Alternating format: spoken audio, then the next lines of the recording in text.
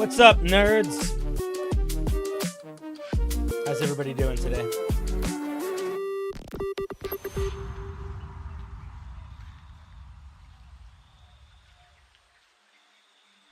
Hope all's feeling well. Sorry you got COVID. That's no fun. How's it going, Pixie? What's up, John? John Necro. Sound like a comic book character.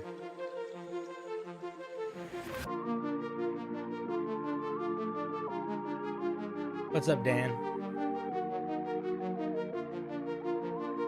Dude, it was raining so hard in my house last night I had a leak. I had to put pots and pans down.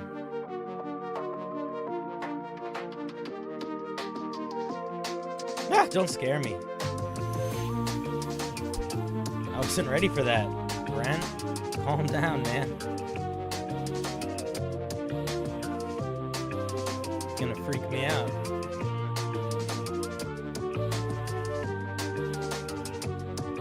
Is everything ready to go? I think so. Oh, hey. Oh, hey. Oh, hey. Oh, hey. Oh, hey. How's everybody doing?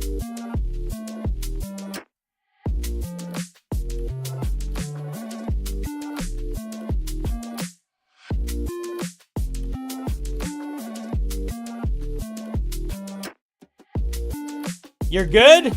You're fantastic? Oh, you liked stream yesterday? I'm so glad. What's up, Dan? Dan, you got a question for me? Okay. See, let's question? What'd you ask me? What do you think about a Circle of Apes druid with access to the giant ape or a buffed wild ape shape? I don't think you could give access to the... Unfortunately, I don't think you would realistically be able to give access to the giant ape stat block unless it was maybe the 14th level feature and you could do it for like a minute. Because the ape stat block is, what, a CR10 monster? CR8 monster? Something like that? It's pretty high, isn't it? It's pretty high up there. What CR is it? That's going to be the determiner. Because the thing you have to keep in mind is that the Moon Druid, the most powerful thing it can turn into is an elemental. And they are CR5. What is it? CR7? Yeah, man. I don't know. Realistically, I don't think there's a way you could make that happen before level 14. So if that's the goal, I think you got to build a different stat block. And I would say you should ask yourself, what is the fiction you're trying to sell of a ape, Circle of Ape druid outside of I get to be a giant ape? And if you're like, I don't know, or I don't have anything other than that, then I would say it should not be a druid subclass. It should be a magic item that lets you turn into a giant ape. But if you have more ideas that you can work with other than me want to be giant ape, then I think you probably could build your own thing for it. But it would have to be its own thing. Hope that answers your question. What's up, Bildo? I saw the new Druid stuff and the new Warlock stuff. I have not seen the new Wizard stuff. And I think next week we'll do another stream where we go over all of it. But I watched all the videos so far. I haven't watched the new Wizard video. I feel like it all seems pretty cool. Yeah, the music's definitely a bit loud, but it's always a bit loud when we start. It also... No, the music was loud. The sound just changed. No, I like everything so far. Dude, I like everything. There wasn't anything where I was like, that doesn't work. Because the other thing that you have to think about when we're talking about new additions in D&D, which is basically what this is, it's very, very, very, very hard to actually judge power balance until you're using it. So one of the things that we're going to sort of wander through together as a community, especially as a homebrew community, when the new 5.5, whatever they're calling it, comes out, is that the way you create homebrew for a sort of new system is way more open-ended. You're sort of figuring out the rules by crashing into them, as opposed to figuring out the rules by, you know, looking at the maps and researching what other people have done, because other people haven't done much yet. So we don't really know. Like, all of these new things about the Druid, all of them sound cool. All of the new things about pretty much all the classes sound cool. It's very hard to say this sounds like it's not going to work, or this sounds broken, or this sounds like a bad implementation of something, because we really just don't know what that cake is going to taste like yet, you know? So it's sort of like one of the main reasons why why I don't review a whole class usually, because it's very hard to judge something without like a anchor point. So it's going to be pretty fun, I think, trying the new system stuff out. And I think it's going to be really fun. I think people are really going to be surprised how much more fun it is to make homebrew for a new system than it is to make homebrew for an old system. Because here's the other thing. When the new D&D version comes out, there's not going to be that many options. There's not going to be a subclass for every single idea. There's not going to be a billion magic items. There's not going to be a billion monsters, although I guess some of them will be crossing over more easily. But my point is, all of those sort of more quote-unquote basic ideas that I often push you guys to be very critical of and to like try to do more than, those are open game. You know, but we're going to need a ice sorcerer. You know, we're going to need a you know, because you know what I mean? Like, there's just a lot of stuff that there isn't going to be there yet. And sure, maybe down the line, other people or professionals will, publish those. And when they come out, maybe it will make our versions of things obsolete, or maybe we'll like our versions more. But what I'm saying is, on one hand, it's going to be much harder to figure out, like, what the fuck works and what doesn't. But that's a fun place to be. It's not like we're building a rocket ship where when we fail, like, it costs a lot of money or people get hurt. We're just writing down imaginary ideas on pieces of paper. Do you know what I mean? How did I start making D&D content? I started making D&D content by making videos where I was talking about ways you could take published D&D content and turn it into other things. So, for example, how you could play a beast barbarian as the Venom symbiote, or how you could play a samurai warrior, like a samurai fighter, as like a time manipulator, or how you could play the scribe wizard as like an artist.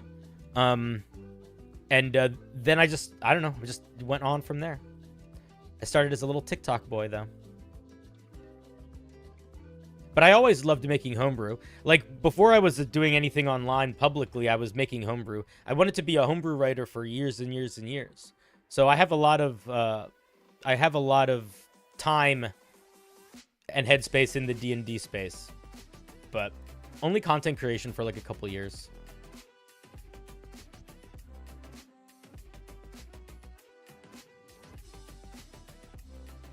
All right, let's see. That is up. That is up. Good. Don't get why they're trying to push it as not a new edition. I think the main reason is because they want you to still buy their older products. And I think that probably there's an element in the localized D&D design team that likes the idea that you're not going to have to spend a lot more money to play the new stuff, and that some of it's going to mix well. But I think from like a larger Hasbro perspective, it's so that their old products don't completely become obsolete.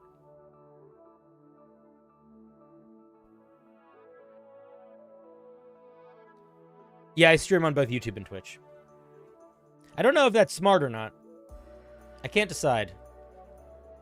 I used to just stream on Twitch, and then I used to just stream on YouTube, and I did generally get higher numbers when I did that, but maybe I'll do that again one day.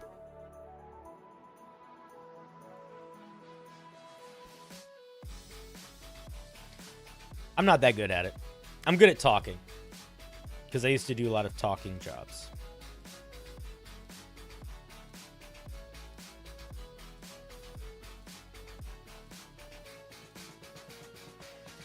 I think the way that content will be relevant is two things. One, a lot of the new like optional rules and stuff that were integrated in through like Tasha's are just being made regular rules, and they're not changing. They're just going from optional rules to like in the base class.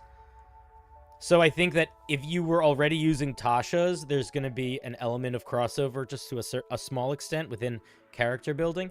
But I also think the bigger crossover is that these new player options are going to work if somebody was going to run like Curse of Strahd, or if somebody was going to run Tomb of Annihilation. Like, I don't think the right way to think about it is that the player options are balanced and cross well.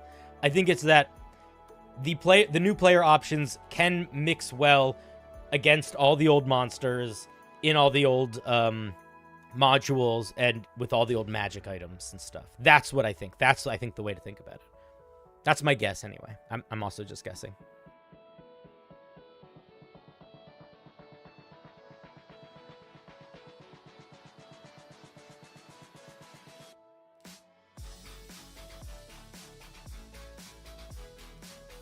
You don't know if there'll be much problem playing a Cavalier with the new fighter? Have you... I don't mean this, and this is not asking this in a judgmental way at all. But have you ever seen someone play a Cavalier in a campaign? Because I'm going to be honest, I have not. Ever. And I've run a lot of D&D campaigns. Not even in a one-shot. You have? I know that people do. It's not a bad subclass.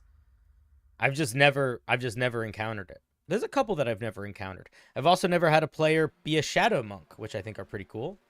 But they're not that strong until you're at 6th level, so I could understand an element of, like, not wanting to have to play 5 levels before it's fun.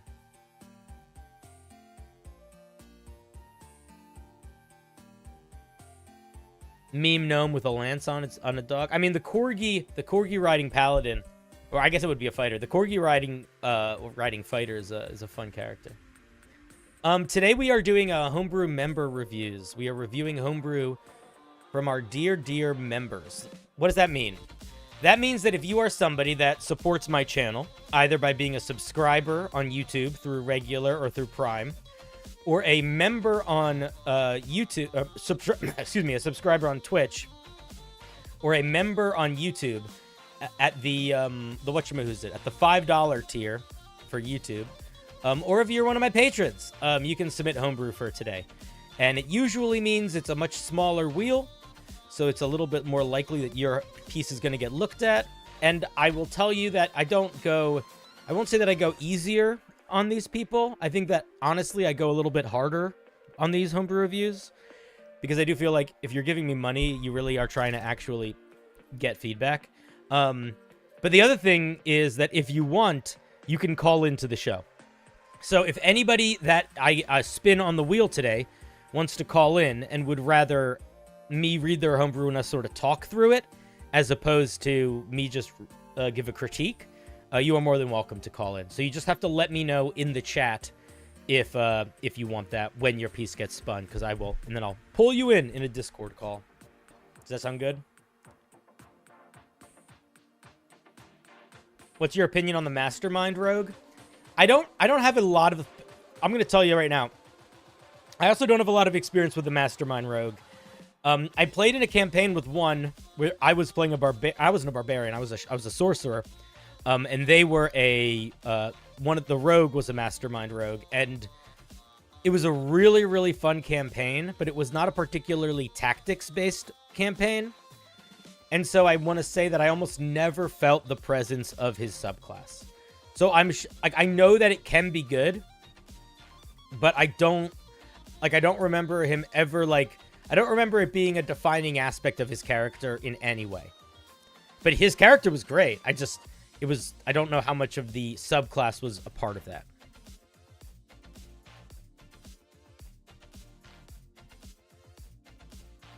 Artist, thank you for the biddies. Thank you for making it rain a little bit into our little cup. Our coffer.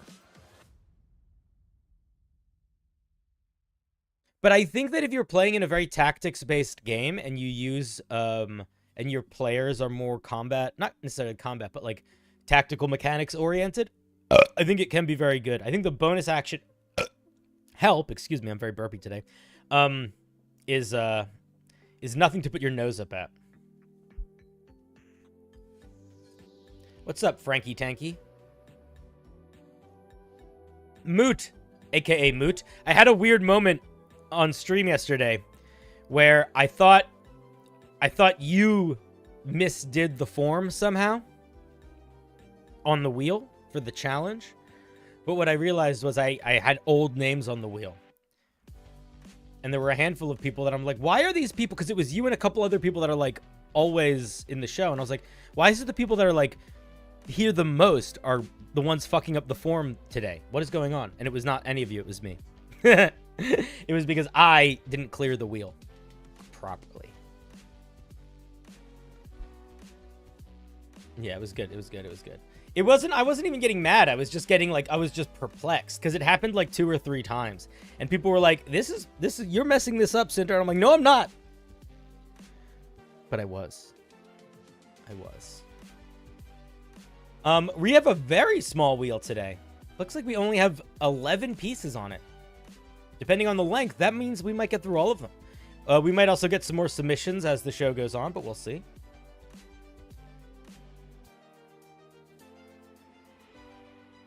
Yeah, no worries, dude. You didn't do anything wrong. It was just me being a goof. Me being a goof and a gaff. So the member nights, dude. Member nights don't often get a lot of submissions. Do you guys want to see the wheel? Activate.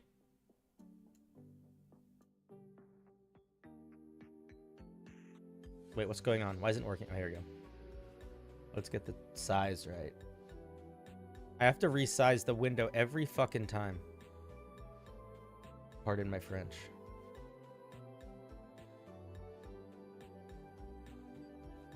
I think that looks alright. Not quite.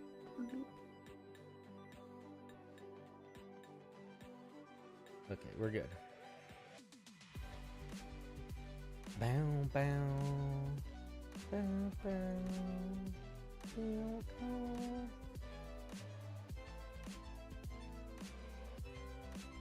What's up, Tuna?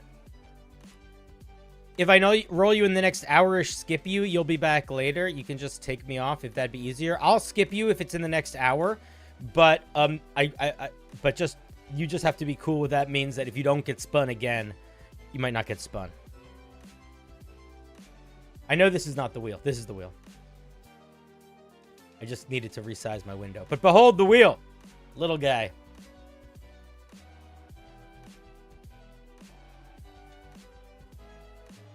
You're going to try to finish before the show ends?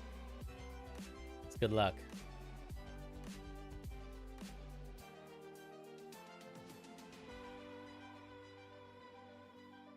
Just because you make homebrew that later you notice like a published thing that does something similar happens, it doesn't mean that like you wasted your time making that homebrew, I don't think.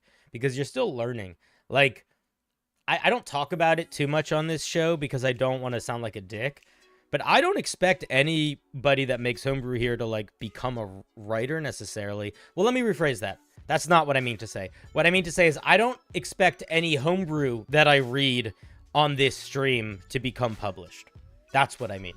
I see every single person that is submitting homebrew to me to somebody that is essentially aspiring to get to a place where they can write homebrew that could be published. So, if you are writing homebrew that becomes irrelevant, going through that process of writing that homebrew is more valuable than the homebrew that you wrote. 99% of the time. It doesn't really matter what you make. What really matters is that, like, you are going through a process of making anything and trying to get better at it. So it doesn't really matter, you know. If you create a really cool Feywild Ranger subclass, and then the Fey Wanderer came out 2 years later, it doesn't matter. You learned probably a lot making that Feywild Ranger.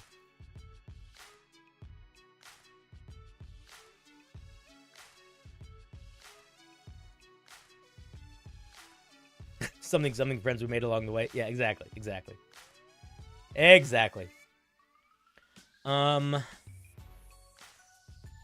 What was I gonna say? There was something. It doesn't matter. I don't remember. Should we spin the wheel? Should we get started? Do we need to wait for anything? I don't think so.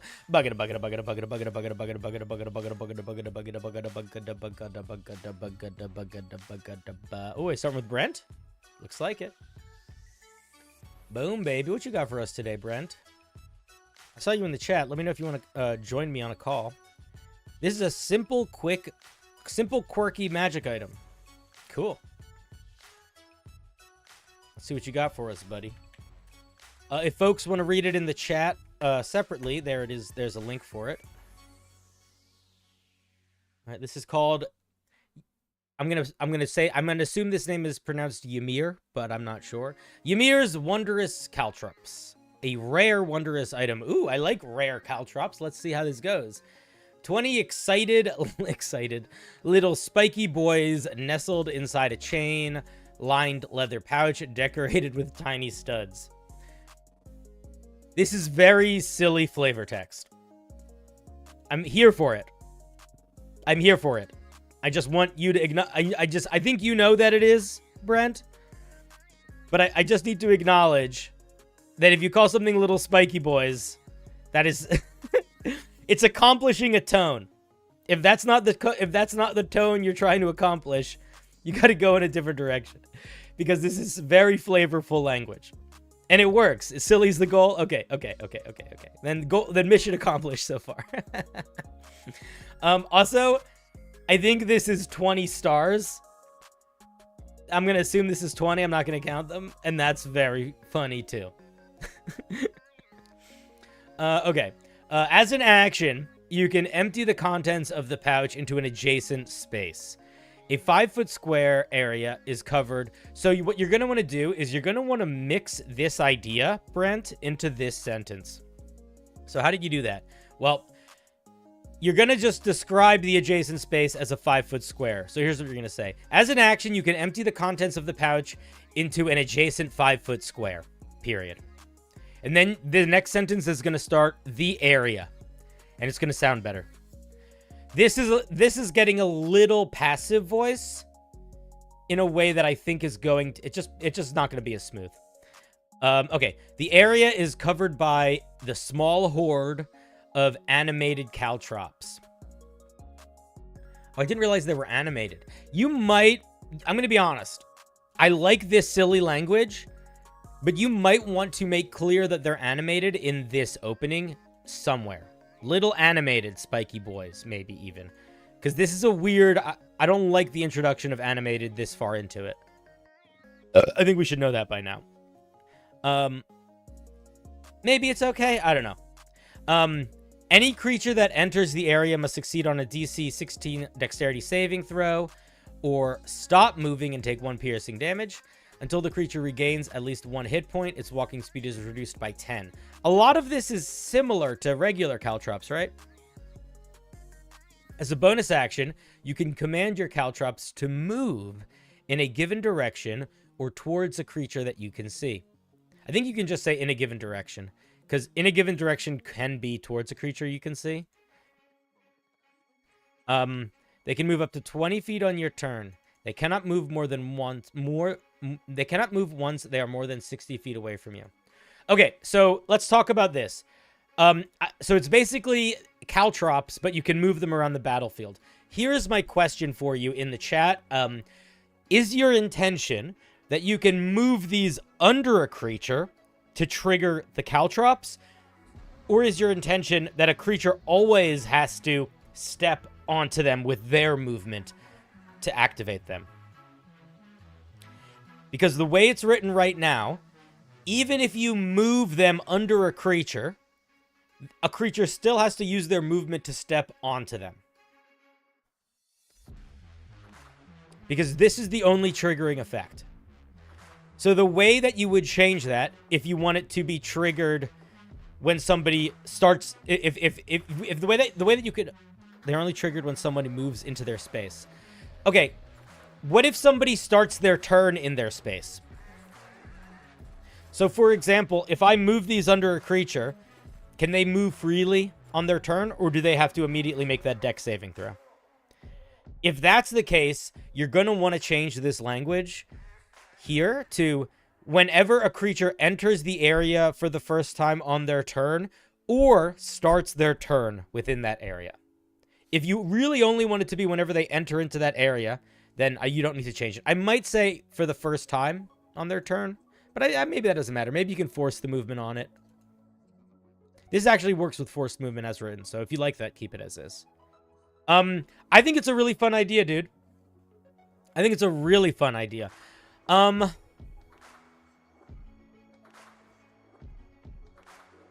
Yeah, man, I don't actually have a great deal of feedback. Like, aside from a couple, like, sentence structure things and, like, making sure the mechanics are doing exactly what you want them to do, it's fun.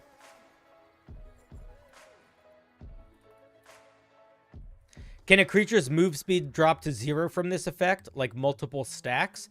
That's a really good question.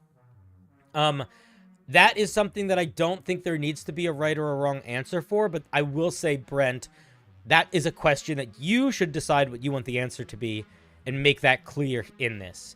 The way it's written right now, it can stack.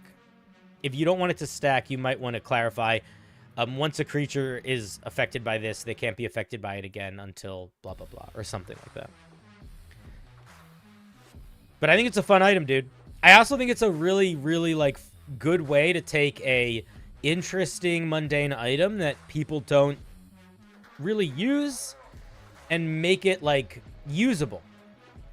And still not really be that different than the item. Like what the punch of what it's doing is still the same thing as Caltrops. It's all just about letting you move with it. And also the DC being higher. That's a big help, too.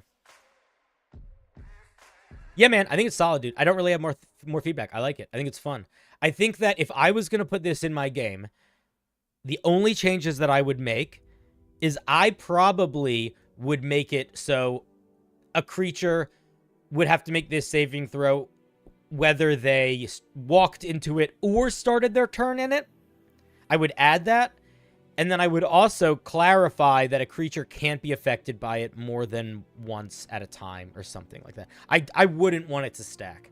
But I don't actually think you need to do either of those things. That is just what I would do if I was going to be plugging this into, like, my game tomorrow. Yeah, man. Though, do you have any questions, thoughts, concerns? If not, let's say thank you to our dear...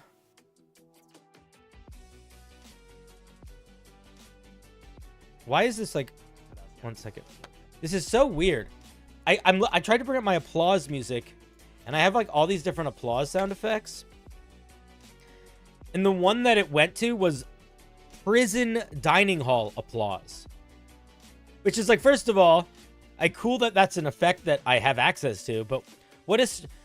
You'd think when you type the word applause into, like, a search window for, like, sound effects, the first one would be, like, audience applause, you know? Or like clapping. You don't think you would get, like, prison dining hall applause. Anyway, I found the one I wanted to use. Anyway, thank you very much, Brent. Fun piece. Very fun piece, dude. Also, Brent, can I just say, man, I don't actually remember how much I know about you. I feel like you and I are both, like, older people a little bit. I don't know if that's true. I forget. But also... I've seen a shit ton of your homebrew at this point. Like, I've seen at least 4 or 5 pieces. And one of the first pieces that I saw was such a crazy idea. And it was like, oh man, this guy's got, like, really good ideas. He's just got to, like, hone this a little bit. And I've noticed 2 things. I've seen all of the homebrew pieces that I've seen from yours. They have gotten, I want to say, a little smaller. But also, they've gotten a lot more, like, focused. And, like, they do the thing that you want them to do. And that last part is, like, really, really, I think, the most important thing that we can try to do when we're doing any sort of writing, whether it's fiction or D&D homebrew or whatever, where it's like, I know what I want it to feel like in my head. Can I get that idea to manifest on the page in such a way that someone else, without me being there at all, is going to be able to evoke that same feeling I had in my head. And I feel like that is, like, the goal of writing. And it's just, like, it's cool to see folks growing as writers. That's all. Anyway, compliment over. Can't do those too much, otherwise it gets, you know, sappy. All right, we got a couple new people to add to the wheel. Lovely. What's up, Spencer? What's up, Lorg? How's it going? Kaboom. Uh-oh. Music turned off. Music. Why'd you turn off? Come back to us. Come back to us, music. There is going to be a moment where I'm going to need to walk away from my computer for like 4 minutes or 5 minutes randomly. I'm waiting for a package. And I'm going to get it delivered. Actually, I got to check something right now. 1 second. Give me later. Well, before we... Calm down. Let me just do that really quickly. Let me just see where that is. I'm so curious. Am I getting more hats? Who knows?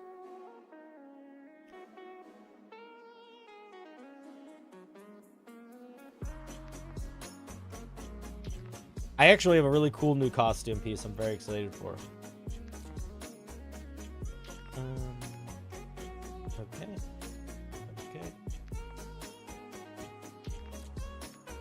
Okie dokie. We'll see. Looks like Yeah, at some point in the next, like, hour or two. Can you have a glance at my true form? I mean, I sort of have two versions of it that you can see. There's this guy right here. This thing. That's about as... That's pretty accurate. Right here. This guy. And this one is also somewhat accurate from time to time.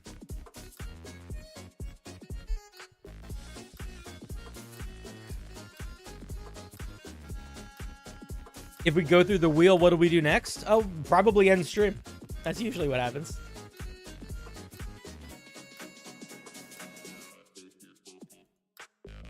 Alrighty. Music seems a little loud, doesn't it? Alright. I added new people to the wheel. Did I miss anybody? I did not. Okay. When's the next Smolder stream? I'm not sure. Maybe next week? Week after next week? I don't know. I'm kind of in crazy mode until Gen Con's over. Next is going to be Squatch. I am going to... Also, everybody calm down. I'm going to be taking some time off throughout moments of the summer. I'm going to be taking a bunch of time off around Gen Con. And then at the beginning of September, I'm going to be taking a handful of time off. Maybe do some traveling. This is Squatch. Squatch says, I want to improve the Bard's counter charm ability and wound up making a whole anti-magic subclass. Cool. I think an anti-magic subclass is a fun idea. What's the thing you always have to worry about if you're making us anti-magic subclass or an anti-anything subclass? What you have to worry about is it going to be fun? Can you make it so it's still sort of fun if you're not fighting that thing? That's the trick. That's the trick. That's why the Rangers favored terrain and favored enemy is sometimes disliked, because that's hard to make feel like it's applicable all the time. I didn't say all the H's. The H's of what? Did I say your name wrong again? Is your name actually pronounced Lorg? Sorry, if I misspoke. Fancy mug. Okay, so this is the College of Discord Bard. Oh, I use Discord.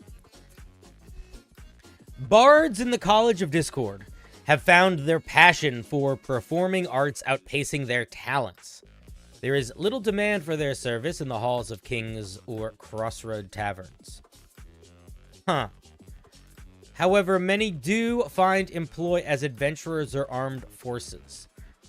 Okay, so you're not... Okay, so here's what I'm going to say. All of this information is good world-building information. Oh, you meant... I'm sorry. Squatch. Squatch. Squatch. There you go, sorry. All of this information is good information. Here's my question. Should this be the first information we are given about this subclass? Because I would argue that we are 3 sentences in. We're more than halfway. We're actually almost exactly halfway done reading about the subclass.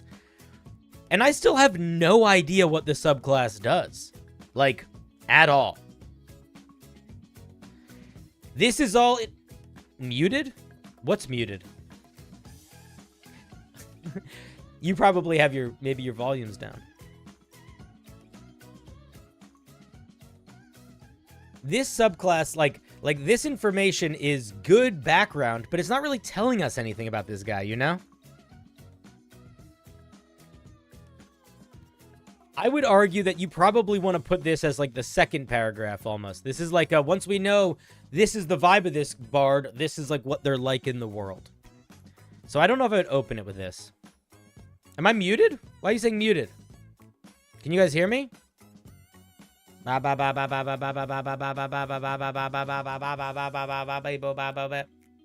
can hear? Okay, good. Their uniquely discordant performances are anathema. Oh god, what a word that's hard to say. What does that mean?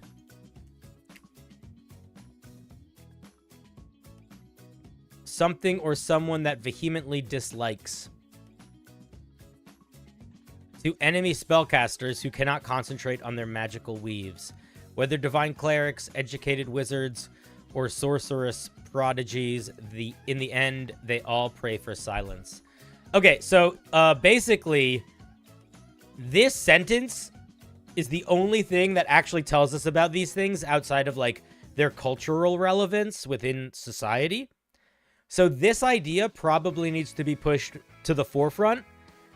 And also, this idea needs to take up more space in your flavor text. Because this is really the only time that you're actually telling us about the subclass. To be fair, a lot of this information would be applicable to, like, most bards. Or most bards you could play that way.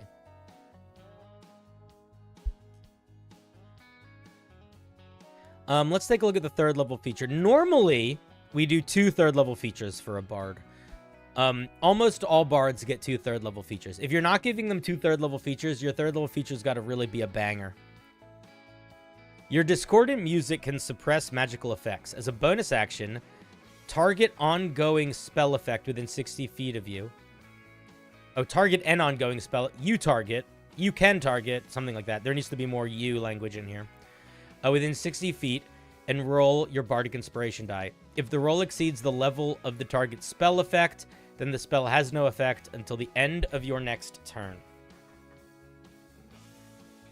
The way that I would reword this is I would probably say something like, as a bonus action, you can target an ongoing spell effect you can see within 60 feet of you.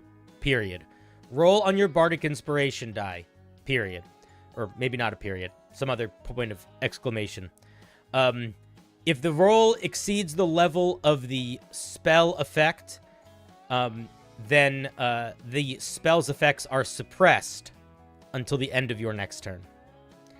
That is how I would word that. That's an interesting idea. It's definitely not enough for a third level feature. I also, and I don't mean this in a bad way, I don't know if it's a great use of your bardic inspiration die.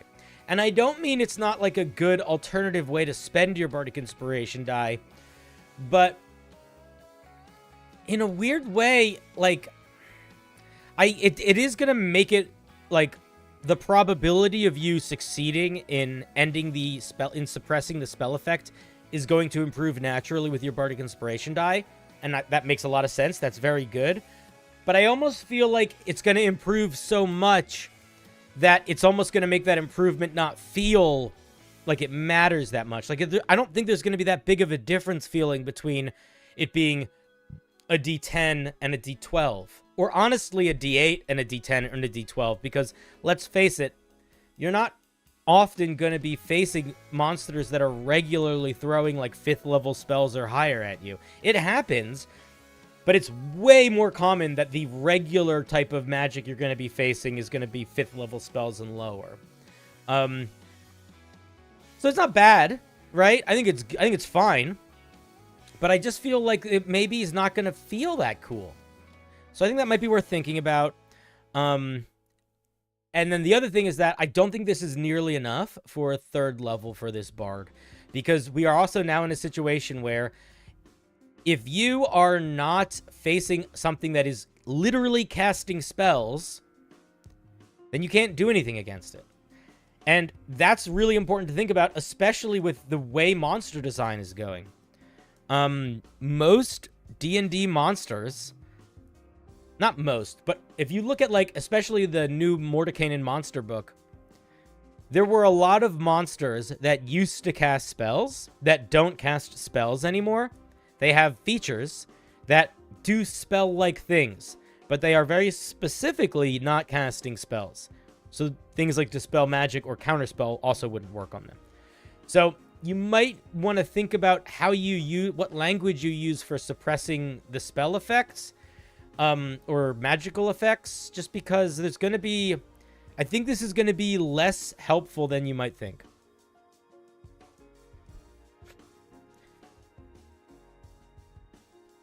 Changing spell effect to magical effect would be a serious buff. Yeah, for sure. For sure. I agree.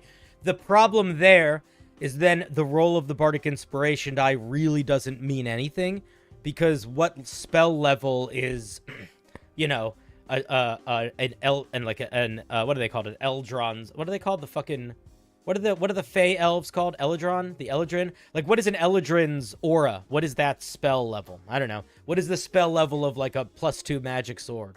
So, but I agree, Tiger Cup. I think that headspace is 100% the right headspace to be in. 100%. So, yeah, this needs something else at 3rd level. And then I also think whatever you're going to end up putting at 3rd level here, it needs to be something that is going to help this thing feel like it has some sort of agency as a subclass if you are not fighting a magical thing at that moment. And that feedback is probably going to be resonant throughout the whole piece. That's going to be my guess. So I'm probably not going to repeat myself saying that over and over and over again. But for you, Sponge, as the creator, or Squatch, excuse me, as the creator, that's going to be something that you probably are going to need to think about throughout the whole piece. That's my guess. We're going to see. Booming Voice, 6th level. When you cast a spell with a verbal component, don't say may, my god, Squatch. Say can. You can choose a creature that the spell hit or that failed a saving throw for the spell. This is such a weird way of writing this. The creature takes thunder damage equal to your charisma modifier in addition to the spell's effects. Oh, holy shit. Okay, so here's the way you write this. Oh, first of all, Squatch, come on, man. I know you're better than this. You're using the word may. What's going on here? Simplify your sentences. How about this? Whenever you hit a creature with a spell or a creature fails a saving throw against the spell from you, that creature takes thunder damage equal to your charisma modifier. Period.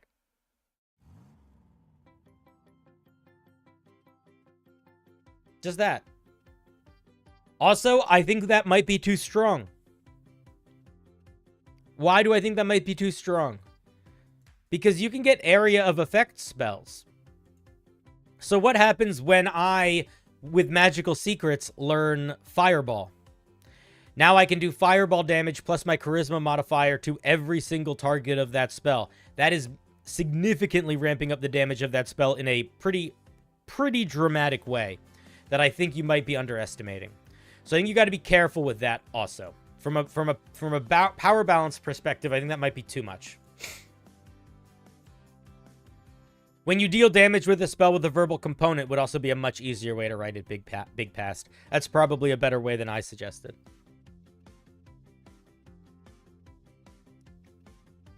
You could also choose a creature affected by the spell, for sure. It says you pick a single creature. Oh, I see. You may choose... You know what? I got so fucking caught up in the may. I got so caught up in the may and the clunkiness of the weird way the sentences were written that I completely missed that aspect of the mechanics. Completely missed it. Good point out. Good point out.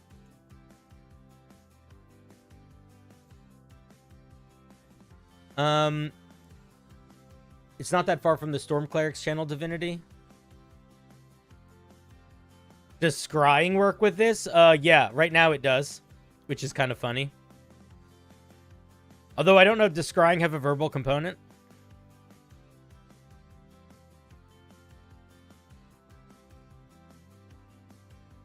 The language affected by or deal damage does imply that a creature who succeeds on a save but takes half damage can still be hit with this.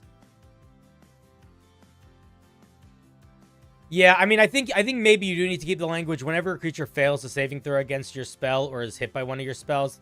If you want to avoid that, that makes sense. But yeah, maybe it's not a bad thing. I don't know.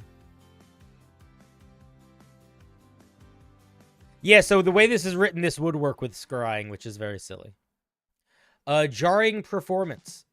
While your counter charm is active, you can spend a bardic inspiration die as a bonus action. When you do, make a spell attack roll against a creature you can see within 30 feet. On a hit, the target takes thunder damage equal to a roll of your bardic inspiration die plus your charisma modifier. Okay. It seems like not the best use of your bardic inspiration. It's pretty bad damage for a bardic inspiration die.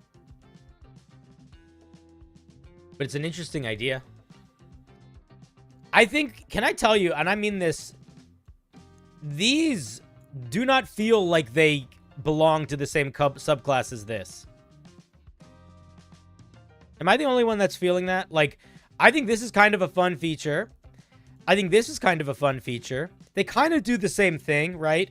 This one is you do a little bit more damage. This is you do a little bit more damage. They fill basically the exact same role. Maybe that's what it is. It's just like too much feeling of that. But it does also feel like both of these don't feel like they belong to this subclass. The same subclass as this.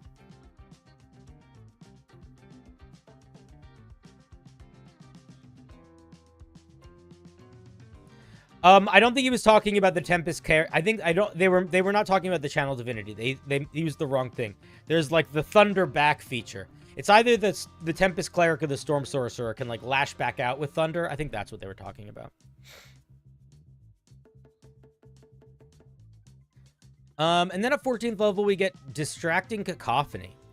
When you activate your Counter Charm ability, all creatures within 30 feet of you that are concentrating must make concentration checks or lose that concentration. That's a really bad, like a genuinely bad 14th level feature. Also, you should not have 2 of the features for your Bard tied to Counter Charm. I think that's not the right move. Unless you like are really building in the Counter Charm stuff early, like unless you like, if you're trying to build a Counter Charm Bard, then I think you build a Counter Charm Bard. And I don't know if that has to be I don't know what direction you would want to go with that, but like these basically, this sort of feels like a handful of disconnected subclass ideas sort of mangled together right now. I think each of these individual features is interesting. I think that they don't mix together into a subclass at the moment.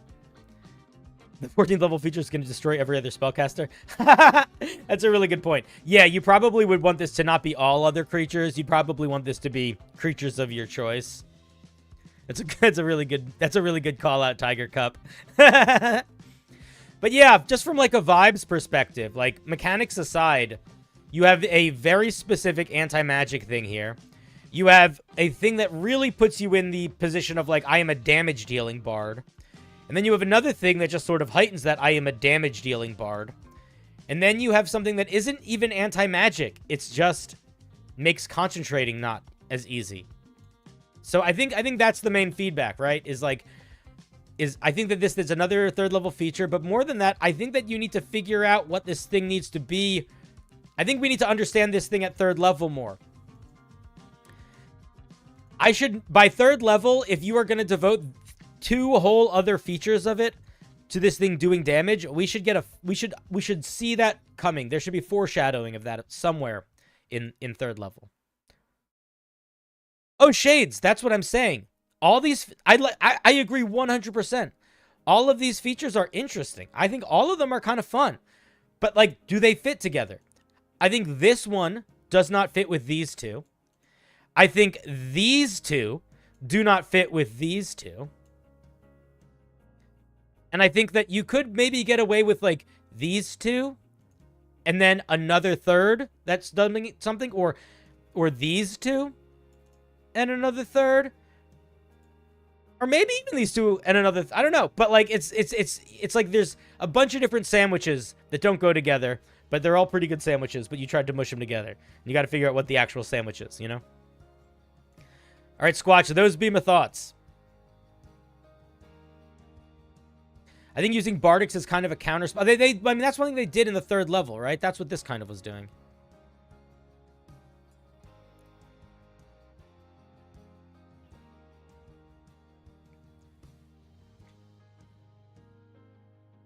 You could say the Bard's features are discordant. Oh my god. Oi.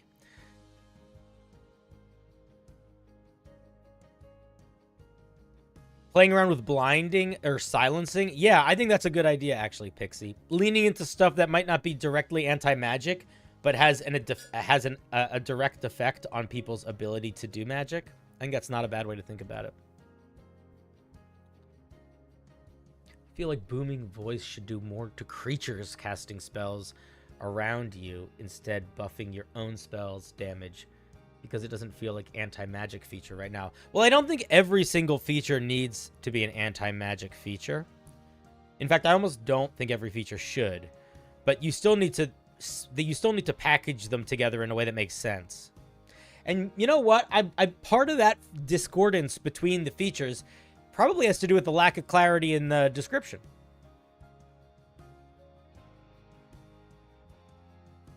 Because we get a lot of description about where they sit in their world, but not a whole lot about what they actually are.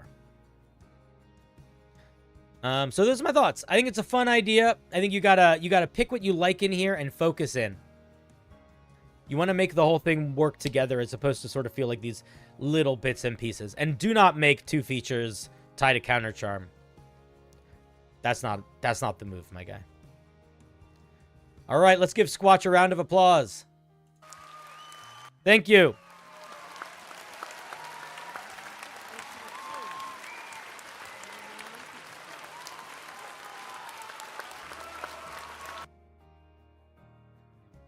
Casting 5-foot squares of silence or anti-magic field could be really cool. Yeah, there's all sorts of weird stuff you could do with it.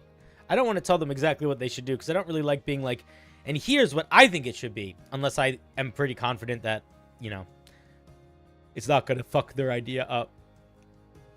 But that one could go in so many directions. I don't want to, you know, Squatch should take it whatever way they want. Bucket a bucket a bucket a bucket a bucket a bucket a bucket a bucket a bucket a bucket a bucket a bucket a bucket a bucket a bucket a bucket a bucket a bucket a Spencer is up next. Oh, we got new people to add to the wheel. All right, I'll add you guys after. This monster is based off the real-world torture device of the same name. This is the construct version of it, and I want to make sure the features are evocative to its flavor. Curious. Is it the Iron Maiden? The Brazen Bull. Oof, what a grisly torture device to turn into a monster. You guys know about this thing? These things were horrible. Basically, it was a big metal empty bowl that you would put someone inside, and then you'd put a fire under it and cook them.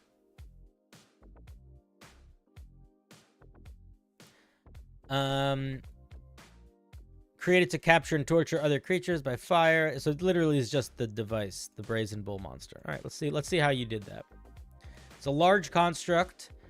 What's challenge rating? 7. It doesn't kind of feels like low HP for a CR7 monster. Some saving throws, athletics. Okay, oh no, it's got damage resistance. All right, that's fine then. Immunities, some other stuff. It still maybe feels a little low. I don't know. I'll think about it. Magic resistant. Oh, this guy's gonna be annoying to fight. If the Brazen Bull moves at least 20 feet towards a creature, it hits them with a gore attack, knocks them prone, and then it can bite as a bonus action. All right, so we're getting the basic bull shenanigans. We got our gore attack. Only 1 gore attack. Huh. Okay. If it knocks a creature down, it can bite them. If they're medium or smaller, it's swallowed by the bull. Immediately it's swallowed by the bull? Huh. All right, I don't know how I feel about that. They're blinded, restrained, they have total cover. They take some fire damage. The creature swallowed can attempt to escape. On a success, the creature falls prone. The bull dies.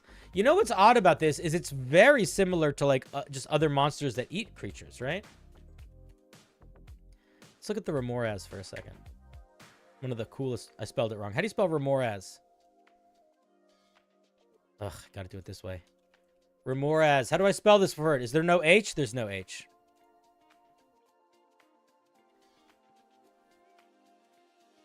So this is the way that most monsters... It's pretty competitive with CR8 for Morian. Yeah, I also think when you take into account the damage resistances, it's fine. Because if you're comparing it to something like a giant ape, which is also I think CR7, they have like 150 hit points. But yeah, it's got higher AC, it's got damage resistance. But look, this is how most 99% of monsters that swallow creatures, they have a bite that grapples, and then they have an action they can take that is the swallow mechanic. it's a choice to not give that the two-step process, and you just got to know that you're making that choice. The other thing that I want to say is that I don't think this should be a bite attack. Straight up. I don't think the Brazen Bull doesn't, you don't put people in its mouth. You open up the side. I mean, maybe I'm being a little bit finicky here, but I sort of feel like the fiction of it opening its mouth like a boa constrictor and consuming someone doesn't really fit the fiction of this monster. Like, I think it almost pushes against it. In fact, I would argue it kind of makes the Brazen Bull not feel special or unique, because this is just the mechanics of swallowing a creature. Do you know what I mean? And if it's just swallowing a creature, well, there's a million things that do that. A purple worm does that. Like, you know, the Remoraz does that. Toads do that. Giant toads can do that. So I think that if your goal is to sell the fiction of this thing being like a construct, being like the Brazen Bull as a construct, I would introduce the it putting people inside of it mechanic in a completely different way.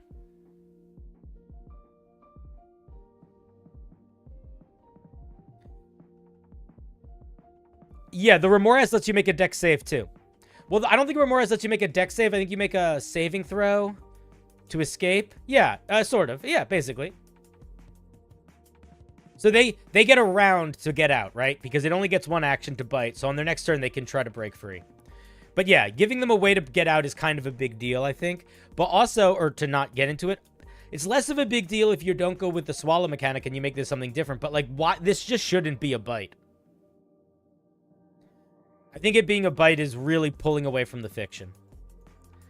I think you would, if I were you, I would, you know, keep the trampling charge, keep the gore. I would give this thing a bite attack that was not related to its insides. I would maybe let it, like, do a very short-range fire breath, or a bite that, like, is just a basic attack, like a traditional attack, but it just straight does fire damage. There's a couple things in D&D that have things that attack like normal, but they just do straight elemental damage. One of the storm giants has stuff like that, so there's like precedent for it.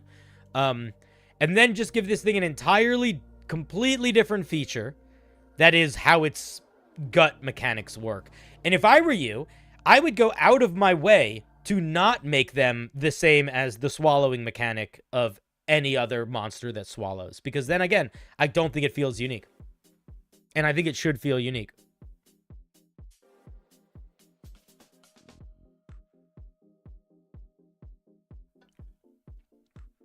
Yeah, but that's also because if the purple worm might swallow, I'm not Tiger Cup.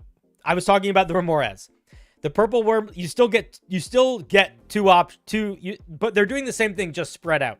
The Remoraz, you can miss the bite attack, and then you can escape from the grapple. It's exactly the same for the purple worm. You can avoid the bite attack or escape from the grapple. One happens in 2 turns, one happens in 1 turn. Yeah, I mean, it could be the bull bites the person and tosses them in. I also don't, I mean, I like that more, but I would, who made this again? Spencer?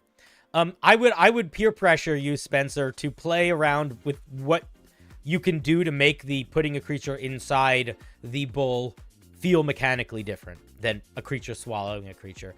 What if, for example, an ally could open the hatch to get you out at the cost of some fire damage?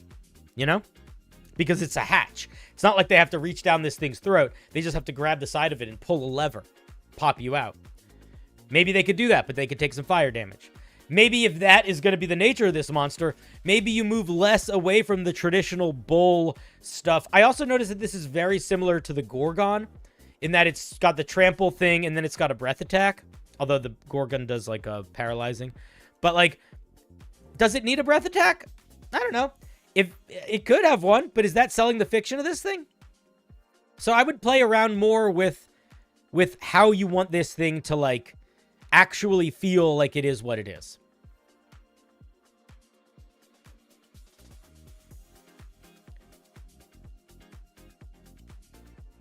And I see that this version of the breath attack can swallow creatures. And again, I'm going to say, is that a cool mechanic? Sure. Does that feel like the Brazen Bull? No, not really. So I think you got to ask, is that a mechanic you're going to keep for this monster? Or maybe you're like, that's a cool mechanic. It doesn't help sell the fiction of this construct. It's much more of like a, you know, magical thing or whatever. So we're gonna save it for something else. What if it used a reaction to consume a creature that missed with an attack? I mean, again, Flareware, that doesn't sound that different to me. Like, to me, it's a matter of how do you sell the idea of a creature is shoved into a, like, this thing has a door on its side that it opens up and creatures go into, and then it closes that door. That's the fiction that I think you have to try to sell. I think it being whether it's a reaction or not is not, I don't think that's going to solve that problem. I mean, that might be an interesting mechanic to include, but I don't think that addresses the actual thing of, like, how do you make that door feel like a door? What if, when a creature is inside of it, you could make a lock-picking check to, a Thieves' Tools check to break them out? I don't know. Those sorts of things. That's sort of where my head goes. Like, how do we make it feel like there's a creature trapped in a little thing? I envision it as they miss with a sword and fall in the hatch. Yeah, like that could work. Like I'm saying, that could work. But I think that's the thing. Is like the fiction's not there right now. Ugh.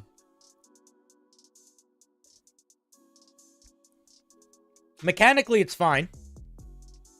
Like, I think if you wanted to use this in your game, I think it would work fine. The math all seems right.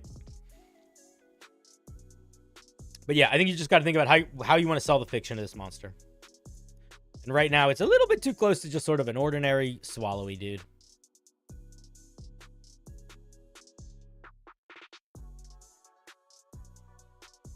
What if it's a pair of creatures, one grapples you and puts you in the bull? That sounds cool. That would be like a Dark Souls kind of boss. Patrick, what a grim idea, but I actually think it's a very good one. You could give it some sort of area AoE, like sonic attack, either psychic or thunder, that it only has access to when someone is inside it. Because it's like using their screams, you know? I think that's a really fucked up idea, but it could work. I love the idea of the Brazen Bull enemy. I love it. That's why I'm trying to make it feel more like a Brazen Bull. I think it's a really fun idea. Also, credit where credit's due. It's a very well formatted little piece of homebrew. Got some lovely art. Got a little description of everything. I don't think you tagged your artist, which is a big no-no. You should tag your artist in the future. But other than that, very, very nice. I don't really have more thoughts. Chat, any final thoughts for our dear Spencer before we move on?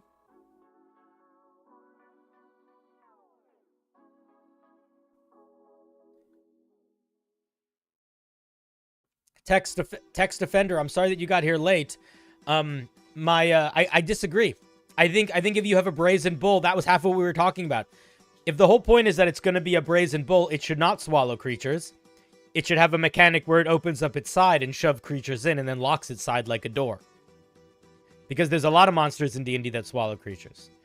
And if this just swallows creatures, it's not going to feel that unique.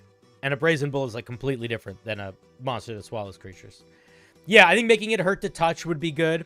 Giving it like sort of maybe like the fire elementals radial flame thing would make sense. Yeah, I think it's a fun idea. I think there's a lot of room to play around in here still. All right, thank you, Spencer. Let's give Spencer a big old round of applause. Also, Text, how's it going, buddy?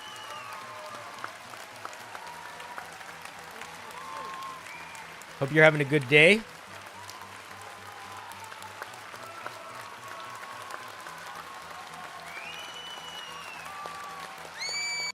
I find the sentient torture device monsters really cool in world building. Well, that is very fitting for John Necro.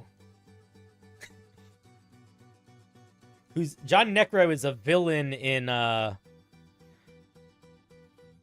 feel like what's the name of that video game that was the sci-fi game that people liked but wasn't that good but was also good? You know the one with Keanu Reeves. John Necro is a character in that one.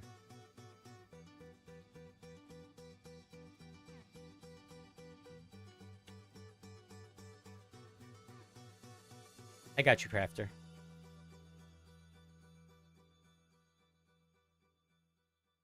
Cyberpunk. Yeah, John Necro's a bad guy in Cyberpunk, for sure. Or a good guy. John Necro is either a bad guy, or he's the guy you go to buy health packs from. You know? Or get, like, enhancements plugged into your body. Boosh. I'm moron. What you got for us today, moron?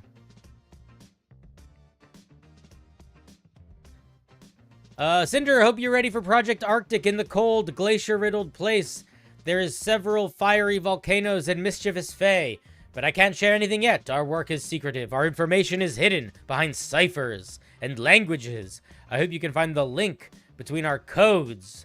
Some things are hidden in plain sight. Everything I share with you is important to this puzzle. The image, every piece of this puzzle, especially this message. So I hope you are reading very carefully. I hope our audience can use every tool at their exposure to solve these puzzles. Any users, be resourceful, be remarkable, be ready. What is that? What is that? And that's gonna, let's see what the weird thing is that we're getting. A mysterious clue from Project Arctic. This content is no longer available. Ah yes, truly mysterious. Deeply... I'm a moron, I'm sorry, I don't think it worked. Whatever you sent me, the content is no longer available. But which makes it all the more mysterious.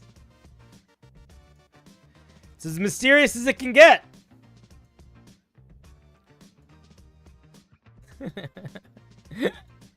You got me? You gonna DM me something on Discord or something? You got about 18 seconds. Or you can just come back to me later. Or I can hit you up later if it takes you more time than that. Oh, here. Ah, okay, here's the mysterious image. So Project Arctic is something that is happening in our Discord. Every now and then people in our Discord come together to do like these larger compendium projects where they sort of self-edit and critique and make like a little writing circle to do a compendium. This is going to be Project Arctic. And I don't know what any of these things mean, but these are all the clues we have so far. I see like a map and some scribbly language. Looks like some feet. Maybe some more feet. Some shapes. Some shapes. I apologize if the image is unclear. It's about as clear as I can get it. Chat, you're more than welcome to explore this mystery. I wish you luck. Screen grab to your heart's content. All right. Thank you, I'm a moron, for your strange, mysterious cipher. Let's give them a round of applause.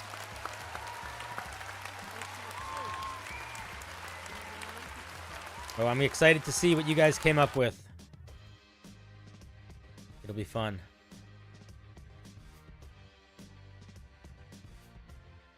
Bugga bugga bugga bugga bugga bugga bugga bugga bugga bugga bugga bugga bugga bugga bugga. Boosh. Sponge is up next. Cool. If anybody is curious to try to figure out the cipher, looks like I'm a moron. Put it in the Discord general chat. Project Arctic is pretty cool. Play tested the Warlock ages ago. I'm telling you, Cole, any of you guys, the coolest stuff. The coolest stuff that we see is often these projects that you guys make. Because it's like when a bunch of people end up working together with like a very focused goal, I think it ends up making something that is often larger than the sum of its parts, you know? Sponge said, I wanted to have a crack at a spellcasting barbarian. Tried to give it a support social focus. All right, Sponge. I accept that you are going to send a spellcasting barbarian. Let's see how we do. I'm going to tell you right now, I'm not going to deep dive the spells for power balancing. I'm basically going to be like, did you figure out how to power balance against it casting spells while raging? If yes, interesting. If not, it doesn't work. Just so you know, that's the vibe that I go into these sorts of barbarians with. If you don't like that, I apologize. Also, if you want to join me on stream, let me know. The Skald is a master of the war chant. Their songs rally their allies and demoralize their foes. When they lash out in rage, their music reaches a fervorish pace. Also, Sponge, let me know if you want to join me in a call. I can't. I don't have my Discord. I'm not paying attention to who's in the waiting room in Discord. So just, you got to tell me in the chat if you want to. So they're war chanters. It's an interesting idea. You learn 2 cantrips of your choice from the Bard spell list. You learn an additional Bard cantrip of your choice at 10th level. Oh, Bard spells. Weird. Okay, I mean, everybody wants to be the Barbarian. Oh, what is this?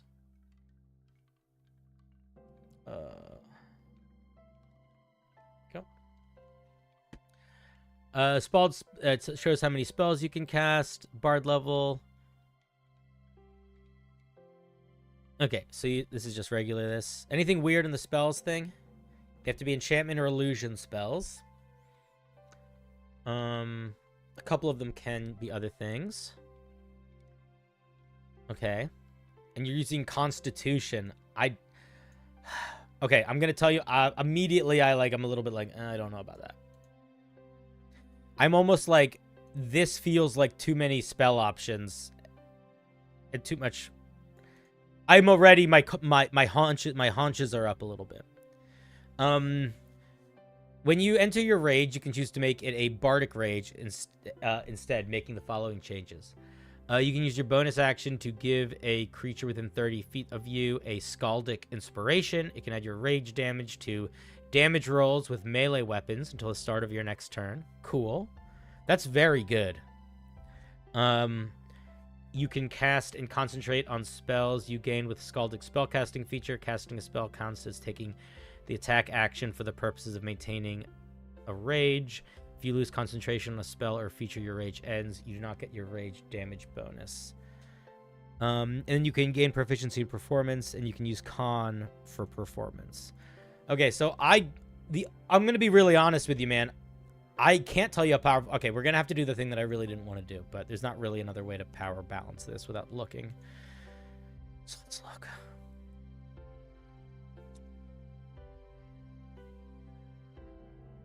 Enchantment, illusion.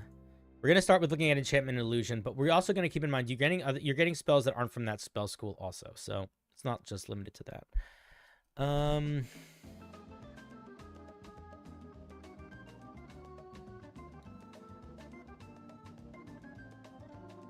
My initial thought is that this spell list is too good. Straight up. That's my initial thought. My initial thought is not only is this spell list too good, this spell list really doesn't at all match the flavor of this at all. Or rather, it matches literally this part and nothing else. So I'll keep reading, but I will say I don't think our bard, I don't think our warlock, or excuse me, I don't think our barbarian spellcaster should get access to all these spells while raging. There's some real fucking heavy hitters in here, my guy.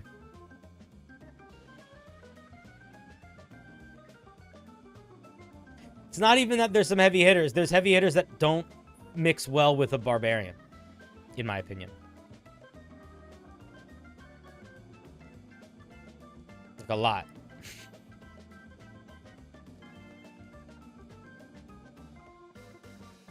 What schools of magic have the most buffers for your friends? Probably transmutation or abjuration or evocation.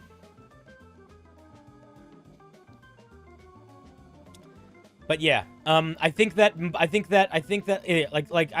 not going to go through all of them because unless you want that to just be the thing, but like at first level, it's less of a big deal. Bane is really good.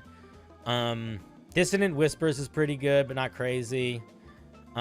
Silvery Barbs, I don't like them getting that. But second level is where it's like, do we want them getting Hold Person? Does that make sense?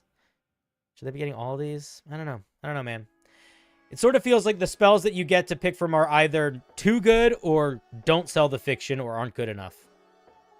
So that's what I would say. What's up, Gina?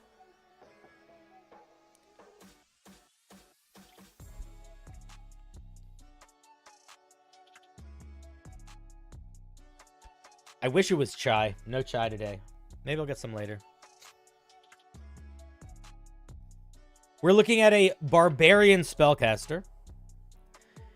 And I'm being a little harsh maybe, but I think that they have unfortunately stumbled out the gate, which is that I think that they have not successfully accommodated figuring out how to power balance a barbarian raging and casting spells at the same time.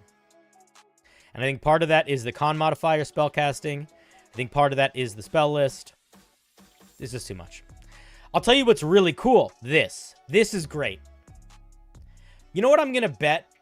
I'm going to bet that there's a really, really cool support barbarian in here that would be amazing if you completely cut the spellcasting out. That's what my guess is going to be as we look forward on the piece. Because that's a really cool feature. But everything else doesn't work, in my opinion. This is a cool feature, too. Let's take a look at the 6th level feature. Song of Defense.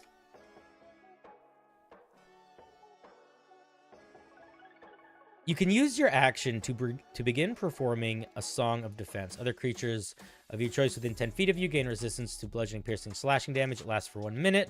Until you lose concentration on it or use it again. This feature counts as a spell. You can use this feature a number of times equal to your proficiency bonus. This feels maybe too good for a 6th level feature. I think this would feel great as a 10th level feature. I don't think this works as a 6th level feature. I think you're getting too many uses of it. I think it's too much damage resistance. Yeah. Maybe like it being yeah, that's I think it's good. I think it's interesting. I also think, you know what's really interesting about this feature? It works really, really well if you don't have spellcasting. You know? Let's take a look at the 10th level feature. When you or a creature within 30 feet of you fails a save against an effect that would give charmed, frightened, stunned, or paralyzed, you can use your reaction to add your rage damage bonus to the roll, potentially turning the failure into a success. Not only is this only kind of mediocre, like it's like a shitty. This is like a shitty reaction inspiration. I don't know if I like it being shitty. I want the number to be potentially higher. I appreciate you trying to tie rage damage in here, but I think the fact that it's, I don't know, it just feels really limiting. Even if by just being guaranteed to be a +2 as opposed to rolling a d4, like I feel like rolling anything would feel better.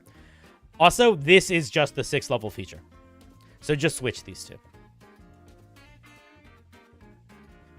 And then 14th level feature.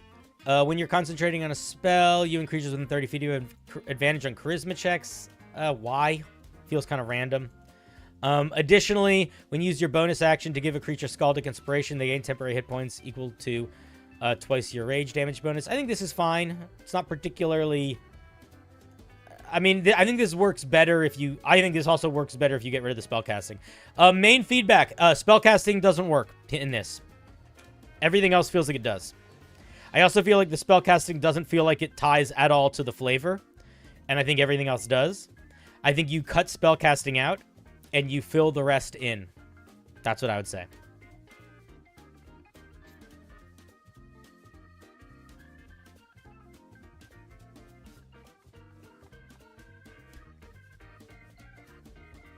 Those would be my thoughts. I think it's a fun idea.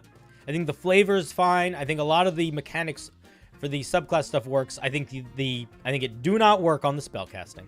Do not work. I also think when you add spellcasting on top of this, even if you are deciding, I like this spell list, I don't think it's too much. I think if you tack spellcasting on top of this subclass, it also just becomes too powerful. Honestly, Song of Defense could probably be the capstone. The more I think about it, I think that's... Unless you make it more limited in use, I feel like that it almost makes more sense as a capstone. And those are my thoughts. Thank you very much for sharing, Sponge. I like the idea. I think that it's got some good meat to its bones. I'll tell you what the best part of it is, unquestionably. The best feature is this. This is the best part. The bonus action to add a little bit to the bonus action where you can give like a barbarian version of inspiration where they deal more damage. Great. Lean into that vibe. All right, let's give Sponge a round of applause. Dude, people fucking love trying to make barbarians that can cast spells, and they always fail. That doesn't mean they shouldn't try.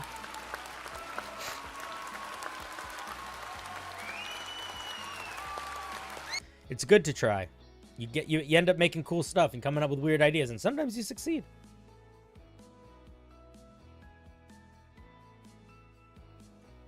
Let's get Moot on the wheel.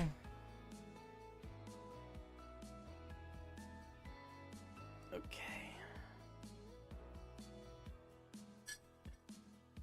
You're morally opposed to spellcasting barbarians? I don't know if I'm morally opposed to it, but I will say, and I don't mean this to sound rude, but I sort of feel the same way about spellcasting barbarians that I do about homebrew that's inspired by like One Piece or JoJo's Bizarre Adventure, where I have seen enough of it, both by inexperienced homebrewers and very experienced homebrewers, that I can say with some confidence that it's going to be overpowered and probably not work. Because that is always what it is. You know? I tried to make one and people also thought it didn't work. To be honest, like, no, let's not say I'm above it. Moot! Just on the wheel and spun immediately. Look at that. Let's see what you got. I'm working on a campaign setting that can best be summed up as Adventures in the Arcano-Industrial Revolution. That's a very fun idea for a setting. Firearms are a very important part of the setting. And rather than use the rules from the DMG, I thought I'd try my hand at creating my own system for them. I think that's fine and great. I'm not sure how easy this will be to review, but I mostly want to make sure you think that it will be A, fun, and B, balanced-ish. There is a table I couldn't fit onto the page, so it's on a second page. That's fine. Please ignore the flavor text about the numinous. All right. Frankie Tanky, you're here. I saw you. Did you want to join me on a call, or do you want me to just look at it? Let me know.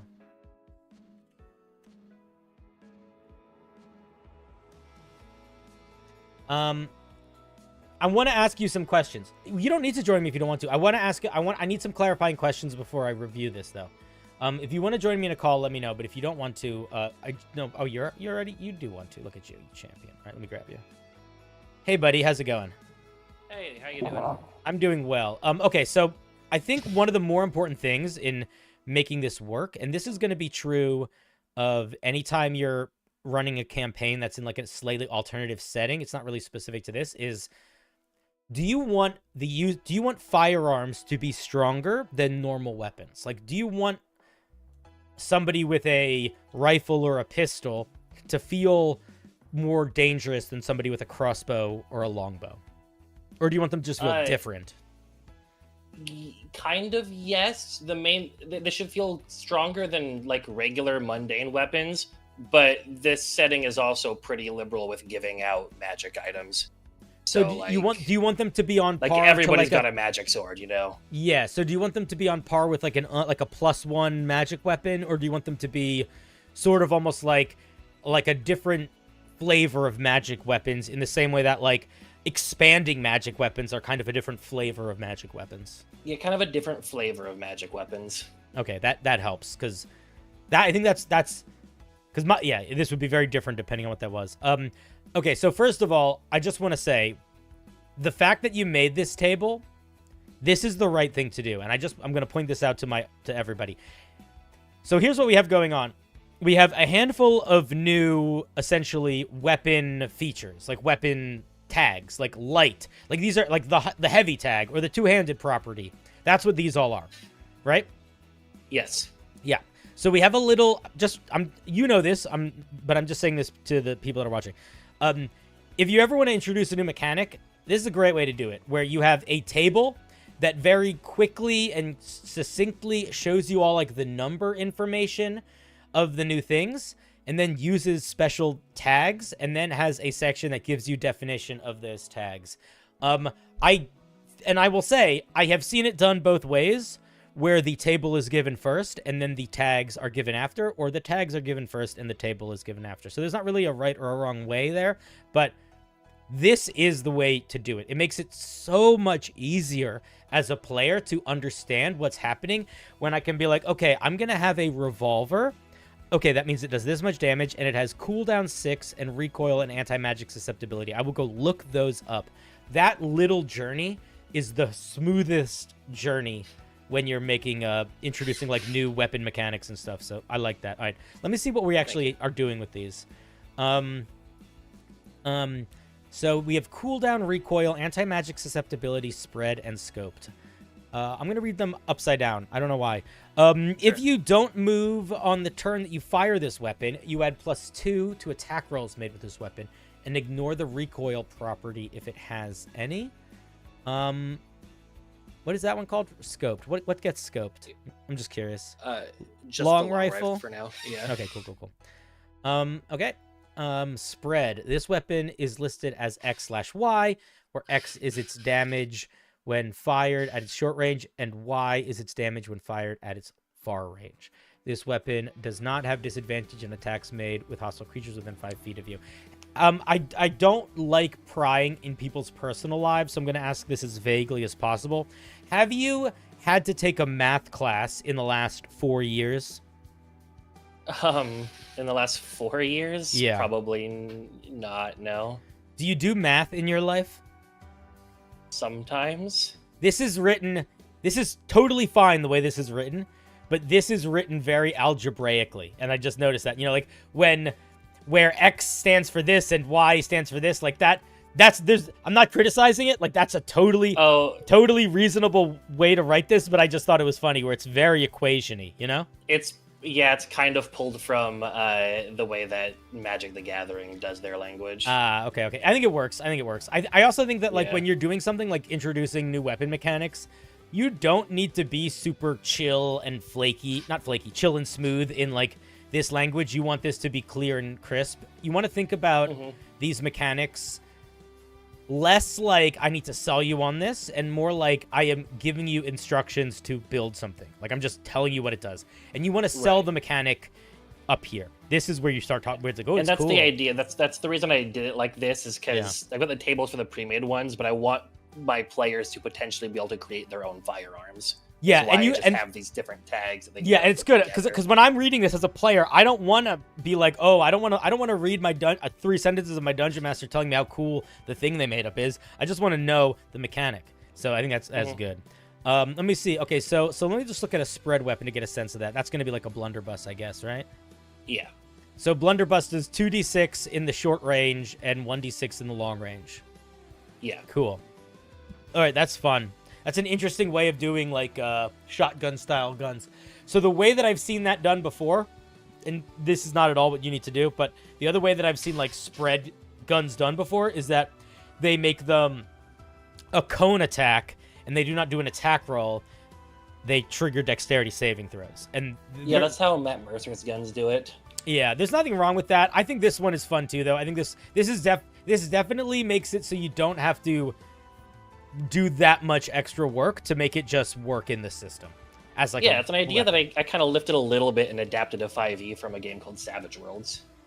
Yo, fun fact, little Cinder lore for you. You ready for this? Sure. Savage Worlds was the first TTRPG I ever played. Really? Really. It's a fun one. I played the superhero version, and I made a character that was so nonsense, and it was so much fun. I was a ghost. My name was Joey Bag of Donuts, and my powers were that I was invisible permanently, I could fly permanently, I was intangible permanently. The only ways I could interact with the physical world was I could manipulate objects with, like, light telekinesis, or I could possess living things. That's really fun. And it was a weird character, but it was really fun. I got a space but it was Western like Savage you Worlds can game make going right now. sometimes like Savage Worlds, Mutants and Masterminds. I'm sure there's other ones, but those are the two that pop into my head.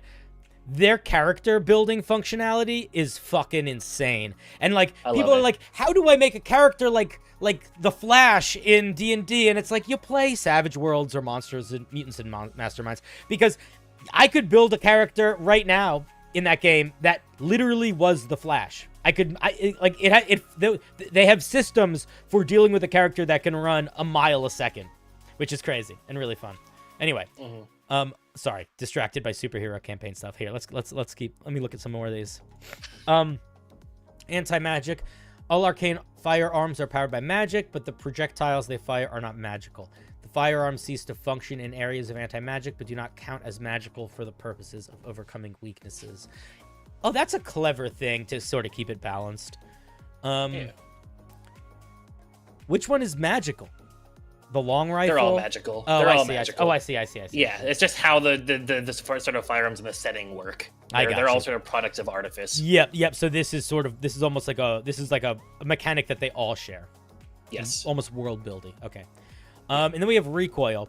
The burst energy used to fire these projectiles is powerful and kicks the weapon back harshly.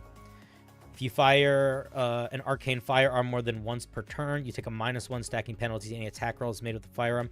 That is a clever way of doing that. I think that works fine. My only thing that I would push back on that is you might want to play around with if that is too much of a punishment. I don't know. Okay. I don't like, so for example, let's look at the long rifle, okay? The long rifle does 2d6 damage at serious range, or the pepper box, which does a lot of damage at serious range.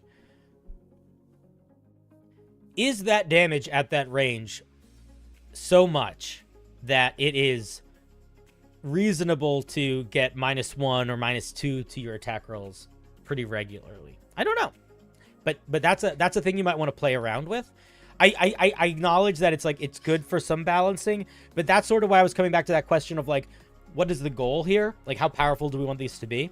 Right. The other thing that I might push back on a little bit with those, I'm not with the pepper box, but specifically with the idea of the long rifle, or maybe just heavy hitting guns in general.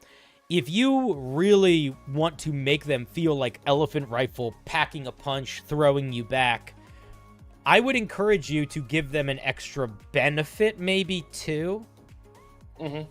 And that benefit doesn't necessarily need to be a tag, but like, you could, for example, make the recoil, they get -2 instead of -1, each extra one, and then just make these things do a good chunk more damage. Or, you know, make the, here's what I guess what I'm saying is, if you're going to lean it, don't listen to me if you don't like this. But I am a big fan of, like, not necessarily big risk, big reward, but big action, big consequence. And I think that having this gun, like, either do more damage or maybe the shots have knockback or something, but have you really sacrifice a little bit to make that heavy-hitting hit heavy, could be fun. But also don't do that if you don't like that. I see what you're saying, though, yeah. And then let me see cooldown. Arcane firearms draw great arcane power from the thingy to function. They don't require ammunition, but they got power cells. A weapon with a cooldown of X can only be fired a certain amount of times equal to X before it must recharge. Weapon recharges when it is not fired for 1 full turn. Okay, so it's like an alternative recharge mechanic that doesn't actually eat into the action economy. I think that's clever. Yep. Okay. Overall, I'm going to be real honest. I think this probably works. This feels very conservative as far as firearms go. Like, you're not really you're not doing any crazy swings. All of this feels very reasonable. I would argue this feels less hectic than the DMG stuff sometimes. Yeah. The main problem I had with the DMG ones is I really wanted that ability to have more. The DMG gives you 2 sort of baseline ones that give you a rifle and they give you a pistol. Yeah. And then that's basically all you get with no guidance on how to, like, create more. Yeah. And I wanted a way that I could have this be expandable in case I want to create a new weapon that they find over the course of the campaign on the fly. Or if my players want to, one of my players is playing an artificer, maybe they want to build a gun, For sure. Yeah, I think that makes a lot of sense. I want to say somebody in chat said something kind of cool. You could make it so like you with recoil stuff, you could do stuff with like strength requirements or things like that to kind of try to make them a little bit more like, you know, if you're strong enough, maybe you don't have to deal with recoil or something like that. Fantasy Forge, thank you for the raid. I did think about it, and I think that would work in most other systems. The problem with 5e is that anybody who is focusing on dex, which is the property or the stat you need to fire these guns accurately, is not going to be focusing on strength. Yeah. Like there's almost no overlap. There's no point in building a character that is strength and dex focused. For sure. So let me yeah, I hear that. But I want to say I don't think you should lose that idea. And I want to encourage two things. I think I want to encourage there is space, I think, in a magical gun world for a barbarian or a strength-based fighter or a paladin to feel like they can go strength-based and still interact with having firearms.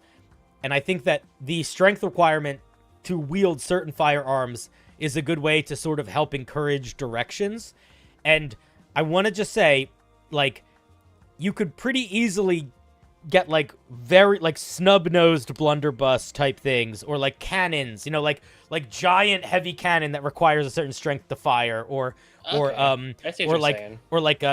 one of those like Elmer Fudd type cannon pistol or shotguns that just like poof, and like it's 30-foot range maybe max, but it's like when it hits like a truck and will break your arm if you're not strong enough to wield it. Like I'm just saying, if you are trying to build this out expansively, I would play in that space too. But the other thing that I want to say is, do you have more things you want to add to these? Because you should, and I don't know if I have some I have some ideas if you want, but I think that you should. I've got a couple of magic like item like sort of special guns that have their own exclusive tags. Mm-hmm. Like, I've got a gun lance that I made based on kind of the Monster Hunter one, but it's got one called Combination where you can use it as a lance or a blunderbuss. Mm-hmm. And then it's got a special property where you can spend multiple cooldown at once to push yourself back 5 feet and not provoke opportunity attacks. I like that. All right, I'm going to pitch you. Can I pitch you some ideas? Sure. Okay, idea 1. You should have a tag that is elemental. And it fires, its damage does an elemental type of damage. So if you have an elemental blunderbuss, it does fire damage or acid damage or cold damage or whatever. And you could have a different one for every. And it could even be like an upgrade you could plug into it. Like it's a crystal that you plug into the charger, you know? Okay. Can I offer another suggestion? Gun lance is halfway what I was going to say. I was going to say you should have either a hammer, like a maul or a warhammer, or like a sword that has like arcane like propulsion in it, so when you hit somebody with it, you could use a bonus action to like hit a button and it like does like a pneumatic poof, you know? Oh, that'd be fun. I don't know exactly what that would look like, but you know how like sometimes in like sci-fi movies people have like a warhammer that when you hit it, it like has a little like explodey out of the front? Or sometimes people will like, and sometimes there's movies where people will like duct tape a bunch of shotgun shells to like the front of like a hammer. Yeah, there's something like that in Ruby, if you've ever seen that show. I haven't, but that's kind of where my head starts to go. If it's like you're really leaning into like magical weapon development that is using like propulsion and combustion, I think that there is space for it in the melee too. So that I just think, I think you should I think that'd be play fun in that space too. I can do that. Other things that you could do could be high velocity, where they could maybe shoot through a target, or they could ignore cover. Those were the two other things that I was thinking of. But I think that there's a lot of room to play around. Yeah. The other idea that I did have with this one is a feat. Because obviously, like the gunslinger feat just doesn't work now because my firearms are completely different. Mm-hmm. So I was thinking about doing a feat to replace it.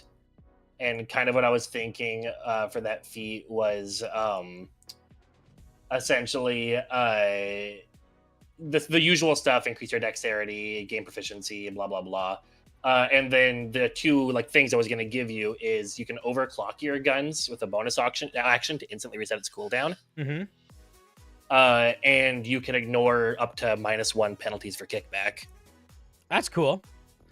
I think all of that sounds cool. The other thing that you're going to have to ask yourself, which is actually maybe a conversation to have with your players as you're playing it, is what are they more excited by? Are they more excited by upgrades that allow them to very precisely sort of strategize the way they play so that they are able to like get the right bonuses they need to like pull off the really sick, crazy damage shot? Or are they more interested in like more goofy, colorful stuff, like shooting bullets that like have an anti-magic bubble or, you know, like turn into something or whatever? Because I do think that there's space for both of those design ideas in this. And you as the designer, because you are making this for a game, you should make the thing you're excited to make. But if you're excited to make any of it, you should ask your players what they want, so you're just making stuff that you feel confident they're gonna like use more, absolutely, you know? Yeah. But I like this, dude. Honestly, like it's straightforward, it's simple. It's like I'm saying, it's conservative. I think you could go bigger. I think you can get a little wackier, and I think you can I think these are, here's what I'm gonna say, these are great weapons for the base ones. But right, and that was what I was basically using this as. That's what I was wanting, was to have a baseline that I can add stuff onto for guns that are essentially going to be on the equivalent rarity to magic items. Perfect. I don't think these are much more powerful than magic items right now. Like, if at all. Maybe some of the longer range, maybe it's like Pepperbox rifle a little bit, like the more high range, far damage ones. But I think that these could just work as like just alt weapons right now without you having to fuss about it too much. Theoretically, if you had the sharpshooter feat, you could fire a long rifle at 1,600 feet away. Yeah, that's true. But also, so like, but I think that's fun though. Yeah, that's why I think, you know, there's this part of me that's like, you know, if you are going out of your way to put like an industrial revolution of weapons in your game, logically they should be better. At least a little. Yeah. Otherwise, why would there be an industrial revolution? You know what I mean? Like, no, I get what you're saying. Yeah. We wouldn't have switched over from swords to guns if swords weren't really fucking good at killing people. True.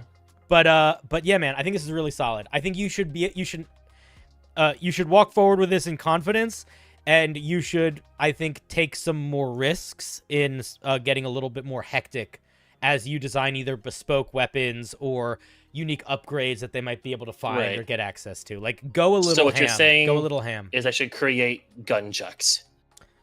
Yeah, cool. I am saying okay. That. Yeah, okay. Yeah. All right. Cool. Do you have any questions, thoughts, concerns? No. I got exactly what I needed out of this. Thank you so much for reviewing it. All right, buddy. Have a good one. Yeah, you too. Bye. That was our dear Frank the Tank, a.k.a. Moot. Let's give him a round of applause. It's crazy. Some of you guys hang out long enough that I know the difference between your YouTube username, your Twitch username, and your Discord name. Jesus Christ.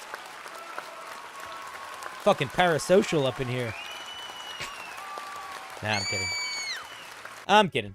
All right. Kaboosh. Where am I? Kaboosh. Thank you for sharing. You know, I'm a little jealous of people like our dear Moot. So, we're going to spin the wheel in like 3 seconds, but I do want to share this anecdote. So, I have tried, I think, 4 separate times. I've earnestly tried, where I like put actual energy into it, 4 times to run a D&D campaign in a dramatically different setting, like the Wild West or sci-fi future, or things like that. My players are not good at reading or learning like new mechanic systems and then remembering to use them. And I don't know how much of that is my fault versus their fault, but like if I introduced those gun mechanics to the game, it would be a lot. And those aren't complicated gun mechanics, by the way, but it would take a lot of work to like make them understand how to use them and for them to remember to use them. I can't tell you the amount of, well, 4 times I tried to run a campaign that was a like non-stereotypical D&D setting, and it slowly just melted into a stereotypical D&D setting. Anyway, I do love the non-D&D settings when they work. Did I get everybody? Milky, did I add you? I did.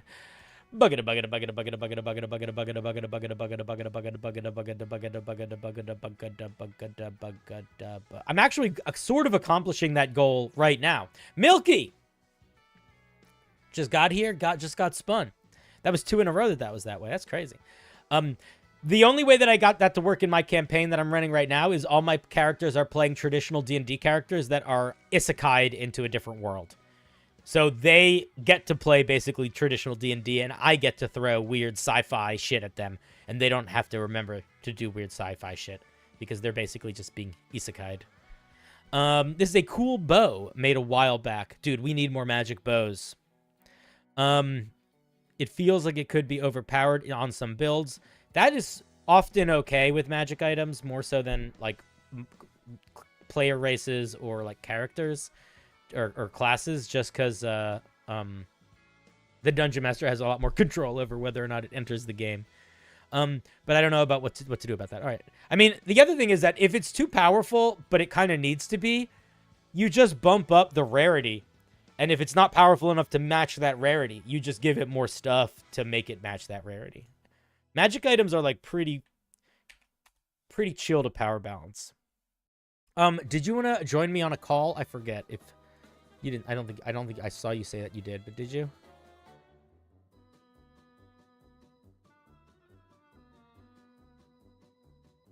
Who is this person? Oh. Guys, I'm in a new Discord with like some big creators. It's interesting. I have to be nice and polite, not be a weirdo. Silver Moon Bow. There's this thing going on right now called Project Kraken, where a bunch of D&D content creators are making videos that are Kraken and ocean themed. And I got invited into it very late, mind you. And they're supposed to start putting out videos. I think we're supposed to start putting out videos for it like next week, and they're all going to be like in a big playlist. But there's people in the group like Pointy Hat and Ginny D and a couple other bigger names, Bob World Builder. But I just found out about it like 2 days ago, actually from somebody in our little community, which I appreciated very much. Another content creator, Trek Heroes. Here, I don't know if you guys follow this guy. He's good. He's good stuff. This guy. You should check him out if you don't follow him. Lovely creator. Did you change your? He changed his emblem recently. But yeah, he told me about it. So yeah, so it's cool to be in that little Discord to talk about like to be like, I'm cool, you're cool. But I have like 3 days to make a video, so I'm a little nervous about it. But I figured out what my video is going to be about, so that's good. Anyway, let's take a look at this Silver Moon Bow. And Milky, let me know if you want to come on. You'd have to open Discord first. Okay, well if you don't want to open Discord, don't worry about it. But let me know if you do. Just say in the chat, say I opened a Discord, I'm there. It's not moving up in the world. It's just being invited. It's more like there's a party that's been going on for a couple days, and somebody was like, oh yeah, we forgot to tell that guy. And I'm like, I'm here too. I don't know if it's moving on up in the world. Anyway, let's see what this bow does. The shaft of this bow is forged from pure silver, and its string is weaved from the finest silk. Arrows shot from the bow gleam faintly of moonlight, an effect difficult to perceive during the day. God damn, Milky. Let me grab you. Hello, you're muted and deafened, so you're going to need to unmute and deafen so you can hear me. Hello, you're muted and deafened, so you're going to need to... I got it. Hello, buddy. How are you? Hello. I'm doing all right. Dude, this is fucking banger flavor text, man. Thank you. The detail of the arrow gleaming faintly but being difficult to perceive during the day is such a specific like image in my mind. It's very it's good. Solid flavor text. All right. I think that one of the things that I feel like I talk about a lot on this stream is people yelling at people for either doing not enough or too much flavor text or overindulging or sort of walking around ideas. This is like Why is it good? Well, let's talk about it. The first sentence it's direct and to the point, and it's telling us exactly what we're picturing. This could, if you wanted to be more flowery with your language here, you could, but you don't have to. We are learning what the thing is. And then the second sentence gives us this, like, this description that is both, like, clear and accurate, but also there's a little bit of, like, opinion in it, almost, in the difficult to perceive during the day, that kind of, like, grounds it in, like, someone's mind. That makes it, I don't know, it works well.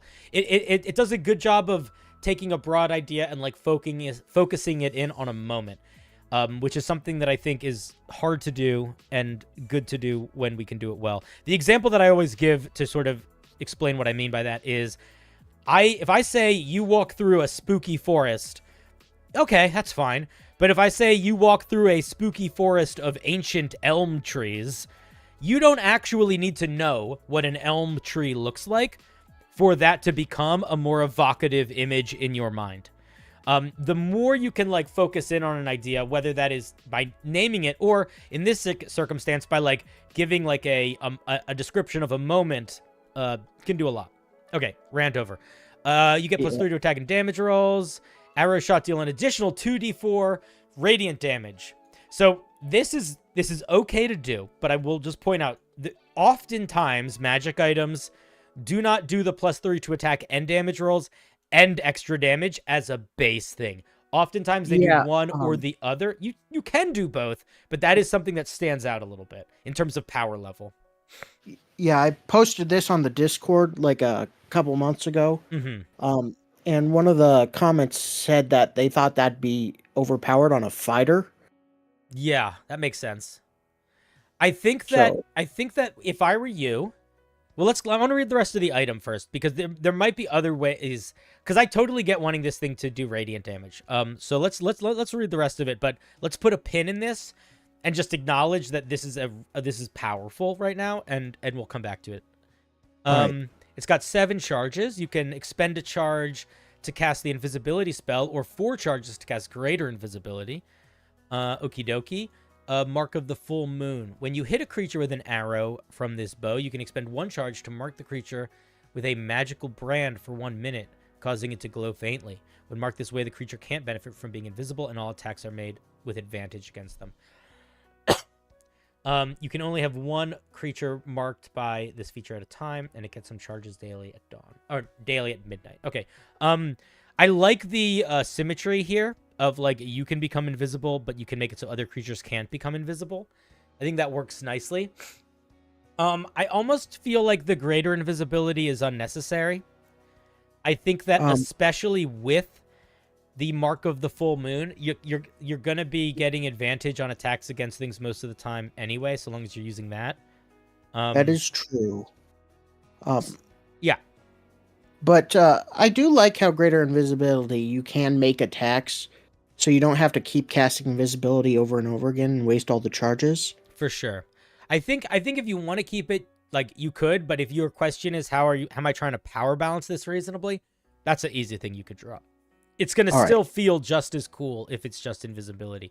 But if you really like it, again, it's your item. Okay, so let's go back to the Radiant thing. What is the most important? Okay, what's more important for you? This item being a legendary item, or this item being able to do all the cool Moon's Radiant stuff? The cool stuff.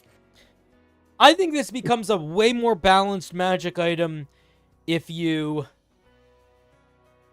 make it, this is going to be a little hectic, either make it a +1 weapon or a +0 weapon, and you make it a very rare item or a rare item. I think it'd be too powerful for just a rare item. Well, you'd have to cut out more if you were going to make it a rare item. But if you were going to go very rare, if you cut out greater invisibility, cut out the +3, it's a very strong, very rare item. But I think that would work fine. If you really like the +3 stuff, here's what I would do. I think that I would probably drop the 2d4 Radiant as a active thing, and I would make that something you could either do with charges, or maybe drop the advantage that you got from the Moonstruck creature, and when you hit the Moonstruck creature, they take radiant damage also.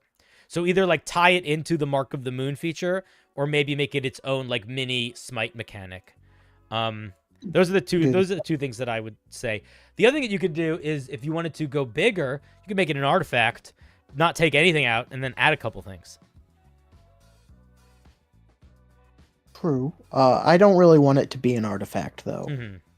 So yeah. So that's my thoughts. Like, it is too powerful right now, I think, with the +3 and the radiant damage, and all the spell stuff. I think that is accurate. So I think you got to either pick something to cut out, or to tone back, or to like move things around a little bit. It's very flavorful though, and I really like the mechanic of invisibility for me and no invisibility for you. I think that's very fun. All right. Thank you. I think I'm gonna rework it into a very rare item. Cool. And before you completely remove the bonuses to attack and damage rolls, play around with that a little bit. Because there might be, like, if I was gonna, okay, you don't need to listen to me. Do whatever you want. But if I was gonna make this a very rare item, this is what I would do. I would make it a +2 weapon. I would probably give it a little bit less charges. I would probably drop the greater invisibility, or maybe keep it so if there were less charges, so it felt like more of a cost. And I would make, whenever I hit creatures with Mark of the Moon, they would take extra radiant damage. And that's where I would tie the radiant damage in. But you definitely don't need to do that. You should do whatever you want. But I think that could work if you wanted to keep the plus bonuses to attacks and damage rolls. So it would still be strong, but it would be like appropriately cool, strong. I think it would be the kind of very rare magic item that somebody got, and they would be like, this is my weapon for the rest of the campaign. And I think that could feel really good. Especially because you don't often get legendary items in your game, and sometimes you get a very rare when you're like level 11, and you're like, fuck yeah, now I'm ready to kick some butt. But anyway, I think it's really cool. Fun idea. Very evocative. Again, really, really nice flavor text. And I think that even if the flavor text wasn't there, like if this had no flavor text, if I just had the mechanics, it would still feel like the item had a lot of flavor, which I think it speaks again to the, even if it's overpowered, the mechanics feel nice together. It's very cool. Final thoughts, questions, yearnings, aspirations? Nope. All right, buddy. Be good to yourself. Bye. Click. All right, that was Milky Boy. Let's give him a round of applause.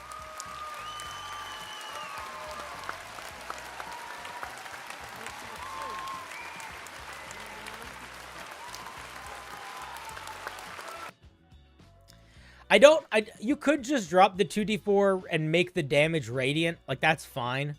But I do think that there is an element that is very evocative to, like a weapon that has, like, moon power, having these little, like, bursts of moon damage. I don't know. I get that. I get wanting it to be that. Also, dice roll, like, when you're a martial character, man, you don't get to roll a lot of dice that often. You want to while you can. And yeah, you guys should go follow this guy. He's good. Here's his link. Kaduk. Anybody new on the wheel? No. If you are a subscriber to the channel or a member to the channel, you can find the submission form in our Discord if you want to submit some homebrew for us to look at. And like the last two folks, if you want to join me on a call, you are more than welcome to. Brent, didn't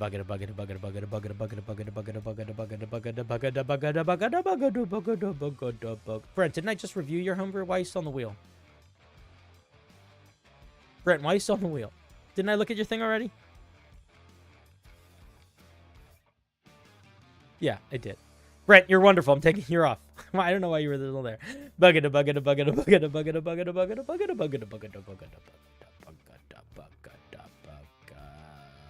Is it Shades or is it Baba? Is it Shades or is it Baba? It's Baba by a nose. This is a trap I'm putting in a low-level kobold dungeon I have coming up. I think my main question, this is also for chat, is how tempting is it? It requires the PCs to come over and interact with it for the trap to spring, and I'm wondering if it needs anything more to encourage that. Ooh, a kobold trap. Love to see it. Do you have any tips for running a game for 6 players? I would say the main thing for running a game for 6 players is, for me, that's about the upper limit of players where it can still be fun.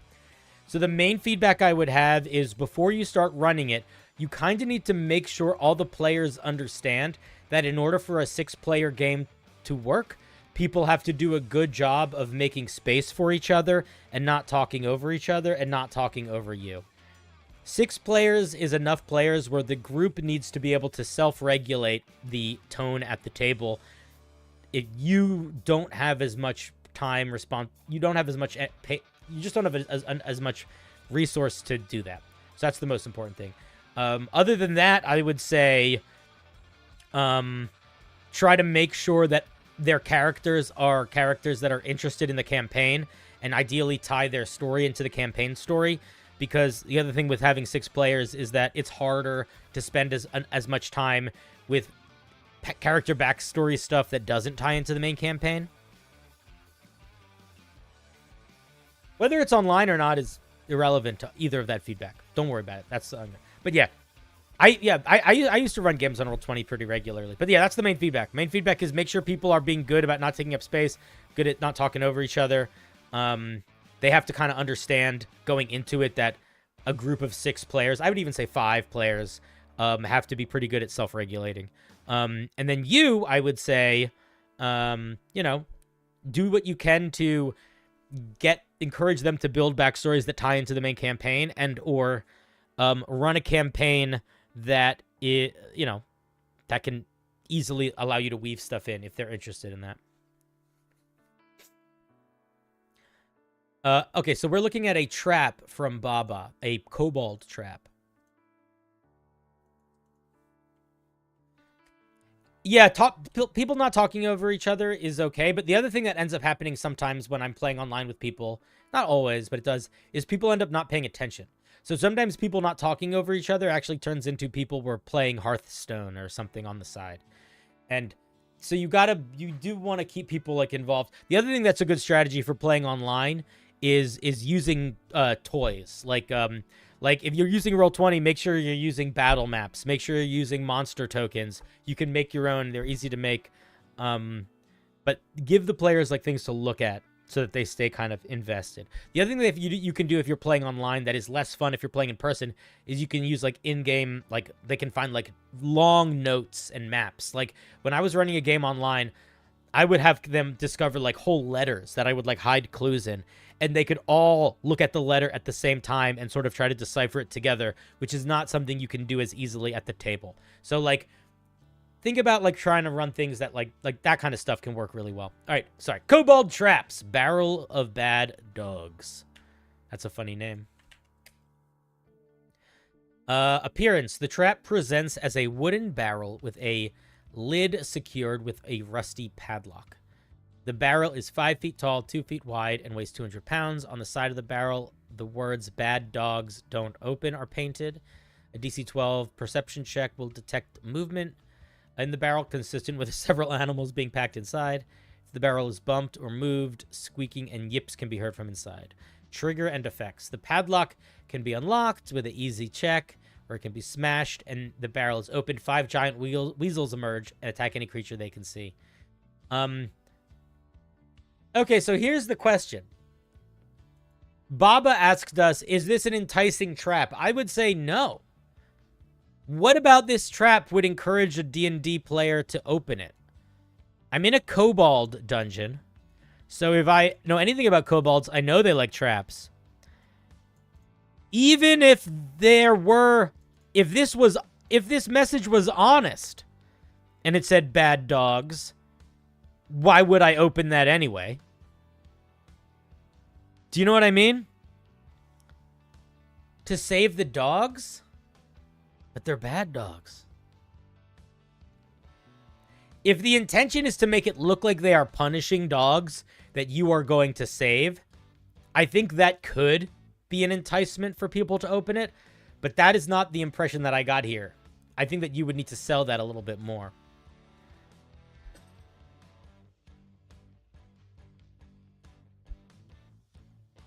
I don't know why the idea that bad dogs are in a crate is gonna make someone open it. Like, you're asking me how to make this more enticing. I don't know, because in my head it's like, it's sort of like saying, dangerous thing, don't open.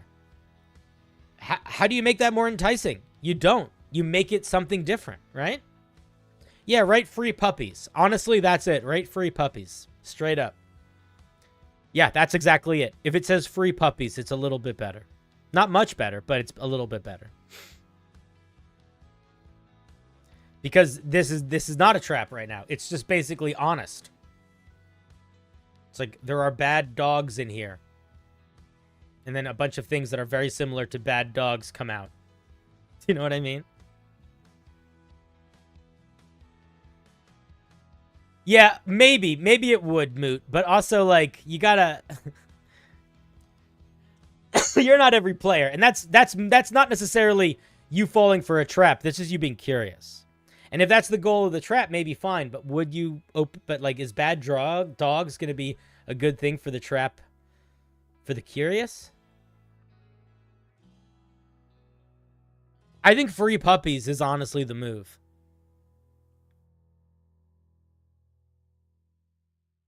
I think free puppies works, but I would go free puppies. That's what I think. I think free puppies is the way you make that work. Although, if you're watching this, Baba, a lot of people in the chat are being like, I'd open that, so maybe it's fine. Maybe I'm the one that's just like, why would I open that? I think it works, though. It's a funny trap. I like a bunch of giant weasels exploding out and fucking with people. Gotta love a giant weasel. The only thing I would maybe push back on is I do feel like giant weasels aren't gross enough. Like, there's still kind of a cuteness to them. So I probably would make it something like giant rats. Or something that has like a little bit more grossness. Because they still might think they're cute. You know what I mean?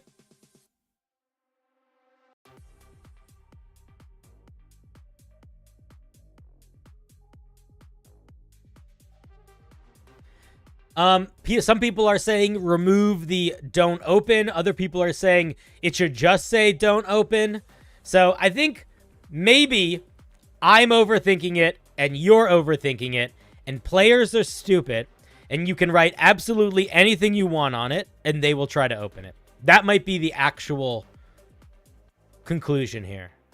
I think that's the actual conclusion, is that you can literally write anything you want on it.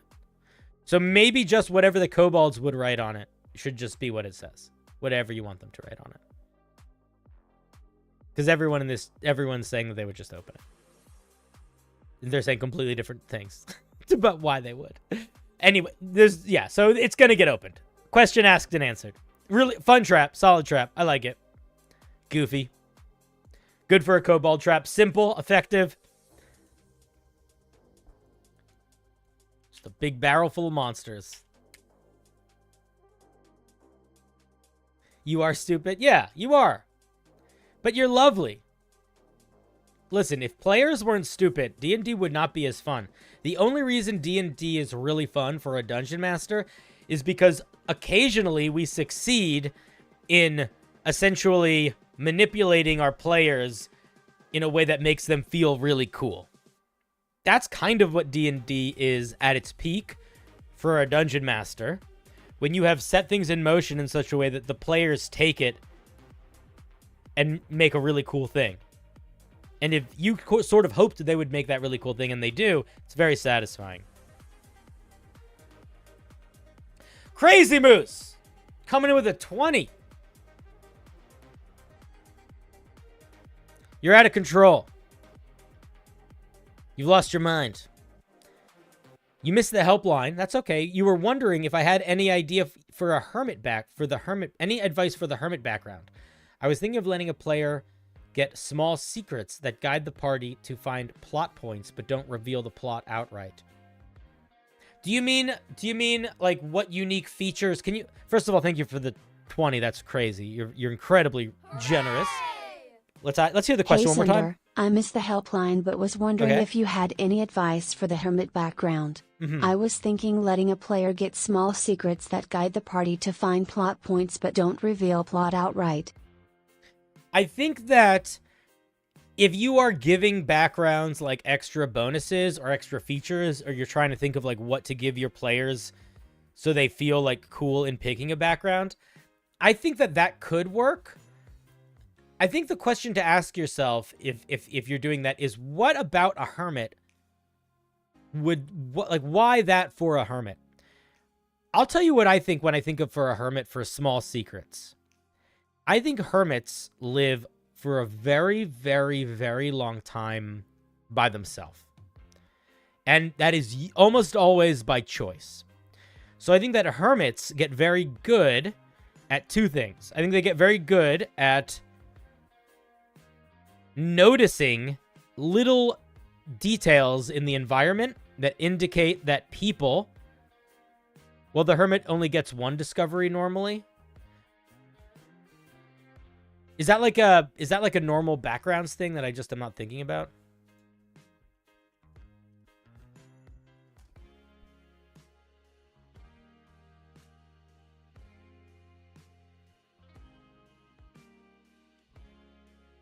The quiet seclusion of your extended hermitage gave you access to a unique and powerful discovery. The exact nature of this revelation depends on the nature of your seclusion. Okay, so you're saying that you just want to maybe give them more?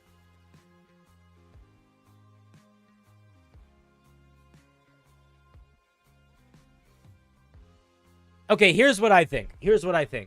I think that it's very... I know exactly what I think it should be in terms of what vibe. I think that depending on your game world, and maybe this is now a time to make this, because it's actually a very cool thing to do. I like to... So, I don't know where I got this from, but whenever I'm making a D&D game world, I like to think about it in layers of secrecy. So there is... What information does everybody know? What information do, like, the particularly well-educated people know? What information do only the locals know? What information do only the most powerful of the powerful, secret of the secret know? And what information has been forgotten by everyone? And if you don't have at least one thing for each one of those, you should. And those things, when I make my game worlds, are like fundamental to like the foundation of the game world. So like, for example, in one game that I was running for a while, the whole game world was sort of existed on top of this idea that the material plane was cut off from the other planes of existence, and no one knows why. But hidden throughout the world, there are like relics of old planar gates that in theory could be reactivated if you figured out how. So if your world existed on some sort of fiction like that, the hermit, the discovery they could make could be anything from... They start to envision locations of these planar portals. Two, they start to envision these weird little tetrahedron shape objects that can like bestow great power that people are like using to wield for things, but could, you know, are tied to planar travel. Like, have the revelation that the hermit has not be super localized to a specific encounter or a specific plot even, but have the thing that they realize be like a fundamental aspect of the world that the campaign at large takes place in. That is like an unknown, either forgotten by all or sort of secret to most. And it doesn't even necessarily need to be something that applies to all circumstances. What I specifically want to do is give the player small bits of inside knowledge on false history and secrets. I think you could do that. I think that if you want it to be like information sort of throughout the campaign, like you don't want to do it just once, I think that's the tricky part. I think you got to figure out, like, how is that still happening? Like, what are they doing that gives them the power to sit and think and discover truths about the universe? Or did something happen when they were a hermit that like opened that up?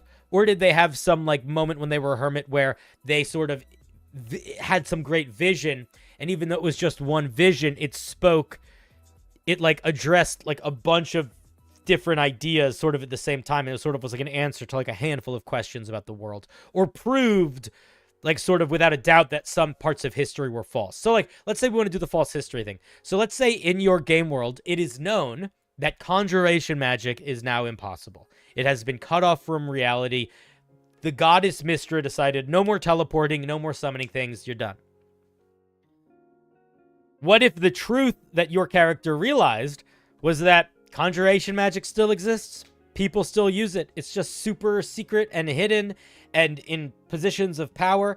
So then they would kind of, maybe that would just be one fact they would learn, but they would basically learn that whenever anybody like was arguing for the Mystra said it, or they had proof that Mystra said it, it would almost be like an indicator that they might be a part of the like conspiracy to hide it. You know? My shirt says Old Man Lucas has a lot of mucus coming on out of his nose.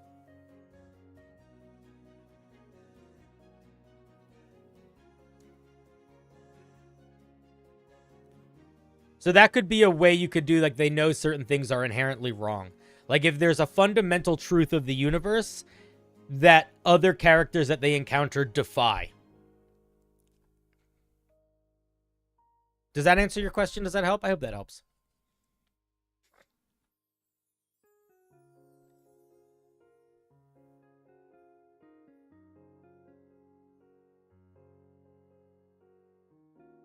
I mean, if they're going Warlock, then you could also just tie it to their patron, right? It doesn't even need to necessarily be their patron talking to them. They just get weird visions and stuff. I mean, you can do weird visions and stuff whenever. I just think if they're going to be having weird visions throughout the campaign, you do want to have some sort of inciting incident that is either tied to their class or their hermitage that makes it so it's not unexpected, or it doesn't feel like a dungeon master throwing plot at you. Like, you want to tie the fact that they're getting these ongoing visions into their character's background, into the story a little bit. Then I think it'll work well. So maybe that's the solution. Work with them on their background. Try to figure out what sort of inciting incident they could have while they're a hermit that either ties into their class or is just a thing you could just add. Cool. That's a nice way to try to tie in background stuff. I'm going to be honest, I never tie in background stuff. I never think about it. But it's nice when people do. I always forget to, honestly. Bugada Shades. It's Shade the Mothman. Throw in shades, throw in moths. I saw you in the chat earlier. If you want to join me on the call, let me know. I wanted to make a mummy-themed sorcerer. Awesome. I don't have a lot of experience writing subclasses for full casters. Nobody does. Everybody's bad at it. It's fine. So this was partially to get a little bit more practice with them, but I also just like the flavor. Cool. You're in the waiting room? All right, let me grab you.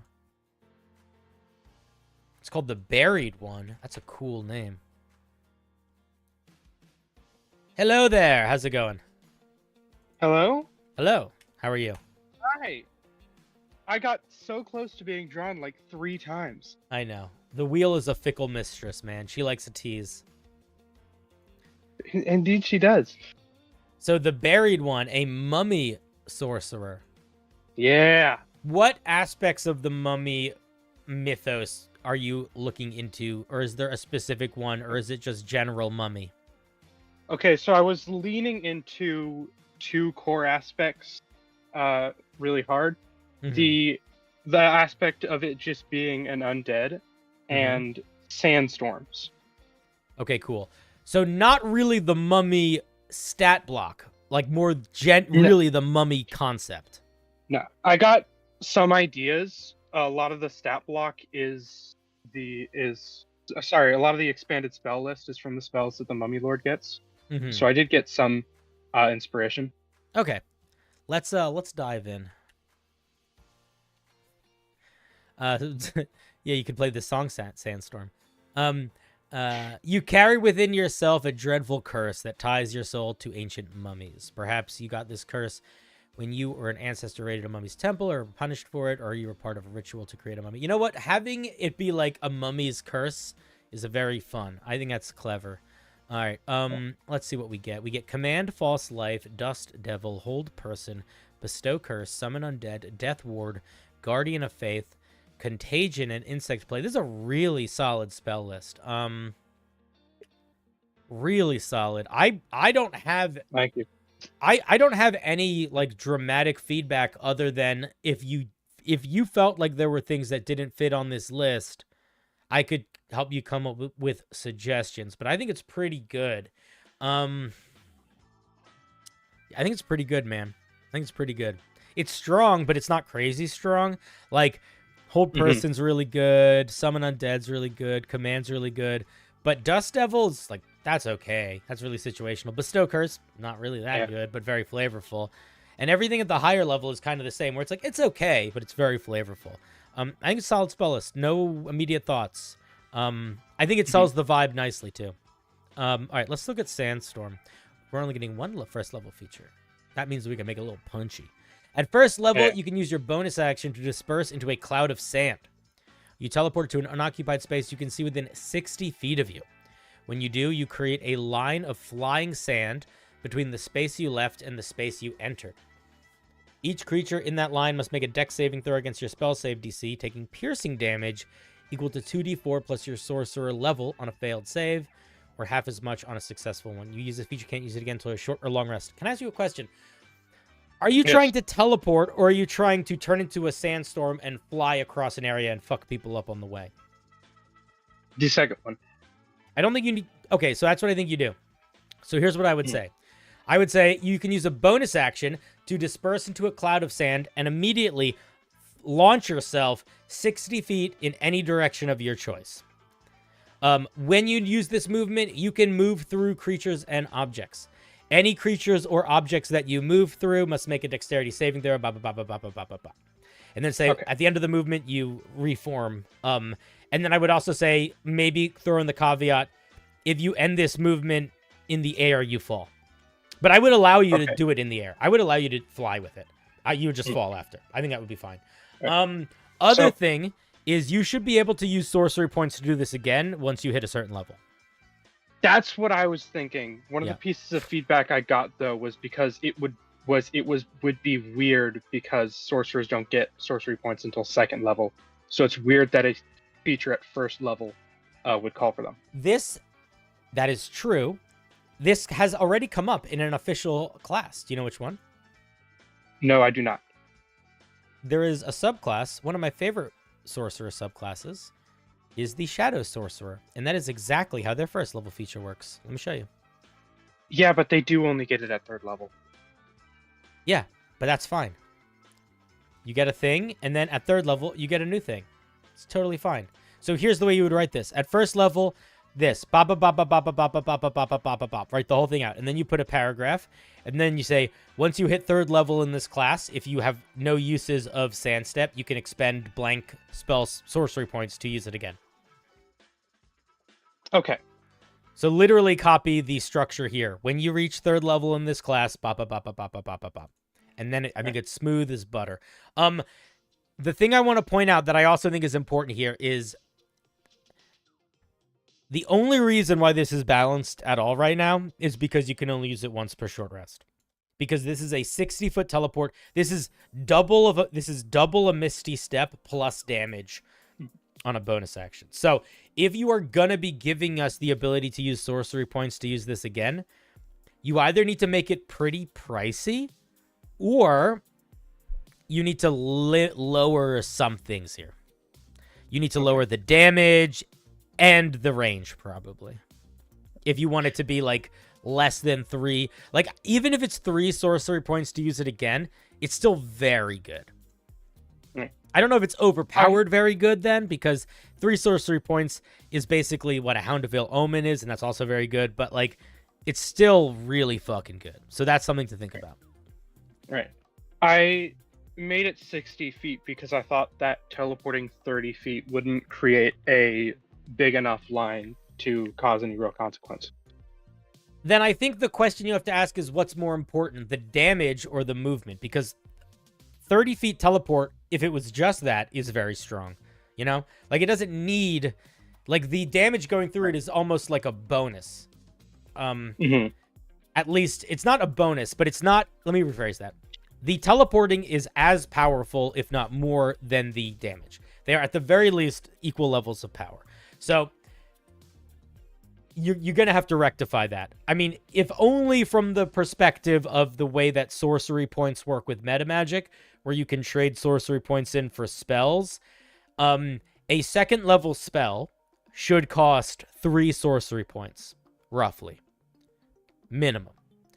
This is essentially giving you a much... If you made this 3 sorcery points, to use it again, it would be still much better than Misty Step, which is a second level spell, which is why I'm thinking about it in that way. And I'm only really using Misty Step because it's so initially similar in that it's a bonus action teleport.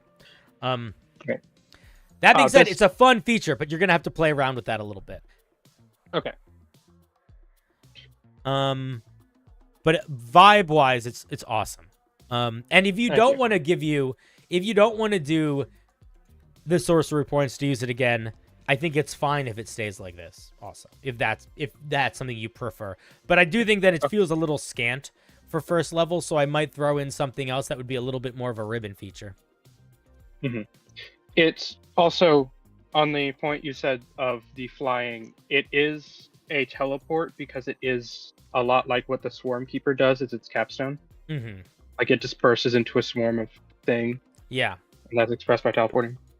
Okay, so, if you want to keep that, that's fine. But again, the reason why I think it makes more sense to not be teleporting is this is not swarm dispersal. This is creating a line of sand that you shoot, like, you're becoming like a lightning bolt, basically. So, like... Right. It doesn't, I don't think it, I'm going to actually push back and disagree. I don't think it's like swarm dispersal. I think it's only like swarm dispersal in flavor. And I don't think it's like it in mechanics almost at all. Okay. Outside of it being movement. Let's take a look at Rotting Hand. At 6th level, your curse corrupts your magic, withering everything it touches. You gain resistance to necrotic damage. Additionally, when you cast a sorcerer spell that deals damage, you can choose to change the damage to necrotic. Cool. When you do so, you can choose to deal additional damage to a creature hit with the spell's attack roll or fails the spell saving throw equal to your charisma modifier. And the creature cannot regain hit points until the start of your next turn. And you can just do this all the time? Yes. This feels a little too strong if you could just do this with all of your damage spells all the time. I shouldn't be able to... like, fireball and turn everybody's healing off. Is it only supposed to target a single creature with this extra effect? It could, but I thought it was cooler if it only targeted a single, if it targeted everybody in the area. Well, it is cooler, but it's also brokenly powerful if you can just fireball and turn off everyone's healing and deal your charisma modifier damage to all of them. And turn fireball into necrotic damage. Sure. The vibe was you're turning all of your spells into the chill touch cantrip. Oh, I get what it is, but that's too strong with that just being an infinite use feature. Like, straight up, that's just too strong. What you could do is you could make it like, you could make it that when you cast a spell, you could spend a sorcery point to do this. And maybe you could spend a sorcery point per target, per creature affected by the spell to affect more creatures. That could be balanced. But I don't know if or again, limiting its use in some other way. But this being infinite use is crazy too strong. It's cool, but it's just too strong. I think I can also get rid of the extra damage, because originally it was just turning all your damage to necrotic and preventing healing. But another turning all your damage to necrotic is good. I think the no healing is good, but again, I think the no healing you have to be a little bit more conservative with, just a little. The piece of advice was it wasn't strong enough because preventing healing is super niche. It is, but it's also kind of not. Like, it's it's like it's as niche as it is with Chill Touch. It's it's niche, but it's fucking powerful when it's powerful. And it really, really is powerful, particularly when you get into situations where you're regularly fighting groups of people where one of them has like a healer. Yeah, a lot of things heal. Right. Okay. I think if I were you, I would probably I would take the I don't think you need the extra damage. I would take the no healing and I would turn that into some sort of semi-usable effect. Like maybe you can always make your spells necrotic damage, but you can do this some amount of times per day or something. And then maybe you could add something else on top of it. Like, you know, when you do this, you can gain a certain amount of temporary hit points or something. I don't know. You could do stuff to buff it a little bit so that it would feel cooler on a limited use. But yeah, that's where my head goes with that one. Let's look at 14. I also think we definitely need another feature between 1st and 6th level, and it needs to be a ribbon feature. Right. I don't think it has to be at 1st or 6th, but by now we need something, just a little something. At 14th level, your ever-growing curse rips death itself away from you. When you take damage that will reduce you to 0 hit points, you can choose to be reduced to 1 hit point instead. When using this feature, you teleport as if you had used your sand step feature. You regain hit points equal to the damage dealt to one creature in the area of effect. That's fun. And you can't use it again until you finish a long rest. I think this is just fun. This is just cool. I like it. I think it's good. You probably could make it deal damage. If you lower the damage, like if you cut out the sorcerer level element of this damage and make it like much more calm, you could make it, you regain hit points equal to all of the damage dealt, and that would be fine. The only reason that wouldn't be fine is because of the sorcerer level aspect to this. Right. You could get like 3 enemies, and that'd be a ton of hit points. Yeah, but if this was 2d4 plus your charisma modifier, or even 2d4 plus half your sorcerer level, I think that would be okay. Okay. But I like it. I think it's a cool feature. I think it's fine. Let's look at Death Mantle. At 18th level, you can call on the sands of time to protect you. As a bonus action, you can partially transform yourself along with any equipment you're wearing or carrying into a swirling cloud of dust, granting yourself the following benefits for 1 minute or until you become incapacitated. You gain a fly speed equal to your walking speed and can hover. You can move through spaces of other creatures as if they're difficult terrain, blah, blah, blah. You have resistance to a bunch of stuff. Okay. This is very similar to a couple other sorcerer capstones. There's another one that's really similar to this. I think it's the Shadow Sorcerer. Yeah, Umbral Form. I was also told it was a lot like the Aberrant Mind Sorcerer. And I only noticed those similarities after writing it, but it's supposed to emulate the Gaseous Form spell. What does the Aberrant Mind get? The Aberrant Mind is a teleport. I don't think it's like that at all. They're talking nonsense. No, the 14th level feature. Oh, the 14th level feature. Yeah, it gets kinda.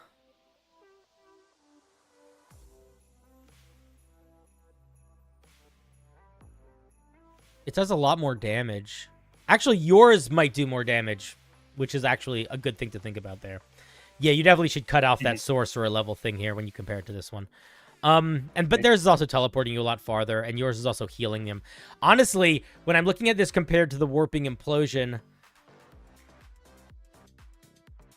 I think it's probably fine. Both of these, it's definitely a little strong when you compare it to that. Especially considering one is 14th level and one is 18th level. But I don't think it's so much that you need to be super nervous about it. It's also only once per day, and it's also like you don't get to activate it. It just happens. But I meant the Desert Mantle was a little bit like 14th level feature. I'm sorry. I'm being very confusing here. You are being very confusing. It's not. Revelation in Flesh? No. Okay.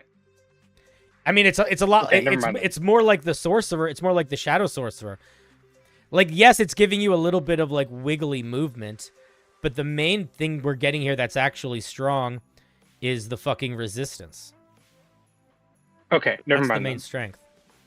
I don't know. I think that's worth thinking about. I do think that this feature doesn't feel super unique currently. It does feel very, like, for me it's more Shadow Sorcerer, but it does feel very similar to that. So I might play around with how to express that in different ways. I think that the 14th level feature is probably fine, if not a little strong. I think that if I was going to do something like Desert Mantle and your goal is to become like a big gaseous thing for a second, I would focus less on like having resistance. I mean, if you want to have some sort of resistance, it's probably fine. But I would try to lean more into like the destructive element of the Sandstorm as opposed to the defensive element of it. This is very defensive. And I feel like if the goal is I'm like a mummy making sandstorms, you think of like the people like, and they're like, and like they're all the moisture sucking out of them and then like being turned into dust and stuff, you know? Like I would try to get that vibe in here more. Yeah, sand damage. Cool. Yeah, I agree with Fluffcopter. I think there's the sand damage makes way more sense here than it does in Sand Step, for example. I think Sand Step, if you wanted to keep sand damage, I'm not telling you to take it out, but I think that this is the place to put sand damage. Mm-hmm. If not both. I think it's a cool idea. I think that there's some really nice stuff in here. I think that we want something else at level 1 to help tie in the mummy vibe early. It could even be you pick proficiency in history, religion, or arcana because you're just fucking old. You know, like it doesn't need to be anything that hectic. Okay. And I think Rotting Hand is cool. I think you need to cut about half of it out and then find either something else to put in there or another ribbing feature there if you want.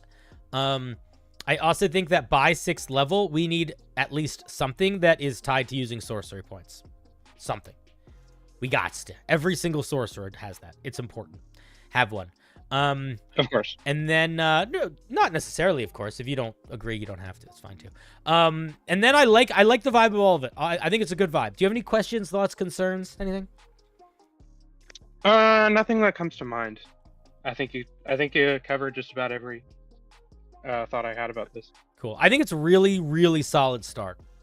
I think that also you have a lot of room to play in terms of what sort of ribbon feature you want to give. If you decide to cut out a little bit of Rotting Hand, what else you might put there. Like, you have a lot of room, and a big part of that is because you are answering a lot of the questions with this spell list. So if there's not like a specific thing that feels like it's missing from this for you right now, I might go in sort of another direction, and I might be like, okay, can I make this character feel like a mummy sorcerer when they're at the market? Can I make them feel like a mummy sorcerer when they're investigating a mystery? Like, sort of start asking yourself how this would feel in certain gameplay scenarios, and just sort of play around with, oh, there is space to put something that would make that maybe a mummy would be better at investigating because they're like, I don't know, used to living in tombs, or maybe or whatever, or like maybe a mummy would be better at talking to could communicate with undead sometimes because they are sort of undead. So maybe there's some way that even though most undead can't communicate, they could like force their communicating will upon them. Or maybe a mummy would be able to detect or remove curses in other creatures because they're like familiar with curses. Maybe they're extra resilient against curses. I don't know. There's like a lot of different directions that I think you could go in to add like little vibes that aren't necessarily so combat focused, that I think might help. Yeah, I like those. Cool. It's really, really fun piece so far. Really fun piece so far. Thank you. When I have a pipe dream of a D&D book that I want to write. And if I ever have the opportunity on my own to like put together a Kickstarter, it is the one that I will make first. And it is, I want to make books where they are very specifically designed to give the players options so that they can play monstrous things. And this sort of subclass is like exactly the kind of thing that I'm just like, I love monster stuff. So whenever I see somebody making anything that helps players be a little monstrous, I just love it. I'm all about it. Monster players are just like the best. Yeah, it's my dream. The goal for the book would be it would have at least a subclass or two for every class. But I think that that might be like the bigger draw. But I think that the thing that I'm more excited about for it is it will also have like rules for a dungeon master for designing a campaign from the perspective of monsters. So like how to turn a village into a dungeon and a dungeon into a city, and like different types of friendly, even though normally they'd be scary, monster NPCs, and, you know, different types of normal friendly things that you could turn into villains and stuff. That's the goal. We'll see how it does. But anyway, you are amazing. That was lovely. And I'm going to hang up on you now. Cool? All right. Goodbye. All right, bye. Click. All right, that was Shades the Mothman with his mummy sorcerer. Really flavorful, right? Like crazy flavorful. Normally, when I have to give feedback, there's at least a little bit that's like, this doesn't fit. Everything felt like it fit. The only things that I think that man has to take out are things that are related to, like, if something feels overpowered, or maybe there's just an opportunity for something better to sit there. Is my audio different? I don't think so. Chad, is my audio different? Do I sound different than I normally do? I don't think so. It's probably on your end. That's my guess.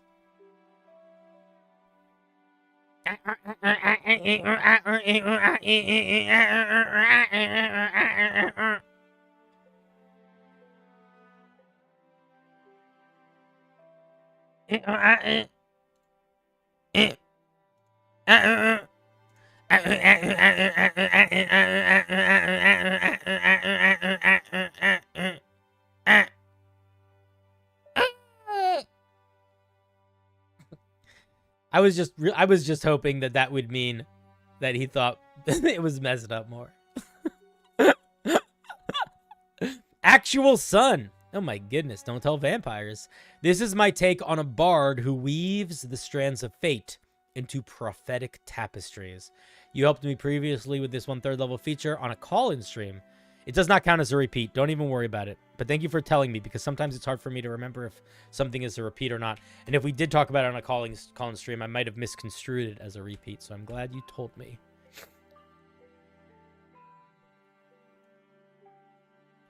Here is the link in the chat. College of the Fate Weaver. So we get 2 3rd level features, a 6, 2 6, and a 14.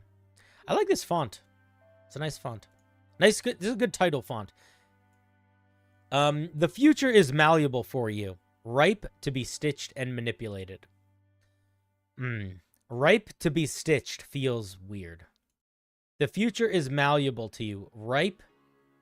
I would say ripe with potential to be stitched and manipulated. It needs to be ripe with something. Ripe to be doesn't work.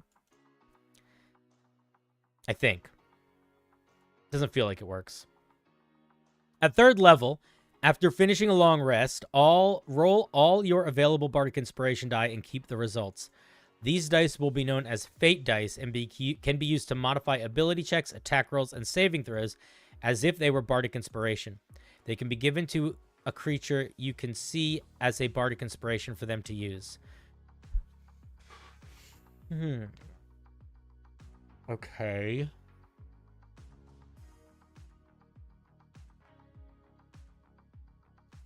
I think this is too strong.